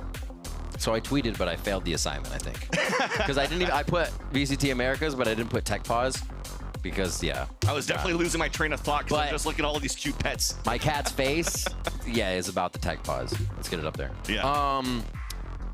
Let's see what we got. Also, free the pets. Leaf's haircut looking fly. Yeah, yeah. Turning over a new leaf, if you will. And so are we right now in the round. Thank you for your patience. Round number 4 now resumes. And then the first blood from VALORANT right through the one-way smoke on the seaside as Asuna falls. And we just talked about the duels and the opening frags. That's been, I think, at 64% for Asuna. That number's going to go down now as he just lost that fight to VALORANT on the seaside. We're towards C. First, a little bit of aggression here on Rubble, too, as they're kind of staying confident on holding that area. If 100 Thieves leave, they have to do something to retake Rubble and at least pressure G2. Doesn't look like that's even the idea, though. VALORANT's in sight. It looks like he's in sight to stay for this fight, too. This could get messy. Exactly. This is big because Asuna falls. There's no paint shells that can break the utility from the nanoswarms over. So it should still make it difficult right now for 100 Thieves to make it through, especially now that the Poison Orb came up here on the defensive side. Although, VALORANT didn't get damaged by a bit of utility from 100 Thieves. If only 100 Thieves knew what they were, what chaos they'd actually caused in the site. But simple smokes, G2 again, staying patient. VALORANT calls, no, nothing's happening. Back to your spots. They've even kind of anchored back into sight here, right? If you're trying to hold Rubble, 30 seconds left in the round, you die, they're going to run right in. So you see A backing up as C is the final hit, though. The commitment there, and Strona P anchoring towards that site. Two of them follow the backstep onto Cryo. No help coming out as his teammates are falling down on the attack side. And EU now with 13 seconds left, nothing he could do. Potentially here for 100 Thieves was still trying to find and probe some information outside of the map. And EU has no chance now to move in for a plant. Still wants to anchor down for a fight. And it's Leaf that's going to take it. 2-2. Incredibly confident defending here from G2 Esports. How can 100 Thieves make him sweat is the question. Probably not on this next eco round. But getting that, Jonah P doing a hell of a job anchoring the backside of C here as there's a quick distraction, even on that last kill for Bang. And this is quick and clean so far for these few gun rounds. Now to Sheriffs for a side 100 Thieves. Let's see what they can put to the mix. Still haven't lurked mid yet. See Boostio kind of get around the map and start setting a few precedents in giving G2 something to think about. Right now, G2's only had to deal with what they're seeing. There's no real fake outs yet. You got to consider that's pretty easy to play against for them.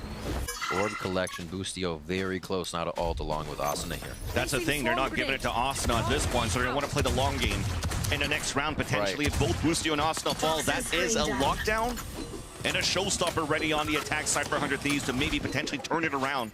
But so far, you're looking at the economy. This is an eco coming out from the Thieves and an opportunity for G2 to take the lead in this first map. Great macro here to retake Rubble. Continue to pressure at 1 minute. And make sure 100 Thieves is not gaining too much space. Super smart play. Yeah, Pain Shell is going to split them a bit, but the weapons are still too good for G2. They still pull up over here with the advantage by that one player. But Jonah P will have to fall back towards that A site. Weapons will then be picked up by 100 Thieves, so 2 Vandals now in their hands for Bang and Cryo. There's already really a crossfire setup getting ready with potentially the door opening and then the door breaking here towards Hobbit. Leaf is just waiting inside of this smoke. There's that double swing out, but there's always still that second support on the side of G2. They pull into the lead. Losing quite a few guns there, but the money looks great on the side of G2, so they're not going to worry too much about it. 4 ultimates now for 100 Thieves. You have to think if they're going to stop the momentum, this is going to be the round. There should be no reason they don't get through this.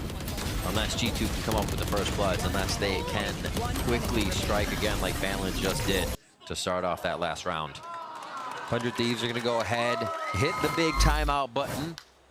as Zix wants to get in their minds real quick with just the adjustments here. It does look a little lackluster from 100 Thieves, especially with the way they were playing yesterday, starting off slow. Yeah. But overall, this is definitely an important timeout to kick things off here, especially on the attack side for 100 Thieves. I believe that both of these teams are very confident on their defensive side. If you're looking at the stats of how the defensive round wins have been for both of these teams, both G2 and 100 Thieves are neck and neck, tied just under Leviathan on the amount of successes that they have on the defensive side. So they're leading right now, the Americas, in that, and they want to make sure that you can capitalize on that third, fourth, or fifth round to sit comfortably in the second half. And right after the timeout on that scoreboard, we do get Icy bringing out the op. So it's going to try to shut down whatever Zix just started to plan for the team. The kill came from VALORANT on C last time, so they may be expecting to fight a rifle here if they go for a quick peek. I don't know. Icy's going to be looking with an operator, and they may find a lot more than they were looking for on the side of 100 Thieves. Looks like we'll get a little bit of a flank from Bang, though. Shadows traveling. Just trying to make sure that on the A side, he hears the audios and see if there's any pressure coming out on the A side. And no utilities being used, but yet 100 Thieves still want to commit. They open up the C side for now, and there's no support. Icy couldn't answer back with the operator, but we'll still try to anchor it down towards the C site. Aiming it down, there's that lurk coming out from that B side. Bang going head-to-head against Trent. Prowler to push him away, but not swinging out on that, and the door opening. Realizes that it's being pushed, he falls back. Lockdown now set down towards the C site, forcing Icy to give up his position towards C. And should be now an open site for 100 Thieves to plant. Easy hit there. What are we looking at? Haunt's not up. They do have a Prowler to come in with the C's. Roomba can clear, Paranoia, so decent retake here for G2, but that's a lot of members, 100 Thieves ready for it. Trent has a Nightfall available and is still trying to wait it out. Potentially just waiting on the timing of the smokes and maybe even counter back on the Nightfall thrown on the attack side by EU. Op shot missed though by Icy. Difficult to retain now with this operator, and he's hoping to land one, but it's EU going for that wide swing. A double swing out from the Thieves to give the advantage and forcing now G2 to fall back and also losing the operator in the process. The beginning of this round, that peak at long C is exactly what we saw yesterday from 100 Thieves. They come out into a situation where they're in a crossfire from G2, but somehow 100 Thieves snap to the heads of G2 in the corner on Jonah P, and they take down another peeker from long C. Just the speed at which they can adapt to the situation that their opponents put on them is incredible. Yeah, and they open up the main portion of defense for G2 that round in a moment. That's exactly how 100 Thieves started to pace themselves yesterday and get a lot of momentum going. Now Boostio with the operator. Yeah, they're going to switch that big rifle over and see what they can do with it on the side of the attack now. Ultimate for Asuna. 3 ults for G2's side here. Yeah, and picking that up. Left behind from the body of Icy, and I wonder if that's going to slow down the tempo, though, of 100 Thieves because they have this operator to work with. All of them, once again, grouped up on a default. C-site control and potentially orb as well. Making a lot of noise in the process, and it seems as though G2 thought it was going to be an easy orb to get picked up on the A side, but it gets punished right away by Bang. That's been free space for G2, right? Maybe they get a little lax trying to push that since they've just gained rubble, held the space, and backed up when they want. But yeah, Bang playing a little sneaky sneak there on the platform, gets the first frag of the round, and that's going to be on Icy. Still working over towards C. We have not seen B yet. Just imagine, this is still something 100 Thieves can throw into the mix, because G2 think it's going to be open. It's going to be open. We don't have to defend it. Might finish there now. There. Might finish there now because the turret also brought out the pit, so that C site on lock. 100 Thieves trying to pivot back towards the A side. Paranoia to push them away. 36 seconds left on the clock. There's the showstopper going out from Asuna, trying to take control towards Rubble. Players are falling down towards that Rubble side, but Valen not before he takes down Bang in the process. 3 ults though still available on the defensive side for G2 for the retake. Ooh. Leaf almost got caught, or almost caught one rather. He's trying to cross inside this A site. Ultimate coming down. That's going to have to move the operator out of tree too. This is actually a sticky situation here for 100 Thieves. If G2 keep an eye on that doorway. Trying to TP with the timing too. Actually sticks it. There's the push towards that spawn. They all fall. Oh my. Oh my. What an edit. Well, they adapted so well on the side of G2 to lose Icy, and then Valen calls everyone back basically into a safer position so they can get the retake, knowing Leaf was going to be able to get out on that round to use it. Yeah, really, really forward thinking there from the side of G2 after losing a member. Being able to defend quite a bit here at A and just whittle away at the numbers enough. Yeah, the lockdown to seal the deal so nicely. So a lot of ults there used by G2, but they get the operator back, they get the round, and they switch it back to themselves. It's exactly what they wanted. Causes a lot of spending on the side of 100 Thieves. You can see very low credits for them now. Ooh, Asuna looking to get activated now. That's exactly what we've been thinking for 100 Thieves to get this momentum in their favor. Trent falling back at the same time. Just trying to see if there's more utility being thrown outside when the door closes. Now confirms that nobody committed behind this door that was opened up by the Thieves. So nobody really fully reacting off of G2. Just making sure that the pressure points are being looked after, though. Door hasn't been broken yet. Oh, a jump spot there by Busio that sees that Leaf was there with the off. Just blinked for a moment. Feels like he wants to go again, though. And that would be in great Busio fashion. It would. And you're kind of keeping the operator there, right? And he tried it out. The drop smoke to allow Busio to swing out. But couldn't get the kill, and that's going to force now 100 Thieves to just try to execute towards this A site.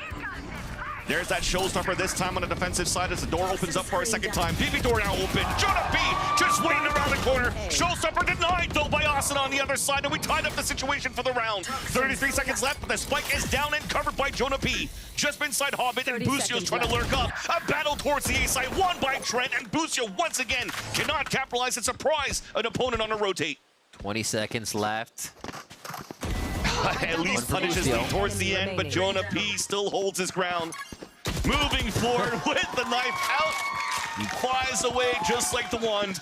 And Jonah P's allowing G2 to get the round up to 5. What I think what we're seeing is it looks like 100 Thieves just does not have an answer right now to this slow, methodical defense, the movement of G2 Esports. They're not giving up the information of their positions before anything happens, so Busio can infer that, okay, a lot of the initiator utilities over here, we can push through the Killjoy utility and be on site because that's all they have. Like, they cannot get any of that right now, and they gotta figure out a way to make G2 sweat here. Pressuring one site is just not working. They are going to go for the 4-1 again. Leaf a great already starts them off. Great buy by Leaf to go with the Outlaw. Understanding economy is low. Smart. Now that dwindles down to numbers. You saw the alarm bot chasing after Busio running in. The Outlaw comes back out and a second connects with the wall bang. Busio falls, but the site is open and there's an opportunity for the Thieves to plant. And that will allow a little bit of economy to move into the next round. G2's okay to give that up. Take that 300 credits. We don't care.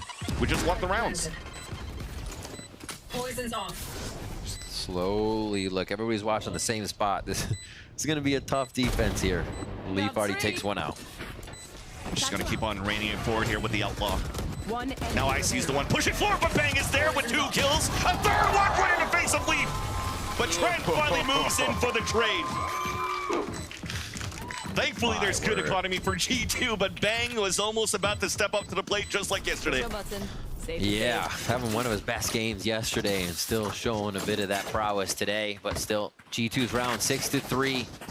Just methodical on the way they are taking out 100 Thieves. They don't look pressured even on the retakes. It's minimal util that they're using too. They're using it correctly. That one piece gets such an advantage and they can move off maybe the next paranoia after the haunt comes in. Just one after the other, the 1-2 punch. All right, 3 in a row. It seems to be what they can collect before 100 Thieves stops and gets one. Yeah, definitely. If you're looking at the pattern of that timeline. Yeah. Trent with the Odin now. Ringing out from A, so that's already going to put a pause on any pushing out towards that side of the map, and it's C again. That's all 100 Thieves can see, apparently. They go for this orb, and they know that's been free. But what are they doing with it that has been able to get through G2? Won't be able to see too much into C because of this pit coming through, and it seems like it's, what, after 3 rounds, Jonah P has another pit. Something about these controllers right now in the playoffs are just stepping up and owning so far. But that definitely is going to push 100 Thieves back towards this A sign, but a late lurk from Boostio, so you're really trying to have him walk inside. But the difference is the alarm bot is really covering this entrance. A late lurk maybe was going to get instantly denied, so 100 Thieves once again has to focus on this A side. Back towards the right, Trent's ready with the Odin. If they start getting some detection, they have a Paranoia in the back of the site to pause, but this protection and tree could absolutely shut down 100 Thieves when they open the door. There's the alarm bot, gets broken. Boostio walks away. Jeez. And Trent, meanwhile, though, does get the Odin spray onto EU as the door has opened on the A side. And there's that late lurk. Damn. It is punished by Jonah P. You can't cross, you can't sneak through him right now. Haunt spots the last 3 players of 100 Thieves over towards the A side. There's not too much time left. They have to commit now towards the tree. Paranoia now pushes Trent away. But it's a 1-for-1. G2 still with the upper hand. And this might be it for the call. Spike is already down, and the last 2 players just trying to survive. One towards the tree. Door opens up as Crowd's about to get flanked. Snakebite doesn't allow for him to get out. And losing his weapon will be huge, but he's going to be able to save it for now. And there's that swing out, and finally Leaf is going to be able to take him down. And that's going to put a lot of pressure in the economy for 100 Thieves moving into this round. Wow. Jonah P 16-3. Like we said in the most recent series for G2, he has been popping off. Still getting more frags here to help the team out. And G2 just seems to have an answer for everything right now.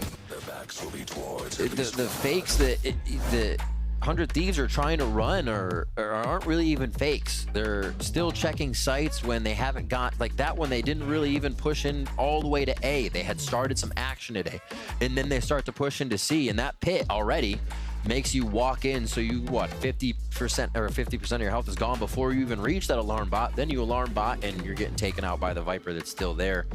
So what do they do is the question.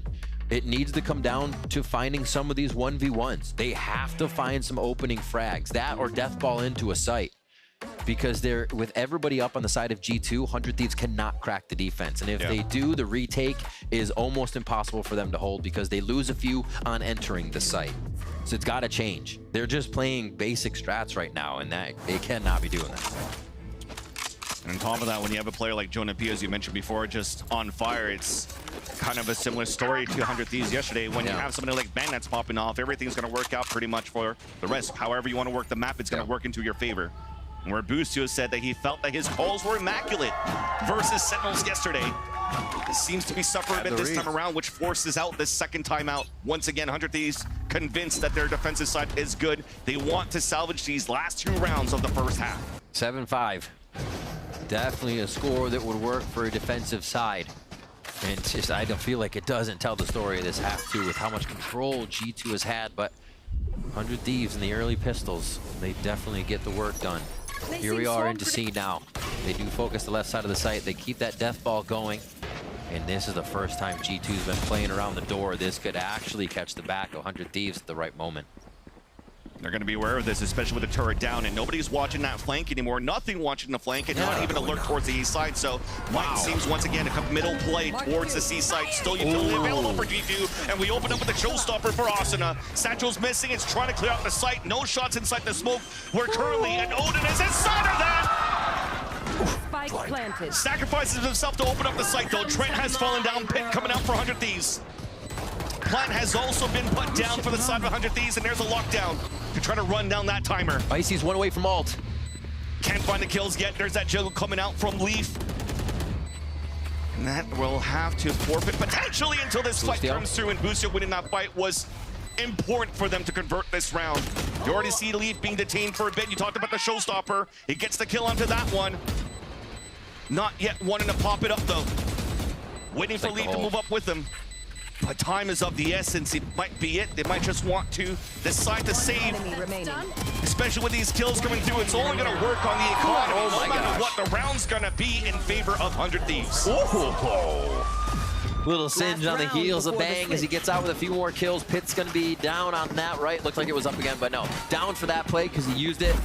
A lot of ults getting thrown in there. A lot of ults being built up again. You still have Nightfall for EU as we rewatch this play. A little 1-and-1. Not much you can do about that situation. I'd be shrugging my shoulders as well, though, because you're looking at these positions that G2 had when they were trying to retake towards the C site. There was one of those opportunities where they had a Nightfall available to flip back behind it. This time, Icy with the kill with the Showstopper. They don't want to initiate it either, so they've been playing very cautiously within these retakes for G2 and almost playing too cautiously and forces them to lose these rounds. C again. Maybe. This has actually been crazy how 100 Thieves has directed themselves just to the C or A site. The one time they went B, they get taken down. And we'll see if they can focus it again. Icy looking for the ultimate back here into columns. Oh, the forward! Boostio goes with the boop! And that's the Showstopper denied! Believe it or not, the best way to dodge a raise out like that is to jump at the raise at that close of a distance. Here, though. Slow down, though. There's that swing out from Valen. Ties up the situation for round number 12. So yes, a nice little highlight play from Boostio, but the action still continues and goes in favor of G2 as Jonah P picks up Asuna, trying to play inside the nanos. And that's going to be the lockdown out from Leaf to push away 100 Thieves, away from the C site. Slowly backing away. They know this is going to reset it on both sides, so both teams take a breath. 30 seconds now. This positioning here by EU could find one. Just a shoulder! Catching Trent off guard, was trying to find some utility information. Or throw utility to find information. Nightfall also confirms that the A site is clear, but they don't know that there's somebody out. Now they do, especially with that Prowler being thrown by EU. A fight towards it, spawn one by Boostio. Valen, the IGL fragger once again. And it's up to the other IGL of the Thieves on a 1 versus 2. 3 HP left, wounded from the fight by Leaf. The KJ did, oh my God, the IGL death. The Red Bull clutch for Boostio to give the Thieves 5 rounds. He stands up to look down from his tower after the clutch. Absolutely incredible. Those were the rounds that were missing in the beginning, where we saw 100 Thieves falling in those 1v1s, and that's what we said after the timeout, is they needed to start winning the individual fights and all the mind games. Jump at the raise. It's going to take a bit, but that's what you need to do that close. Super stellar play here in the last few rounds from 100 Thieves. Lead by example is the IGL Boostio here for the Thieves, also able to salvage the last round, keeping this game close between G2. And the crowd's up on their feet behind that. Not the G2 fans, though. But the action will definitely resume after this break.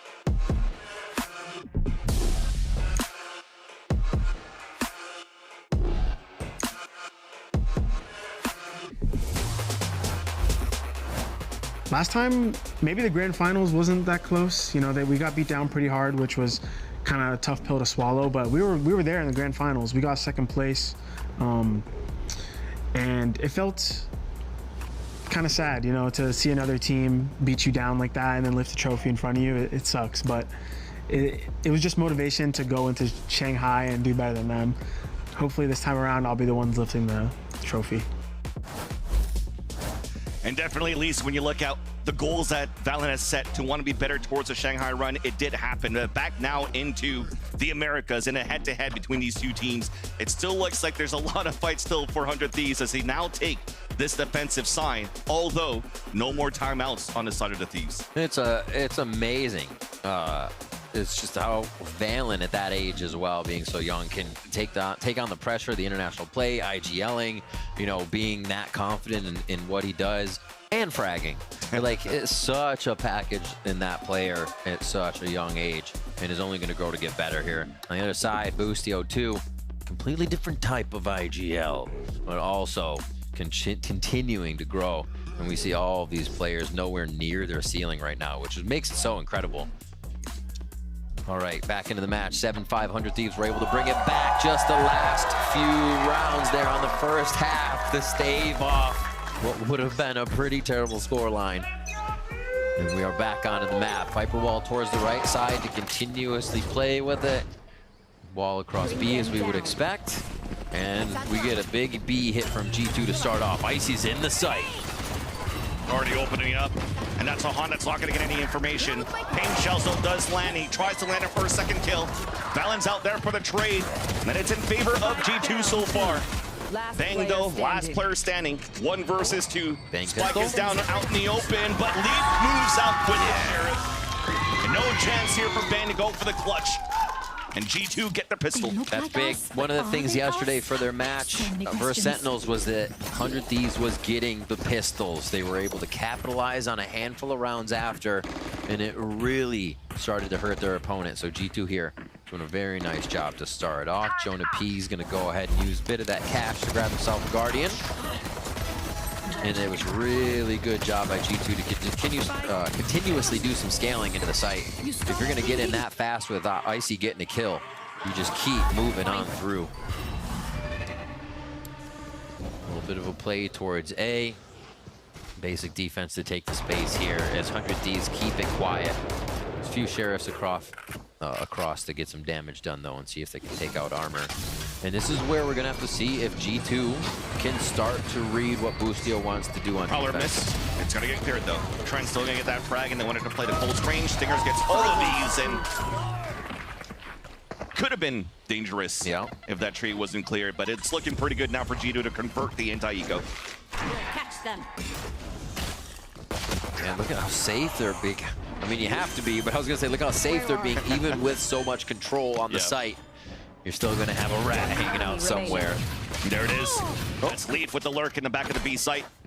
Now realizes in here is Cryo running away, and that's a long-range stinger out from Icy. Building up the old orbs as well on both the Raze and Trent halfway through his Nightfall as G2 now moves into their bonus round against 100 Thieves' gun round. Man, it seems like a controller Sentinels game today. The Razes going in are just being used as cannon fodder right now, so it is up to the rest of the team behind them. Even though providing that util to take space makes it difficult to keep the pressure on if you don't have your duelist. So these teams are being tested. All right, this is gonna be a clash here today. Gonna get both teams going in, TP up by Valen real quick. They're gonna be able to hide behind the wall.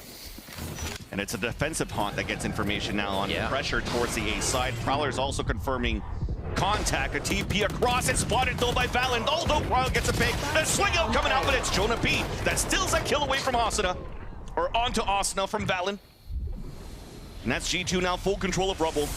And EU forced to watch his back, anticipating this lurk coming out from Leaf. And even moments like this, I feel like we failed to see from 100 Thieves on the first half here. G2 getting that pressure in. You saw already leaving C, rotation over from Boostio because they have to recover the map and start to cover each other's positions in their 6.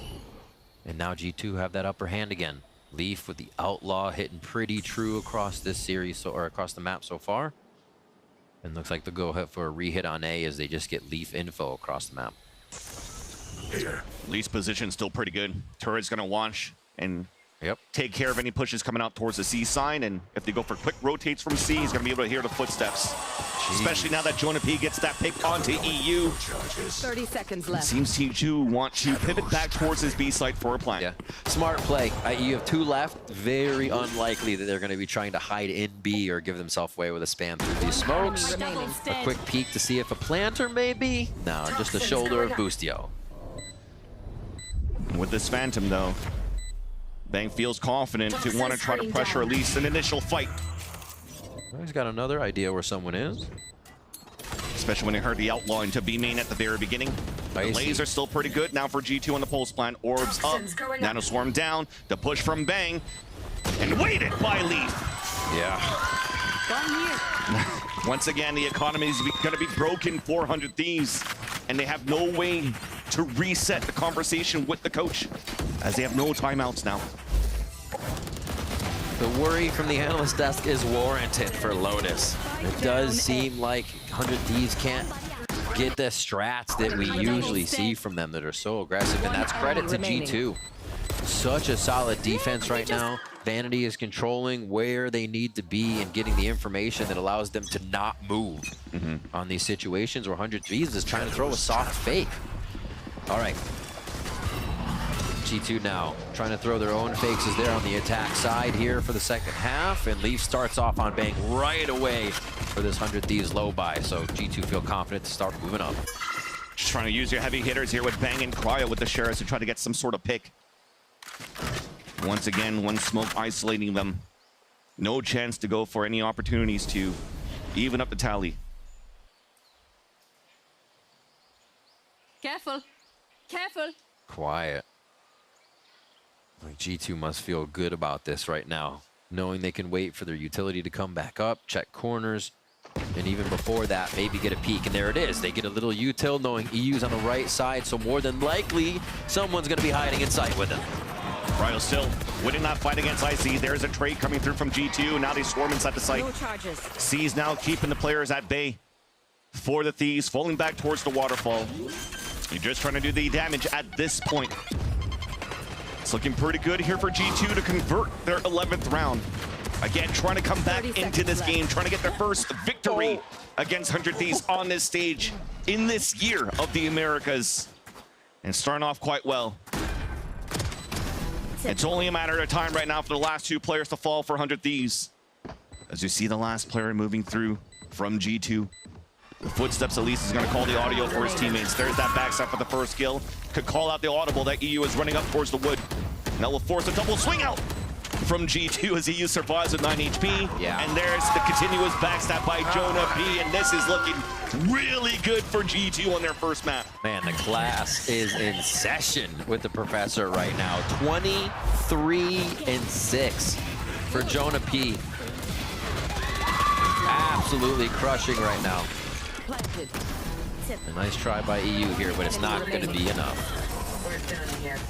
Nice. Let's go. Let's go. Professor P, Dr. P. Pushing P. Yeah. Yeah. That's an old meme. Is that still relevant? Pause for 100 Thieves. I don't know. Maybe. You can ask. Odin for Leaf here, so they start getting some spam on that attack side in. Use damage, and they were trying to fight for the... Oh, what a wall bang there from Ballad. All the counter sprays coming out from G2, and there's no chance for 100 Thieves to really set up here for the control towards Rubble. My ultimate is ready. This, wow, is surgical right now for G2. 100 Thieves looking much different than they did against Sentinels yesterday. But it's more in the preparation of G2 coming into this series so far that shows their dominance now at map point. And they're a team that knows what the pressure is, right? At Shanghai, we know exactly what they need to do to push themselves forward. And even in these moments, seeing 100 Thieves in the way they played yesterday, it doesn't even look like G2. Well, they took it into consideration, but they're not worried about it. Playing their own game today and absolutely shellacking 100 Thieves here on Lotus. This is crazy from what we expected. 12-5 here as we get into round 18 as G2 look to put the finishing touches on map 1 as we dive into Abyss next. See what they can get here as they push out. It's this focus on the orb, the focus on C basically all game. And they're going to try to get into sight immediately. G2 wants to close it right now. Asana's picked off here by IC, and they have all the utilities to work with here for the take and for the pulse plan, and it's not even needed. The lockdown was always available, but it's just G2 running in for the kills. Now the pick comes out, making it a lot more difficult now for EU and Bucio to try to come back and save the round for the Thieves. You'll definitely know and hear it soon. The lockdown should be coming out to secure the round. It just depends now on what EU and Bucio are going to try to do when they have no utility to work with. And there's that haunt. Gives away EU's position and somehow lands that headshot onto Icy. And that's a good pick, though, because that's a Nightfall to get more information. Bucio then with a second one up to Trent, but that lockdown is still out there. That's going to run the clock down even more. Down to a 2 versus 3. Valen's low in HP. That's trying to move back here, hit by the Nightfall. But things are looking too good now for G2 as EU's trying to close in the gap. Jonah P still holding his ground. Nanoswarm in, coming in to delay even to defuse on that spike. And that's going to be a nail in the coffin. G2 crushes 100 Thieves on the first map. An absurd showing from G2 and a playoff form that you want to see if you're a G2 fan or G2 player. That is exactly what you need to be doing here against teams that the fans and everybody thinks that is just going to be crushing. They silence 100 Thieves on Lotus without a problem, and we're going to be getting Abyss next. And what a game from Jonah P. 24-7 across the board. The defensive calls from VALORANT, able to keep the map steady the entire time and leave no opening for Boostio to find a way in. Let's glad to see what both of these teams have been cooking up now on Abyss, as that will be coming after the break.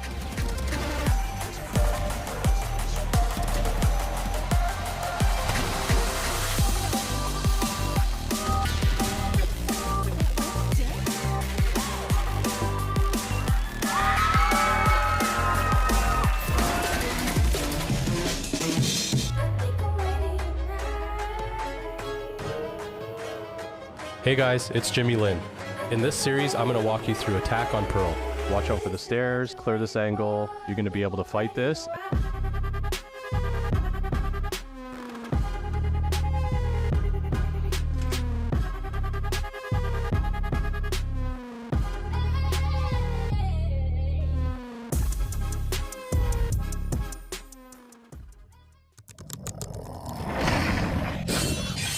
Red Bull gives you wings.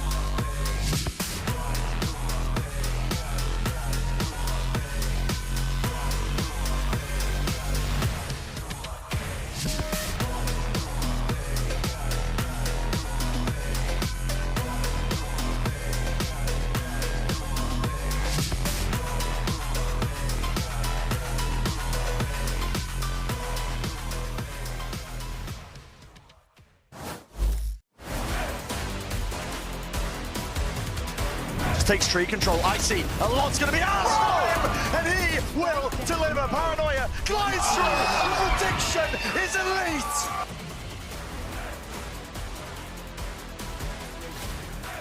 Audacious plan out in the open. They thought they had it covered, but Boostio was all over it, baby. 3 with the Guardian. The lockdown helps them get in. We're with Coach Josh RT of G2 Esports. A very convincing, you said very non-stressful game just now, taking them away from 100 Thieves. So I want to ask you is, moving forward, we're going into Abyss. You'll be the second Americas team to show us Abyss. I have an inkling that you and VALORANT have something cooked up. So can you give us a hint or a sneak peek of what that may be? I mean, you guys will see it soon. It's a Viper comp. And yeah, I think the meta is going to be very crazy in the next couple of weeks of how people approach that map. Yeah. Hopefully we have a good read on the map and we close it out in 2. How long have you been practicing Abyss?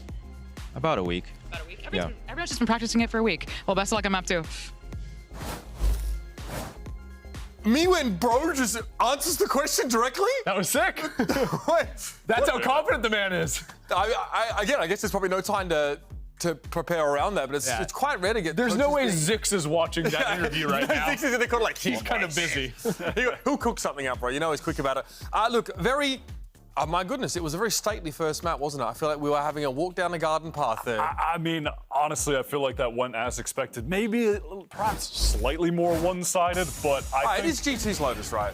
Yeah, the difference between G2's overarching calling game plan on Lotus diffs 100 Thieves here pretty hard. G2 in recent times have only lost this map to the absolute goated teams like Gen G, Heretic, so not a shocker, but it's really hard to get them to move. G2 don't move on defense. No, and I think that's one of the things that makes them so good at the map is they will stick to their C site, their A site, even when they're getting pressured very heavily. For a guy like Jonah P absolutely popping off, one of the reasons why he's performing so well, on top of the fact that obviously he's just God's gift to Valorant on Lotus, is that he's very rarely left on his own. He's constantly working with a teammate to sort of play off their angles and get great shots. And that is just the G2 MO. They are so elite at that aspect of the game in particular. Those double faces playing together, swinging for each other, the fundamentals, like they are top tier when it comes to that. And like even in a map where I think their A-side players, right, the Fate and Raze weren't popping off, just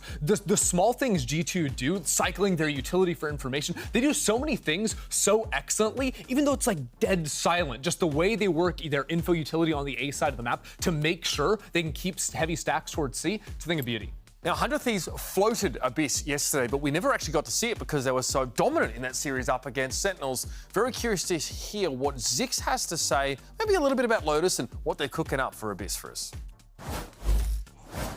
Here with Coach Zix of 100 Thieves. A pretty convincing map from G2, but we're going to your map pick of Abyss. Two-part question for you. Gonna make it quick. Why pick Abyss, and what are you expecting from G2 Esports on Abyss? I think it's just like a good X-Factor kind of map. We have some really insane aimers on our team, and I think like early days into a map, you'll get a lot of raw fights, like where the util just isn't perfect yet. So that's kind of our thinking there, along with G2 is like a anti-heavy team that also doesn't have like a great opper, I'd say. So I think all of those things combined, it makes Abyss a really good pick for us. So that's kind of what we were going for in terms of our game plan. How long have you been practicing it?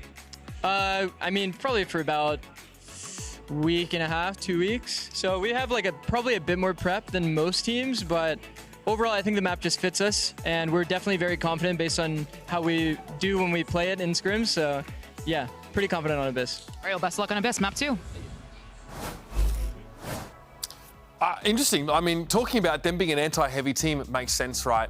But going back to something you said even earlier on, how like the shooters and the raw aimers here early on in a map's life cycle tend to have an advantage. Yeah, and it was interesting hearing a similar sentiment because we had Sadak on the desk with Ace yesterday, and while we were just talking like between games, he's like, yeah, Abyss, it's all about if you just have people that are willing to like take aim fights. Feels very similar to like an Ascent or a Breeze in that way, and we're seeing a lot of these jet comps that just want to take fights on those long angles towards A. Is it always going to be that way? Oh, like as the map goes on in the future? Is Abyss always going to be like that, do you think? Or does this just change? It definitely, a lot of people are saying that it's very Breeze-esque. That is a common sentiment, especially when you look at how open all of the sightlines are, which I think very valid as well of Zix to mention the op versus op potential. G2, they don't have a strong opper. He's right, Icy picks it up sometimes, but that's not an integral part of their game plan, really at any point on any map, versus obviously 100 Thieves on defense. They are going to take whatever economical risks they have to get an op in Cryo's hands over and over. And I'm expecting on a map like Abyss with those deep sightlines that he can take over the game on D. It'll be interesting to see, though, you know, A, what 100 Thieves is playing, and B, how it stacks up against G2, right? Because Josh was saying they're playing a Viper, so that very likely means a double smoke comp, which is usually pretty good at dealing with an op, because you can use those smokes to block off sightlines, use them like in much closer positions. We've seen a lot of the Omen one-ways already be used like very like extensively on both the A and B side, right? But it does mean if you're running two smokes, you're losing something. Is that a flash agent like a KO? Is it a Sova that you're losing? Like, that is a big investment. Will we get to a map 3? That's what the question is, because we know 100 Thieves have a crazy comp on Haven as well. Let's find out and send back to your casters once more is Vansili and Riv. Thank you so much, Mitch, and I'm looking forward for this match for sure here for Abyss between these two teams, Riv, because now I'm putting my Reddit detective hat and I'm listening here to what they're calling out for. I'm getting in my armchair. Okay. Well, Josh Ortiz talking about potentially a Viper in the composition, whilst here for Zix is talking about, okay, well, maybe because the map is new, there's not going to be too much utility that's going to be perfect. So I'm expecting potentially here for 100 Thieves to bring more of a brawly composition if they want to play against a no-op here that G2 could potentially not bring. Well, a slap in the mud is what you're saying. Pretty much. Pretty much. Yeah, they'll have to feel each other out at first. I feel like when you get onto a map like this, you have to stick to your guns. G2 Esports right now, I feel like it's solidified the fact that they're doing that, at least in all their games, but mostly in that last game, they stay tried and true to their winning condition of shutting down 100 Thieves. To see this composition coming in here, we have seen Omen just about in every region. I think you were mentioning China had the Viper recently, so seeing the Viper there is interesting as well with the Astra. Omen has a lot of the one-ways, but also a lot of the elevation work. You can play height in these sites because there is quite a bit to work with. Otherwise, we're seeing pretty much what everybody else is trying to run here. It's just what they have in mind for these comps. And we also seen for EMEA or even in Pacific, this Gecko coming out from the side of 100 Thieves, where sometimes it's just going to be, okay, we're going to throw some utility, get our wingman and plant, and then you just play the good old classic spam from the outside sight through the smoke. And when it's planted towards an area where you could just stick it towards the box, the radius that you have to spray is a lot less prominent, and it's easier for you to get these pulse plant diffuses kills. Looking at ability, just like taking the site, obviously 100 Thieves getting a little more initiator utility in there, but just looking at G2, it looks like they may have trouble once they get onto attack, not really having a way to quickly get themselves in, but also with the info that they need to know what's going on in the site here, right? Icy can get in, but that's who's going to be behind him, right? Who is there? This is going to be a tough one. I'm excited to see how they play these out, and maybe it is just to be more defensive with this composition that G2 has, and that's where they're going to get their rounds. Remember, the map is swapped. The attackers are going to be coming from the top side here, as that will change soon. But yeah, we're on to Abyss here for G200 Thieves. Map 2. Mid work still being watched here by Boostio just to make sure there's no lurker coming out of G2 up the middle of the map. And everybody over towards security right now, trying to get themselves, and not security, sorry, over to that right side, trying to get to B. Really, now Jonah P just got picked off and spotted by the recon outside for 100 Thieves, so that's going to initiate the execution towards the site. There's that launch towards that back. It kind of pinned Jonah P. No opportunity to move out, as Leaf is now alone. Forcing out, holding it out there with the first kill for Asna, but not enough for the rest of the teammates to rotate over. But Icy now trying to hold his ground on the top of Heaven. Rotation coming through from his teammates. Two of them moving out towards the Ivy. And Bang is currently waiting just at the bottom. And he's just trying to waste that clock down. Smoke on the top, the double swing from Ivy. There's that pick from Bang. Onto Bang, and Bang gets the second onto Cryo. But at this spot here, there's an opportunity to get sprays with the Sheriff. EU forced to drop down as he's smoked out.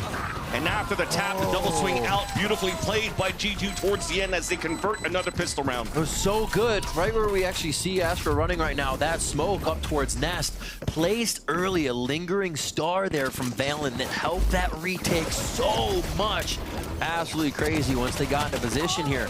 After getting taken down in sight, a big kill coming in from these two on the Ivy side. And yeah, just not much able to happen there. You can also see the setup defense that they're doing here for G2. That poison orb that they put inside that site for Jonah P is very similar to how you see other teams currently playing that defensive side on B when it's currently Cypher cages or Omen cages. And then maybe why G2 is also bringing out currently an Astra so that she could place his smokes all over the place and support wherever she could. Yeah, B site becomes such a spam fest towards the end when the attackers do have good positioning on post plant. So yeah, you're right, the Astra Stars are going to be perfect. Setting those out, you can see here already, pretty default stop. B. Smoke and a pull it would be, but Boostio's got a little bit of timing. But are they giving him the space? Yeah, not anymore. Droned out. And you heard the spike falling very early into the round. And this makes it very difficult for a map like Abyss as well. The rotates going in from the B to the A side is very long to do.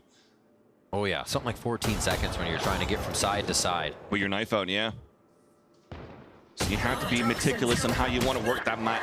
The micro scaling coming through. Nice long-range battle, at least from Cryo onto Jonah B. And Silver Lining will be able to move in and get this plant down and more economy, more money for 100 Thieves into the next round. Outlaw shot missed, though, by Icy.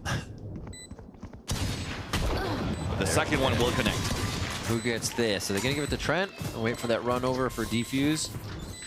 Maybe even Icy so they can get the dimensional drift going down here. But yeah, looks like they'll give it over. So nice 2 rounds here from G2. Should get a bit of money here for 100 Thieves, though, to get a buy-in. We'll see what the middle of the map starts to deliver from us, how much more focus that gets. Right now, we've been just towards the site so far. And I feel like the middle of the map, if it's not controlled, it just starts to give everything away here. The retakes for G2 are pretty confident. Like you said, the way they use the stars, I wonder if 100 Thieves is already thinking about how they can play around those, because B site's not one you can just say, oh, we have it, let's everyone scale. There's not a ladder to climb or stairs to get up to that top side and spawn. So people are still trying to figure out how to get a good, solid hold on that post plant. But focus towards that B site again, with a little more lingering across the map already. You see from Boostio towards mid with the Outlaw, and now they're watching left side. That's a dart.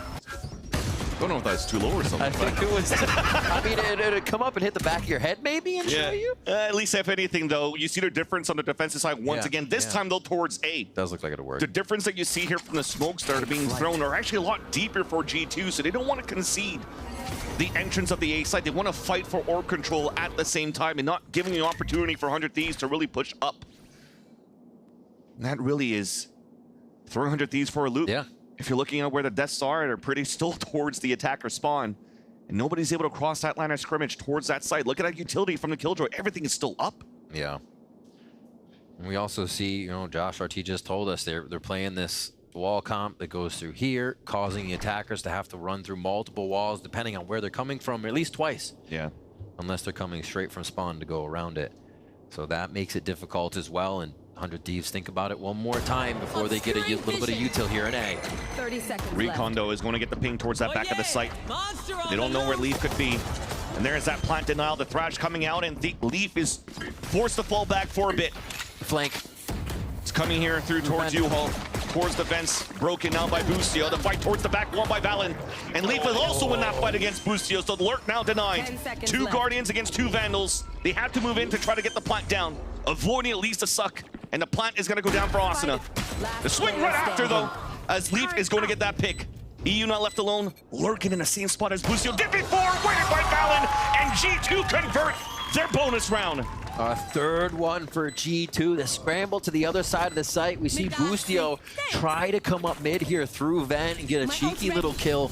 Turned around on though, and Leaf read it very well. 100 Thieves kind of just pulled the trigger there and said, yeah, Wingman go in, will cause chaos. But Wingman going down left 100 Thieves upriver without a paddle on that one. And they had to scramble into sight to get a replant on the spike. I think they're given not enough credit, I should say, to where G2 is going to be playing, how forward. Nice. Let's go. You guys are sure of themselves they are.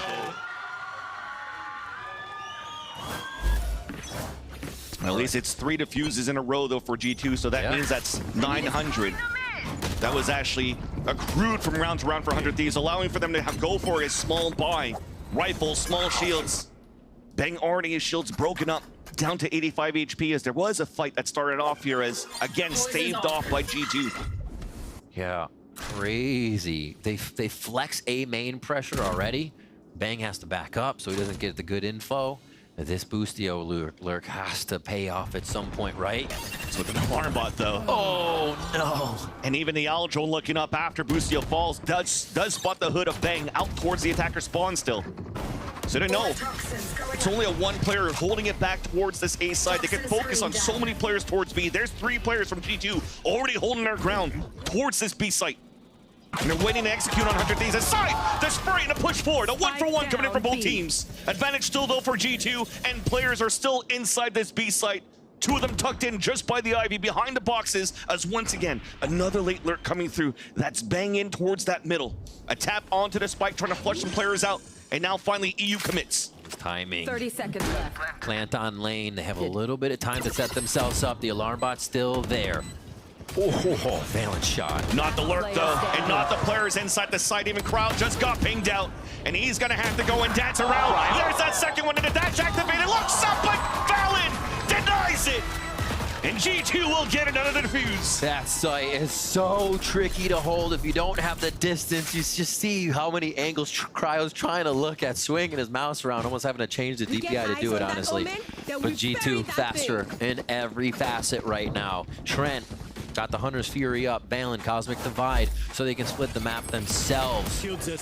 And it has not been good anything working in mid here for Boostio. Trying to get a push in, it has not been working.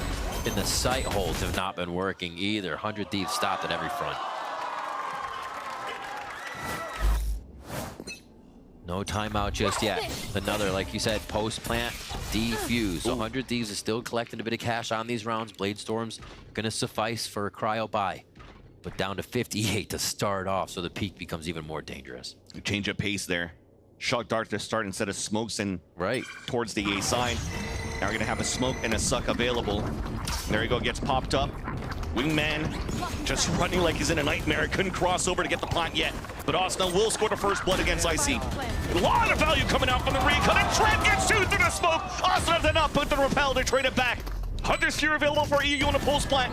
And he's stuck outside alone towards A. No charges left. With Cryo inside the site. And this might be that ultimate that might secure the round here for 100 Thieves. Cryo with his Bladestorm still. Damaged by the Shark Dart at the very beginning before the wall comes up. A dagger reaction right in the head of Jonah and gets the other one of the Valen. And 100 Thieves will finally able to convert a post plat. If you hit Cryo, you better kill him. 58's gonna be enough hell for him to clutch the round for his team with Bladestorm for sure. 9 and 4 after that. A little bit of life now from 100 Thieves here that we're seeing. They were getting the post plant, getting into the site every time, but just could not keep the numbers up. And there, even down to the last person it took them. Cryo is able to get some cheeky shots on though to clutch this. And the one change here, the one big change is they smoke Nest, so Wingman could get in, Leaf couldn't peek it. Like, just the simple things that they were missing on the previous rounds because G2's pressure is there. 100 Thieves got their util out, and it looked like the protocols we're used to seeing. All right, playing across the map this time, big time default. Still leaving Boostio to watch that mid area cam up as we would expect. And it's interesting, usually you'll see a team play their Sova there, drone it as well, so a little bit into the round or dart something else, but that's been reserved for G2's A side. And we see Trent staying over there mostly. Once again, all of 100 Thieves now in the mid round, grouping up towards the A entrance. Potentially once again levering the Thrash to clear out the site. And G2's aware of this, they're kind of giving it up and just focusing on mid control first. Yeah. They don't really have any players to play the angles to try to find active information as a Sova. Trent is still holding towards the top of heaven. And there's that utility. The ult's being used by 100 Thieves and Hunter's Fury out from Trent. There's that ping on the first one. The repel to the top, but too late. Busto gets picked off, but at least the plant will go down for 100 Thieves. Quick lurking. Trying to do, denies there the Hunter's Fury. Not expected by 100 Thieves. Plant comes down, a 2 versus 4, and the lockdown is gonna make it now difficult for the last two players to hold it through. He's trying to battle inside of it. They've evened up the situation for the last two players, and now it's a 1 versus 1. Bang versus Trent. Fake TP across, and now Trent is walking up. He wants to fight it. He's crouching down, but Bang is ready! Playoff Bang is just a little bit different. Coming up with the clutches whenever they need him. 2 in a row now for 100 Thieves. Finding what works for them.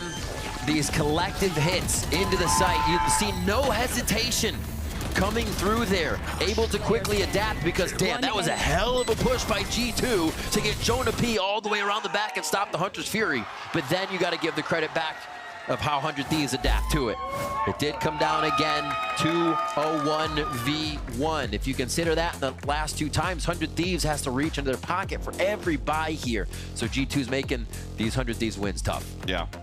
Now you're seeing there's extra layers coming out here from 100 Thieves to support the wingman going in towards that plant. Yes, it's slightly delayed when you have these sucks placed down by Valen to delay that plant, but there's just too many players right after inside this site for 100 Thieves with the utility, with the smokester you're talking about here. Red for this A-side execution. It makes it a lot harder now for G2 to really fight back when 100 Thieves have the number inside this A-site. So that forces a timeout now from Josh RT. Having to go through the conversation how they could potentially react, potentially going back to the stronghold that they had, aggression towards this A-side orb, just to force everybody back towards the amount of util that Jonah P and Leaf has towards this B-site. Trajectory in favor of 100 Thieves right now, but if the scoreboards tell anything, G2 looks like they could solidify it if they keep shutting down EU and Boostio before they get their hands on any kills. Back in around 7. A lot of focus for this B push here coming out of G2. They want to try a protocol right after the timeout. They want to be quick here. It's a lower buy. Jonah P's already moving up here with the Sheriff, and Dizzy's going to get so much right now. So much value. But now, unblinded, trades forward, fighting forward. Bang trying to answer back, but he's low. Damage down to 17 HP.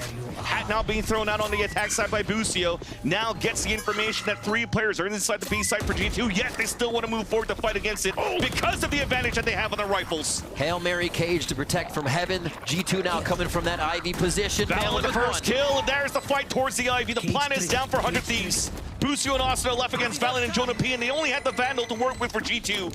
Upgrade at least to something is the Sheriff in the hands now of Valen. And both of them, 400 Thieves, are just playing in front of the contact. Okay to play that because there's no flashes to be used here for G2. There's the up and down, and that is not enough for G2. I thought G2 had that. The quick up down, trying to just break some crosshairs there, but 100 Thieves showing a bit of power that they had yesterday and reacting to these plays. G2's been doing really good at getting themselves into position, trying to get the right play down, and here, even to push up that far, you see G2 again pushes this round to the last drop, even when they came in with a lower buy. They're making 100 Thieves work for it, and work for it they are. Another round goes over to the Thieves. It's just early A. And they go, they go for the shock dart instead. So once again, early, conceding early the A side, smoke to delay a little bit more. A lot of the focus is towards this B site, and again, you mentioned here Zix. During the interview, they don't really have an opper. Well, Icy's gonna hold it. He's on the top of this box on the B side, and I think it gives him a pixel peek onto a Viper wall when it gets pulled up here towards this B side. So this is gonna smother a lot. 100 Thieves, but he decides to fall back. I mean, there's been no pressure here coming out from 100 Thieves in the first half here of this round. So they have to reassess the information now for G2, where they can capitalize on their defense. Here. Trent. He's up in that A heaven area, just waiting. His nest is what 100 Thieves are taking as they start to head towards that B site. Danger on the left. Can definitely fall off the map if they get themselves tripped up here. And it looks like they're just trying to play the touch and go game to see what util they can get out of G2. Pretty deep thrash here, but trying to get lower site info. And the info is that the site is clear over towards the B side. You're gonna have G2 to try to have to take a retake with an op in hand, but at least they have the dimensional drift. And in a map like this, we could spray a lot. There's potentially good value you could get outside of this dimensional drift. There's Icy now moving in. She's still gunning for Trying to spot that information, gets the input that there's 2 right there towards the lane. The flash to come out, and the thrash still delays for a bit. Molly shock dart, no contact. Dizzy, blinding Leaf. As now we're about to get a battle just around the corner towards the lane. That's 2 kills now in favor of G2. Trying to get the wallbang kills, and Leaf finally converts onto Cryo, while the rest of 100 Thieves falls inside the B side, off the flank from Valid on top of that. And G2 will manage to get a clean retake. Yeah, incredibly strong retake there. I think 100 Thieves trying to huddle a few towards lane there, got them caught up. Because that's such an easy high-low position from close quarters to play for the people retaking the site. And you don't know they're playing high-low until they're peeking, right? You can't really hear them, see them coming running in because of the util dump. Also, on top of that, it's just a lot of chaos if you're trying to play close in B, and that's why we've seen a lot of teams take that distance, try to play some of the shots from down the ramp and in the nest. but it's just not working. G2 are collapsing on 100 Thieves right now. They stopped the 3-round run from Thieves. That just a little bump truck there on the wall. That'll be staying on the ground. And we do have that operator on Icy still, and it did not affect them on slowing down the retake. This was the first time, too, that we've seen a flank coming out from G2 towards middle when it wasn't ready by 100 Thieves, so you're trying down to adapt to it. Boostio is already putting up a camera towards the middle, but it gets denied by Icy as it's trying to walk up. Being watched down with the op, well, yep, the answer is there. They do have an offer for G2, and Icy could land his shots. They got to be prepared for it, right? If you look at the mini-map, you stop anybody from crossing this spot, they go A or they go B. And right now it looks like they do want to try to get towards that A site. A little encroachment by Bang. Oh my, Asuna. That was nice. And Valen couldn't get the wall bang shot there onto Bang at first. Utility pushes him away towards security. Trent, though, is up there on the top of heaven. Yep. Watching down and covering his teammates. And that leaves Asuna alone. Upgrading from the Guardian onto the Vandal. Lee's trying to get a plant once again for 100 Thieves to build the econ. It's successful. 3 players up there spraying forward, and looks like the Windman stayed alive for the plant, yet as the smoke dissipates, it's G2's round towards the end. Focusing the Trent ultimate as well. Hunter's Fury working so well on a map where it takes a long time to rotate. Well, you can get a little bit of Soba util before that full rotation comes in. So neat little focus there. As Icy does get the operator to go to work here, even on the Yoru, too. And man, for not having an operator, it seems to be really putting a thorn in the side of 100 Thieves. Let's see what G2 now have for round 10. Actually, it's going to be a pause from 100 Thieves finally to get some words of wisdom into the team. 100 Thieves attack side mostly focusing on towards that B side once they get in. The site holds have been scattered, though. It doesn't seem like they feel confident when they're in there. Yeah. It's been very fun right now to see these teams come out with these compositions for a new map here like Abyss. It kind of gives me vibes of Sunset when it first came out. There's not really one set composition yet, as every team in every region are really trying to feel out the map and where they think they could min-max the best composition for the way they want to work that map. And so far, at least, though, for G2 on the defensive side, it's looking pretty good. Yet, for 100 Thieves, we've yet to see too much control on the mid take for the attack side. I wonder if they want to test that out a little bit more. Definitely a fan of seeing the breach as well in a lot of regions. Yeah, that is also true. Seems to have a very big effect on mostly that attack side and being able to hit it, because when you're retaking these sites, you don't exactly know where people are and the lines are tougher. But man, the things breach can do on attack with flashes too is just probably want to do the funnies too of the rolling thunder knocking people out. Oh my god! Yeah, exactly. You shoot one towards that lane side and B, and just bye-bye. You make sure you got to play out of sight. So this early dart again, just consistent control and letting G2 or 100 Thieves know they're there, right? You say, okay, Trent's going to be here again. Our smokes are a little less effective because he's going to dart over or dart in. Shock darts. Icy's going to make us less effective because we only have 4 players. The op again gets another kill. Crazy stuff from him on the Yoru too. Thought that 100 Thieves are going to be ready for that, especially when you see Trent out in the open and prioritizing on breaking the Aldrone out in the open so close towards the entrance. Yet unfortunately, no utility followed behind the A take. Yes, it was a paranoia being thrown by Bang to push away Trent from this position, which potentially could have helped here 100 Thieves to flood inside this A site. But now as they lose the spearhead, Cryo falling down, there's no way to really create some big space inside this A site unless you see this TP from Bang, but he cancels it. It was only to try to find information as they realize once again that G2's playing for the retake. Still, even with that smoke, you see him taking down Wingman as it goes for the plant. Oh, this is sketchy. In favor now of 100 Thieves, and there's finally a utility to delay. The swing out from the top of heaven. Thrash towards the back spawn, and it spots a couple of players, though. Actually, 3 of them towards the spawn, yet Boostio was trying to swing that fight at security. Denied by the Asuna, though. Anchoring alone, and there's that trade-off from Bang. Up shot missed, but Juno P's right there. Still a 2 versus 1. EU now alone. One of the players that you want left alive here for 100 Thieves to try to clutch around for you. There's that first headshot under Trent. And Jonah P, the other one of the highest in the clutch now in the VCT Americas. Recon dart towards the ground and picks him out, but he clutches under all of it.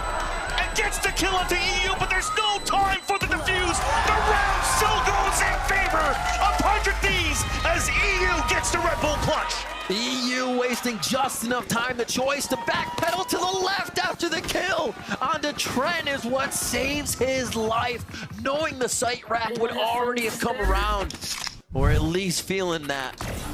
What an incredible start here for G2 on the round, but 100 Thieves persevere in sight. Got a little scattered here, but EU pulling out the clutch moments at just the right time. He was like, wait, uh-oh, was that enough? That's where we're at right now, ladies and gentlemen. 6-4. We get into round 11 now. The operator's still out. Odin for lead here, so looking to really deny something. And the Dizzy missed Icy, and he was trying to go for some sort of a wall bang.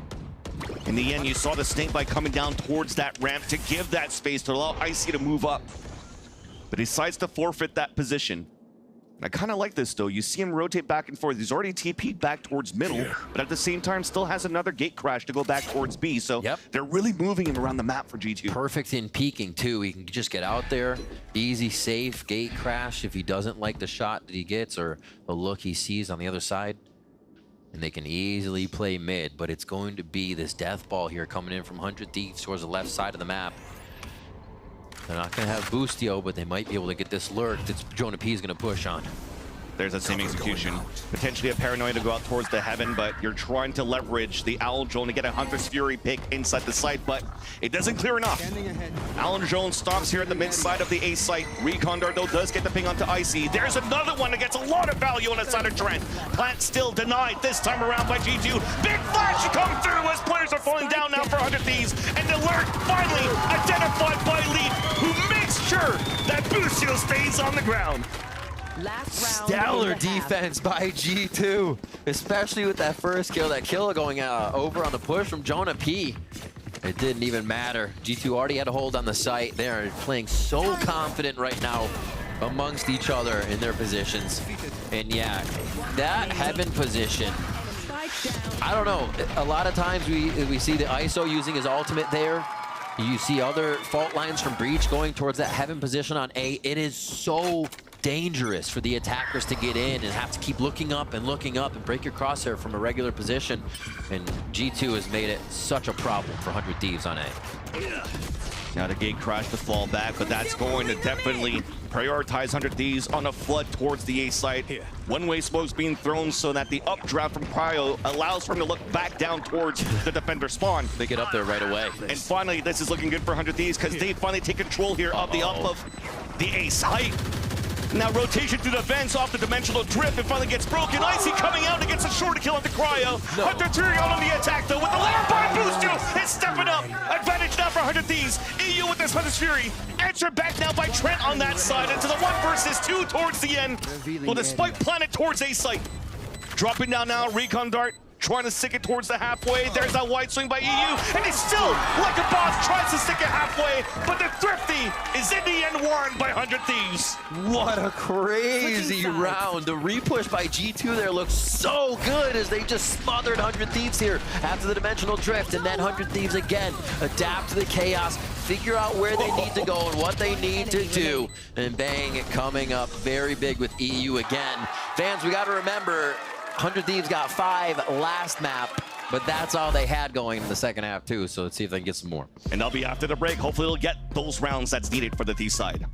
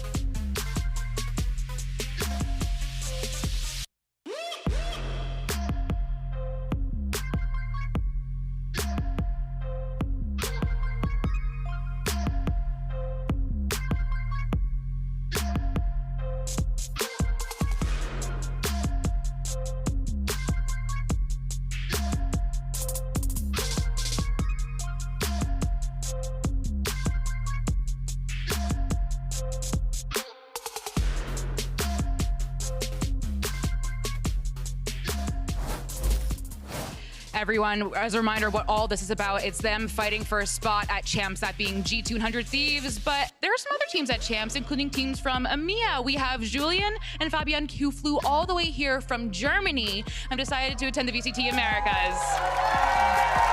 Now, we were talking a little bit before, I love the friendship that we have. EMEA and Americas go so strong. What team are you fans of? Team Heretics and also Fnatic. Classic teams, some of the best teams we have in the world, respect. But now that you're here, what do you think of our teams in Americas? They play great. I mean, it's quite exciting to be here. And yeah, it's great games and a good audience also. Yes, we love our America's audience. And we love you, EMEA, too. Are you worried now that you've seen the competition? You're like, ooh, maybe Benji Fishy has some competition. A little bit worried, but I also like the aggressive playstyle of Heretics, for example. Or even Paper X, to speak of another region. Oh. So, yeah. Alex slamming desks, we love it. So I'm gonna ask you, you said you got these tickets for his birthday. What is it like being here with him? Because you don't play Valorant, you told me. Yeah, I don't play Valorant, but I'm really excited to be here and see the players like in between the games and just live playing. Yeah, that's really cool. Yeah. And you're a G2 fan, I heard, right? Because of those tries to EMEA? Yeah, for this game, it's G2. Yeah, they have been in Europe before, so I like the organization. Well, let's see if G2 can do it. Vans and Riv, the game is yours. Thank you very much, Liz. And indeed, it seems as though now we have more fans for G2. No. Even flying in to watch these teams win, it's quite nice. Hello here to you, Mie, for sure. And now back into the game. G2 once again with the lead. Coming out of the pistol round. It was 7-5, as you mentioned before, Riv, on that map of Lotus. It was on their favor. Now 100 Thieves has a chance to fight back on their defensive side. But a 7-5 scoreline right now in Abyss is something very common that we see, right? We see 7-5 scorelines, 6-6 scorelines. It stays very close. Yep. At least to kick things off. Can 100 Thieves grab the pistol? Is our question, right? It's been something it was seen to need here in the rounds. Lane action. That's a nice read by Buzio to start a trip set in a great place now, but Jonah P and G2 has something else to say. Heavily wounded at least though for G2, trying to move inside the site, but it's only right now Trent out towards the lane, all alone as Asta slipped in through the net, inside the smoke, finally pushed away by Nano Swarms. But the 1-for-1 Bang now alone. That now guarantees the plant for G2 out towards the lane for the spam towards Danger. It's just waiting it out. Let go of the button by accident, gives a chance now for Bang to close that gap and get into a high ground. Nice little jiggle that came out though from Trent. And that gives away Bang's position. Jonah P trying to make it difficult now for Bang to get information. The wall came out to allow Trent also to fall back, and there's that smoke for the defuse. The tap first, the recon dart goes in, and Jonah P walks up towards that ramp, and that's another pistol round now for G2. Jonah P is something else in this series right now. Stepping up in the past few games overall, and crushing it here.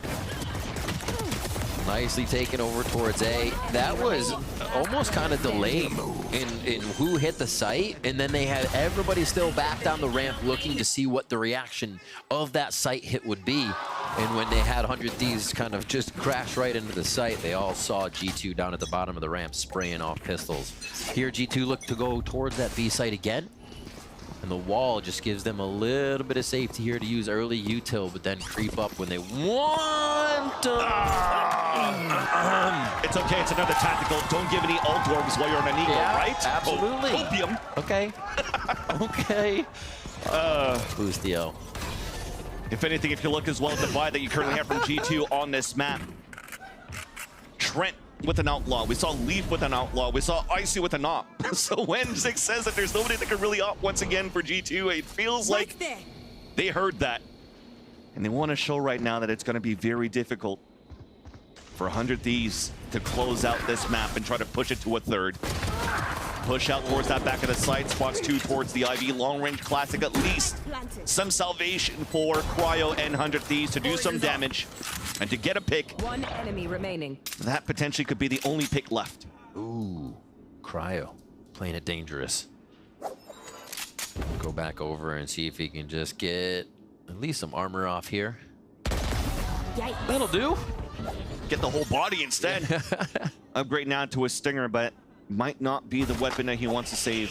just trying to stay within potentially the radius of the spike going out. So trying to keep away from the remaining players of G2.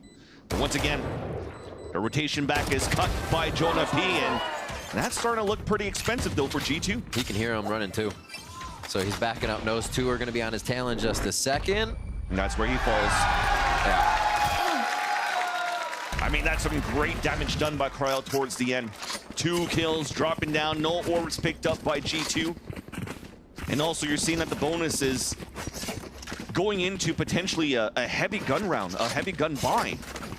They could get reset here by 100 Thieves, who allows your Cryo cells to pull out an operator after getting 2 stinger kills.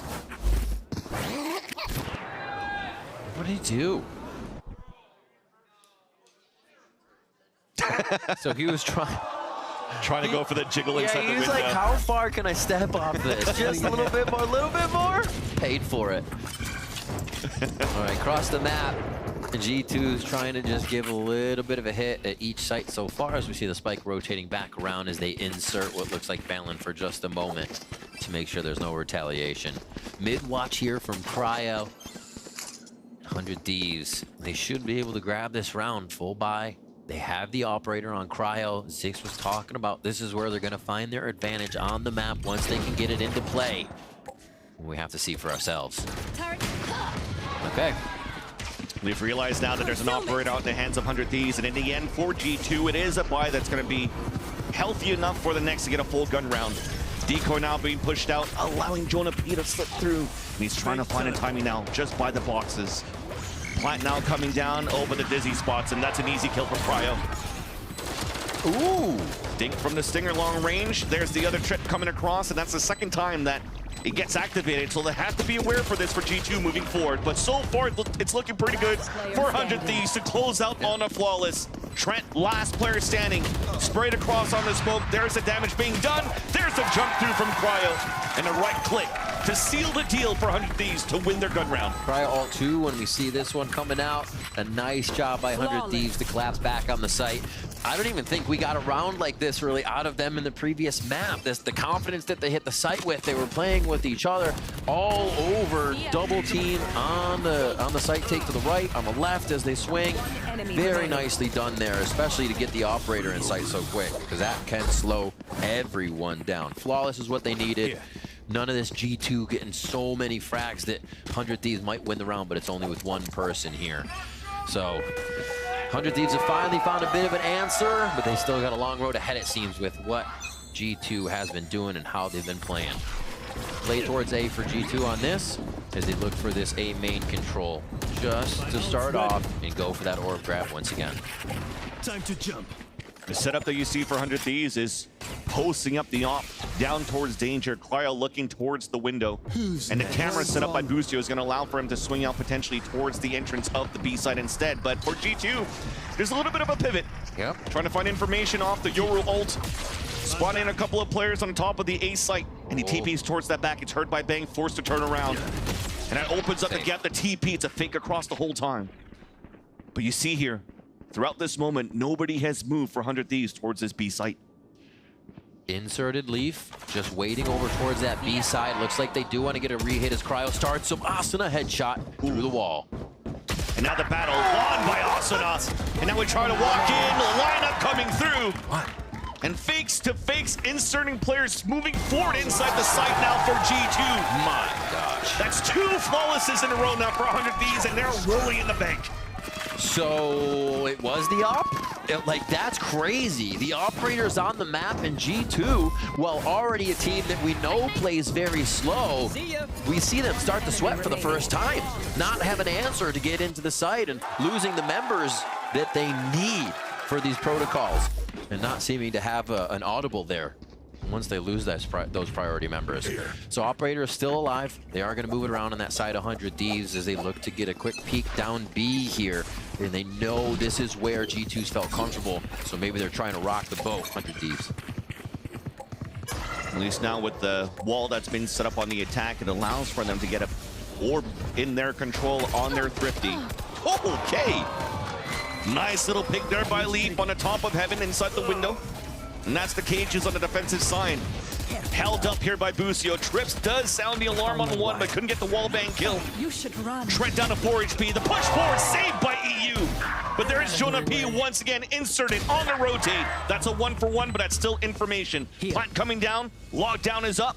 And that's going to keep the players at bay for a bit and also allowing the players of G2 to set up with this Hunter's Fury. Yeah, 3v3. Trent is limping over there, but trying to stay in a safe spot. Will he be found by Asuna? And he has potentially even the range from the spawn just to overlook towards the spike. But now with 4 HP left and the player's not getting kills inside the B site, most likely going to save here. Okay, maybe not. Pushing forward, the defuse coming through. Not enough time here to get the Hunter's Fury out. Just time to do some damage, but at the end, it's once again around 400 Thieves on the defense. Bustio grabs one for himself, and yeah, to keep the operator alive, that's dropped back over to Cryo. Bustio, what are you getting back on that scoreboard as we were talking about before? Having a bit of trouble, but now all of 100 Thieves is starting to come alive here in the second half. And we kind of looked at what would be happening here for this comp, right? Icy can get into the site, but who can really follow Icy in this one? They don't have too much to go off of on that unless he has the dimensional drift. I've been loving the tech that Icy's using once he gets into sight, as Yoru can just bounce a flash off the floor, and it's perfect height for the boxes around the site that he can start to toy with. And that's still feeling comfortable there. That's what you need. Utility coming out from the Silva, from the decoys, making sure to spot out where their trips are so they can break it. Not giving a chance here for 100 Thieves to set up on the defense towards the back of the site. There's Icy with the TP inside that site, denied by Bang. Paranoia coming out on the defensive side. Busio with the pick and the hat out. Information that the last 3 players are inside the B site. Committed now are G2, fighting towards the lane. But the reins and the fights are still in favor of 100 Thieves. Valen inside alone cannot get it done. And 100 Thieves have tied up the game. Literally, picture perfect what we were just talking about. It's Icy going in sight, forced to make plays with a hell of a lot of utility from G2 over his back. That's what they want, but 100 Thieves is reading it. They know they're usually only going to find the duelist in sight, trying to take that fight, trying to hit an interesting flash, and then just look at ready for him to come out of the smokes. Blind faces there from G2, trying to turn corners, not ready for the peaks. 100 Thieves a step ahead now. And we get a timeout.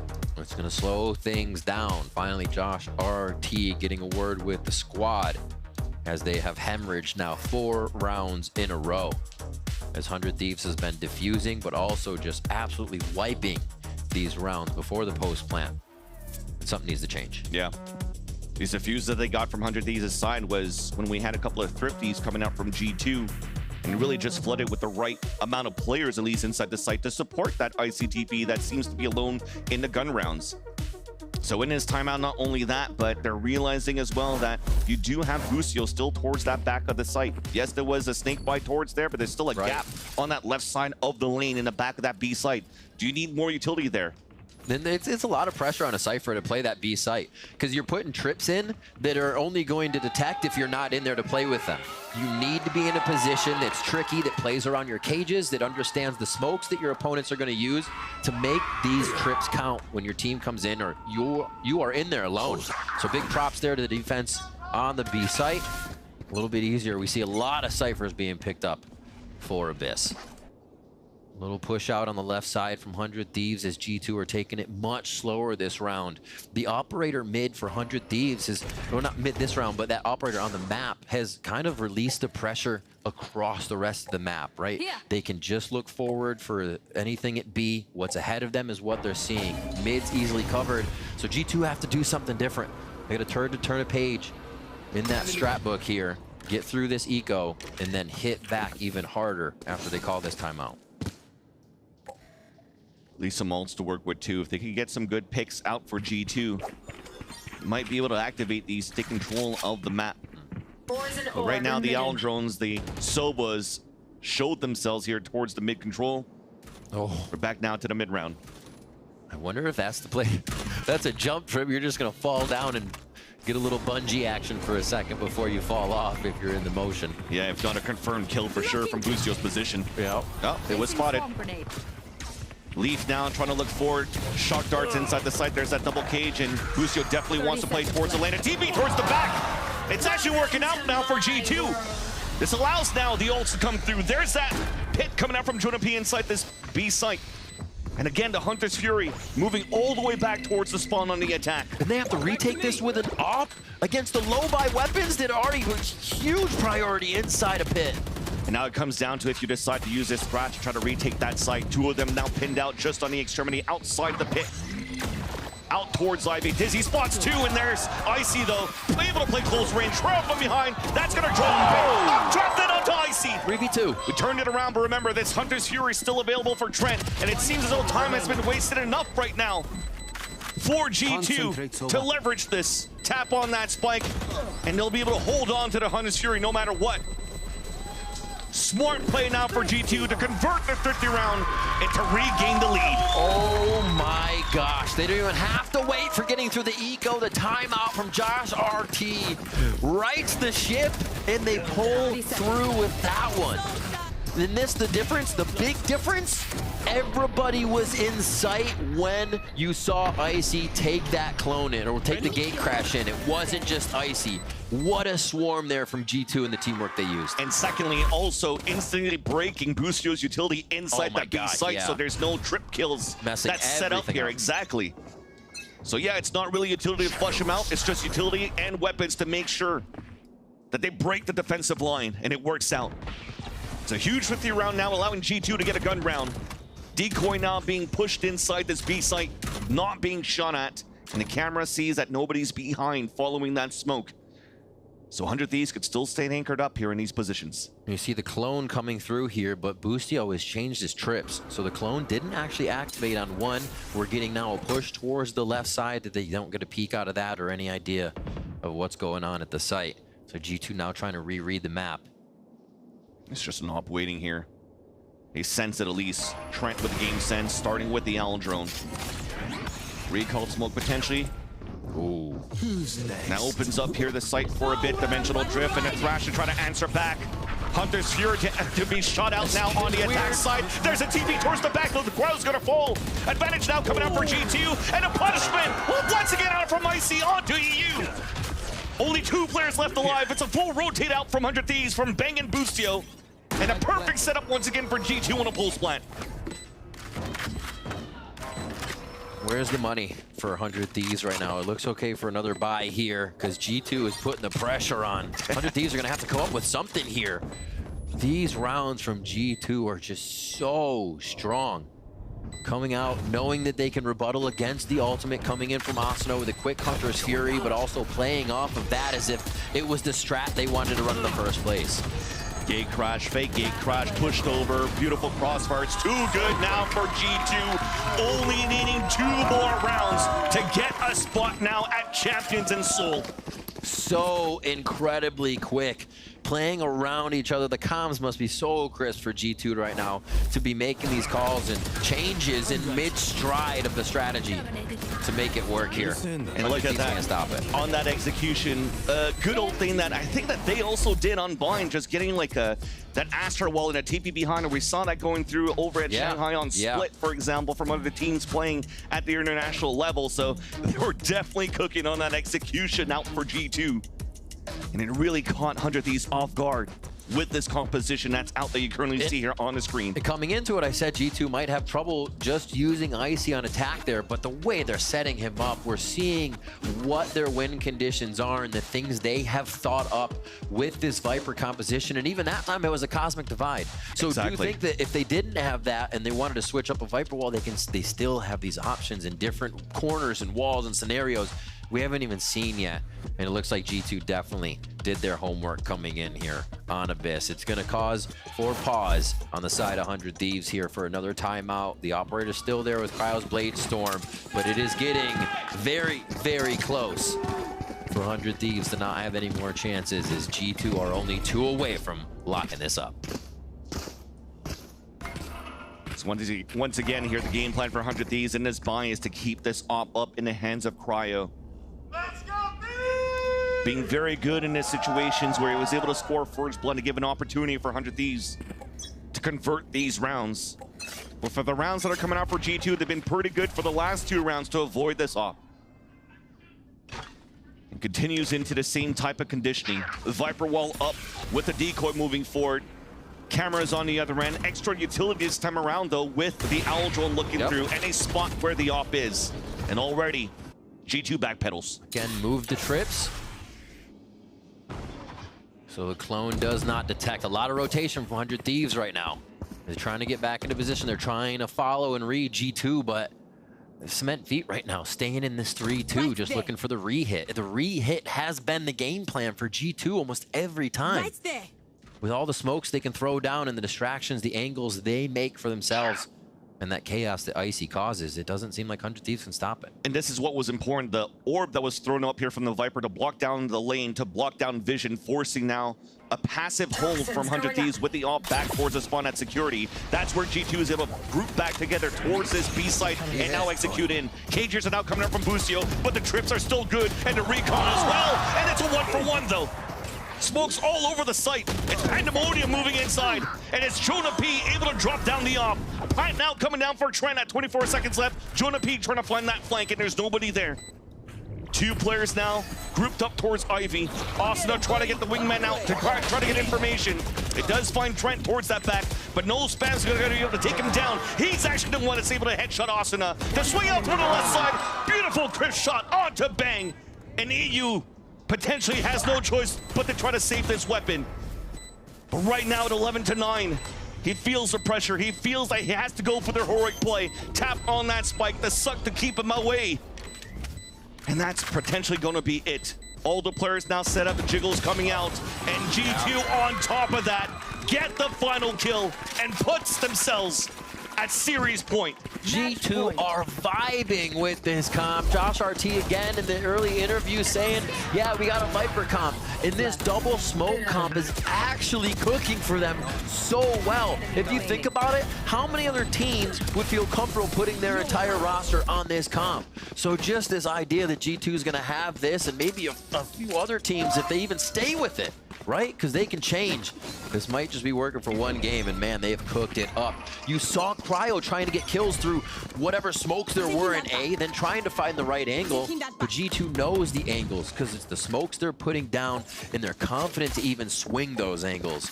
That's why it looks so dominant right now in how they're taking the sites. Over towards the A side with a little mid lurk, as 100 Thieves are trying to figure out what defense will stop G2. G2 was also trying to figure out the setup. There was smokes, recalls, turret coming out, and a recon towards the top mid, and realizing that there's nobody there really trying to watch the angles for 100 Thieves. G2 has an inkling that we're turtling up inside the site. Yet we don't know how many players on which site, so they're trying to expend a little bit of that utility in the beginning. But now there's really nothing left. The Owl Drone was used. They have to wait for the reset from Trent with the recon dart and potentially go for a gamble pop. We'll see if G2 is ready to make history on their end for the org and take down 100 Thieves finally in this head-to-head. 40 seconds left in the round, so we're not going to have to wait too much longer to see what that result is. They're choosing the soft site, though, for the side of G2. Such good movement throughout this entire series, and they may get it on their last round, too. And the orb now allowing the dimensional drift to move inside the B side. This may be the final push out for G2 to close the series. Now finding all the info towards that back. First blood scored by G2. Plant also coming down for G2. Hunter's Fury, no value out for the 100 Thieves. And now it's time to play the pulse plant. IC's holding back towards the site, towards the main entrance, potentially playing for sprays once again. And 100 Thieves have to run down towards the ramp to fight. Exactly, they need this push as well coming around, or they cannot do much. Already time dwindling on that spike, and they're not going to have much once they get the kills pushing forward to get back and defuse. And there you go, there's a concuss coming through. There is actually the wingman coming out from Austin. It's down to halfway. Dizzy now being thrown towards the danger. Bangs with the flank, but it's spotted by Leaf. Now EU answering back, the push down, but the fuse comes in for Bustio. And they fight another round here for 100 Thieves. On top of that, 4 kills for EU. A complete situation of if you throw enough bodies at it. Oh my gosh, just leaping forward as human shields with a little bit of damage to be offered as well. Enough for Bustio to get the defuse here. And this is really the first time that we have seen G2 leave the site and play that full back. There's been a few times in the 2v1, but never the full site. They keep control. They pushed up. Yeah, that was different, and 100 Thieves just started to attack like rabid dogs at the end of that one. 12-10 though, still got a lot to work through. The money's been weird since how much G2's been going down in these rounds of works here. Could definitely be a big round here if 100 Thieves are able to take it. This is such a deep lockdown that there's such an opening here for the defensive side to still hold back towards the A site for 100 Thieves. And it's 100's Fury just to make sure that it looks back towards that side. It does get the ping onto EU. It gets the kill onto EU and a ping onto Bang. Another opportunity for G2 to now close it through, but Bang trades it out before he falls. TP towards the back, waited and greeted by Cryo. Cryo looking to replay again. It's down to a one-on-one. Spike yet to be planted. Trent with the recon. Boocio the IGL, only with the Guardian now for 100 Thieves. And he's trying to wrap it around right now. Trent's trying to find him. And they look through at the wrong angles. And this gives an opportunity now for Trent to set up for a plant. But he goes for a tap instead. Looks up, misses the shots. And now can confirm another fake plant to try to move through. And playing it smart is Boocio. Throwing the hat down. And that resets the momentum now for both of these players. Left. Goes for the plant. Double shot now. It's Boocio forced to move forward. Reload coming out from Trent. Shock darts, no damage being done. Boocio now rapid on the other side. Guardian shot misses. Vandal shot also misses on the side of Trent. And it's the waning game. Falling back towards the security. And he could now play the time in his favor for Trent. Boocio always afraid that there's going to be a swing somewhere, so doesn't want to upgrade to a weapon, doesn't want to give away his position, finally spots him, and this might be it right here. Pre-fired shots coming out from Trent, recon dart coming through, the push forward by Boocio, the headshot from Trent, and they get it done! G2 ascends, not only from challengers, but ascends to champions!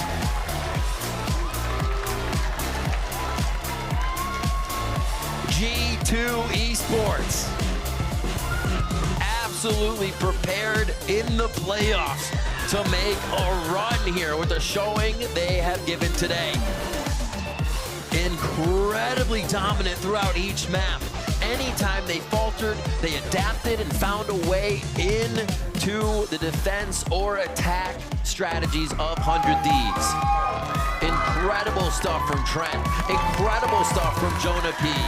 From everybody. The team calling on Icy to go forward and being behind him on these plays with the Yoru there on Abyss. Valen with the great calls. Leaf his clutches and kills. And Josh RT with the cooking. Exactly, the preparation coming down to this one too. We thought here going into the playoffs for the VCTs in all region that because it's a new map for Abyss, it's probably going to be a permaban for a lot of these teams, but it definitely shows that these teams have been cooking. Yes, 1 week practice, but it looks so good. Yes, Brawly in certain moments, but definitely shining in these post-plant moments where both of these teams definitely showed a lot of grit and a lot of fight on their attack and defensive side on this map of Abyss. But what a run so far by G2. Not only here have they gone through challengers and ascended and also made it into masters, now they also made history by being the first team that comes from challengers and makes it into champions. Yeah, honestly, it can't be understated too. How they develop, we don't know where their ceiling is. They have been so strong and they're here, right? They're going this way. The plateau isn't happening and this is the perfect time to start peaking. G2 Esports, they're looking good. Yeah, I think at this point you could definitely stop doubting G2 and their runs of like, oh, they're kind of shaky here and there. Oh, they're definitely here. They're definitely here. But at least for now, Liz is also down there on the stage for the Verizon post-match interview. So let's toss it to her. We have a history maker here, folks. It is a single leaf from G2. Van said it, you are making history by being the first team to win Ascension to qualify for champs. Now, you specifically, you haven't been to Champions since 2021 when you were on Cloud9. You're going back now, you're going to Seoul. Talk to me about that, how do you feel? I mean, my Champs performance, like when I was there back in 2021, it was insane. I mean, Champs is the event to make it to, you know? I mean, qualifying for this with this group of people is just insane. I mean, shout out to C9 too for even back then. Like, I feel like every single tournament that I qualify to, it's super satisfying, and I always like love qualifying. So it's like, it's just kind of euphoric. Talk to me about that euphoric feeling with this team, because yes, it's great to qualify with Cloud9, but you said with these boys, you know, what is it about these gentlemen over here that makes this so special? I mean, I just think we're working harder than literally everybody, to be honest with you. And I think everybody's super passionate about, you know, learning from mistakes and stuff like that. I think the growth that we've shown this year is incredible.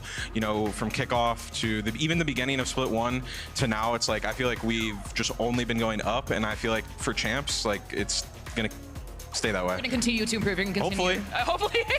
It's like you just said, you think you work harder than any other team. Why do you think you guys work so harder than anyone else? And what is it specifically that you do that is that grind?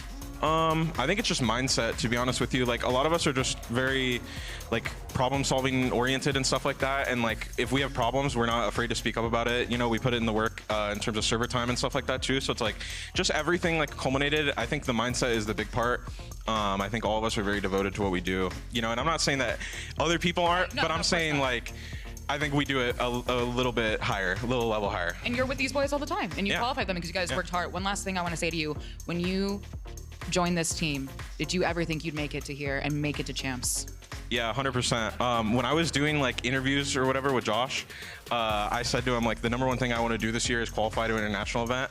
So twice now. Yeah, we did it twice. Pretty good. I mean, when we qualified to China, he even said to me, he's like, you got what you wanted, you know, like, so now it's 2. It feels really satisfying. I definitely thought we'd make it. I mean, I know how like insane these people were back on C9 when I was playing against them when they were on the guard and we lost to them for Ice and qualifier. I'm like, these people are insane. Like, Trent's insane, Jonah's insane, Valen's insane. So yeah, I think I kind of expected this, to be honest. And what an expectation, because this is absolutely insane. I was literally getting emotional watching you guys. You guys have grinded so much. And like you said, from kickoff till now, nothing but improvement. And you specifically, Leaf, have been absolutely fantastic. And for a single Leaf, pretty damn good.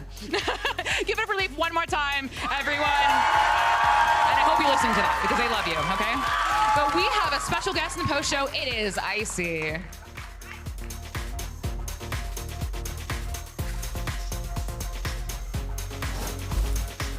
Thank you very much, Elizabeth. Great to hear from Leaf at a time like this. He's feeling elated, and can't blame him. Ubi here, of course, is why. And Icy, bro, thanks for joining us. Must feel amazing, considering, you know, the way, obviously, you've come into the team, really found your niche and your role on this roster, and you're headed to Champions, man.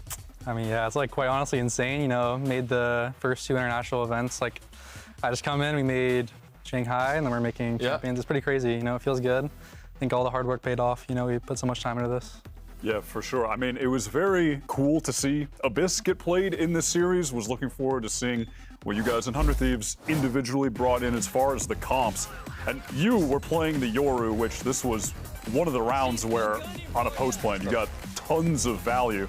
But I wanted to ask about the development of this comp. Is this something you went straight to when you guys started practicing the map, or did it kind of go piece by piece? And feels like what's a the breeze overall comp, plan right? with it? Yeah, kind of. Like, I was playing Euro on Breeze before I got subbed out of the pool, but it just feels like we like kind of put the pieces slowly together, what we want out of our comps. You know, everyone's on like comfort roles, you know. I think my Euro is pretty solid, so I think just all came together piece by piece. What do you feel like your function in that composition is? My function, I mean, like, there's a lot you could do. We have a lot of like good alt plays, it feels like. I mean, there's just like ton of different Euro plays, and like I think the orbs are really attacker-sided, so it just allows for that. Yeah. The Viper, I think you're the first team we've seen play the Viper on the map. Seems extremely powerful on both sides, right? Even feels like it, makes that defense side really strong. Yeah, I mean, the Viper, it's pretty good. There's like a lot of things you can do. You're kind of just toying with certain things and certain aspects of Viper, like where to put the wall on attack and like how we want to play it. So yeah, definitely. Yeah. I mean, this has been kind of stepping back, but this has been pretty big journey for G2 this year with you know, midway through joining the team. First thing I wanted to ask in regard to that was, how was it the first time you walked out on stage, saw the crowd, music playing, all that, versus what it feels like for you now? I mean, like, now that, you know, we went to Masters Shanghai, I feels like I have like a lot more experience. I feel a lot better each game going to the stage, you know, just a lot more confident. At the first like game, I was kind of, I don't want to say nervous, but maybe like a little less confident. And I think I'm slowly building up the confidence and to get to where I am today. So. Yeah, for sure. I also wanted to ask, you know, you're joining a team with a fantastic IGL and Valen, a very experienced coach, Josh. What are some of the important like lessons you've learned from those guys, both in regard to, you know, as a player in game and out of game as well? I would say Josh has a really good mind for the game. I've learned a lot of things, like whether it just be like parts of communication or just like how to play the game from Josh, and also Valen. I think he's a great leader and good player to have on your team because he just like is able to rally the troops and just like we all like follow his lead. You know, he makes good calls. We all believe in him, and yeah. What's been like the hardest thing for you to adjust to coming into this G2 team, right? Obviously, there's like a real structure before you come in, but any sort of, I guess, like harder lessons you had to learn on the way here? I guess like hardest lesson probably is like just staying disciplined. As a duelist, you know, you don't want to like overheat, do too much. I feel like I kind of stay away from like flashy overheating. I just like try to make sure like we're securing the round, just making sure everything's like going in our favor. And yeah, I guess just like figuring out the duelist role and how I want to play it has been like my biggest, I guess, change going to the team. Understanding where you fit in that system, right? It's something we always talk about when it comes to you and G2, because like, there's such a solid structure that you come in and you sort of find those gaps that you can sort of fill in with your gameplay. From Twitch chat, we got a question from Oscar_, I'm going to say, which team are you most excited to have the chance to play at Champs? Ooh, which team? I would probably say Fnatic. That sounds like a fun, exciting matchup. Okay. Not trying to play Heretics for the 18th time yeah, already this year. Them 3 times. Yeah, that was a little wild. Actually, kind of speaking of, since Shanghai, you guys have just been on an undefeated streak. That's 5 games in a row. What is the difference from then till now? Like that stage 2 difference. I feel like we've grown a lot as a team. You know, like. That tournament, it feels like our team grew closer to each other. Like me, I feel like I'm fitting in more, and just like everything's kind of, I would just say like we're just growing more overall as a team, because I think there's a lot of mistakes that we were making, and we're kind of like cleaning up the mistakes and the errors in these practice days leading up to these games, and it feels like we're kind of, you know, like smoothing out our play. Yeah, we're really excited we can tell. To see. I think like Riv was saying, like you guys are on an incredible trajectory right now. We're also really excited to see you guys at another international tournament now that you've gotten that sort of first one out the way, right? And you've gotten a feel for what the environment is going to be like. Obviously, with day 2 of playoffs in the books, we have a chance now to take a look at our bracket as it stands. We are, of course, in the double elimination portion of things, so Crew and 100 Thieves still have a chance to fight for that spot at Champions. That's going to be a pretty fascinating matchup there. Of course, it is truly do or die for either of those squads, and you guys get to run it back against Leviathan again. Yep, looking forward to that one. Yeah, did you watch their game earlier? Did you see what happened against Crew? It was crazy. I mean, like, I don't know. 13, they got 6 rounds total? Yeah, it was tough. Something like that, yeah. Lev looking pretty good. I can't imagine it's too much fun going up against some of the guys over there with Osboss. Yeah, Lev's looking nice right now. Yeah, they're looking pretty scary. Of course, in that second game, it's a big one. Crew versus 100 Thieves in that lower bracket elimination match. It's been an incredible day, folks. Thank you so much for joining us. There's still so much more playoffs to come. So tomorrow, we will, of course, have first up Leviathan versus G2, and then that do or die elimination match. Crew 100 Thieves. Thank you so much for watching. Thank you, Icy, for joining us here as well. Yeah, much appreciated. Good to we'll see you nerds tomorrow. Take care. Last time these two teams played, it was Leviathan knocking them out of the Stage 1 playoffs. And this is a team who've been squeaky clean all stage. These are the games that matter. These are the games that give you a seat at the table at Champions Seoul. Again, Osboss just taking his time on these shots. The crowd's already popping off. And now there are only 2 members left on left. King is one of them, though. And he's doing his best to keep them back into the face of 2, looking for 3 on the round. The 4th not connecting. Osboss with the blades popped. And this is Osboss at peak vintage form. Delivers once more. That Cascade is all for Tex to take this positioning. He gets shot fully blind. And again. Oh, now Osboss is colliding. Tex was the 3rd on the round. Oh! 13-2 the way of Lev. They've got a little bit of breathing room here, but Lev still has so much space. Backside! Calm gets 2. Oh, Kesnit responding with a couple of his own. King and Mazzino trying to do their best to keep the streak alive, to get back to 5. It's more disaster, it's more heartbreak for Crew. Now Tex is just gonna play out as he should. Oh, he connects onto Heat. Oh, it's just too clean. Look, even the dart coming out. Tex is just free to play aim labs again. MTA has his ult. Oh my goodness! But Lev dominate the kill feed. The big takeaway here. Oh my goodness. Lev are on a war path. Leviathan dominate. They obliterate Crew and they've put the world on notice. Champs bound, yes, but holy smokes, these guys are the real deal. Such an important game for both these squads. Valorant still smarting after failing to take that Stage 1 trophy. Well, the good news is the Stage 2 one is on the table. It's right in front of us here, and it's up for grabs. So you see A backing up as C is the final hit, though. The commitment there in Strona P, anchoring towards that site. God. Trying to TP with the timing too. There's the push towards that spawn. They all fall. Oh my.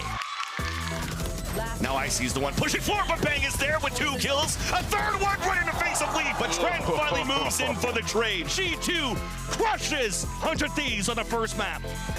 EU not left alone, lurking in the same spot as Bustio did before, waited by Valen, and G2 convert their bonus round. You guys are insane. The side even crowd just got pinged out, and he's gonna have to go and dance around. There's that second one, and the dash activated. Looks up, but Valen denies it. Trent, last player standing, sprayed across on the smoke. There's the damage being done. There's a jump through from Cryo. There's a TV towards the back, though the Cryo's gonna fall. Advantage now coming out for G2, and a punishment. Beautiful crossfire, it's too good now for G2, and they get it done. G2 ascends not only from challengers, but ascends to champions.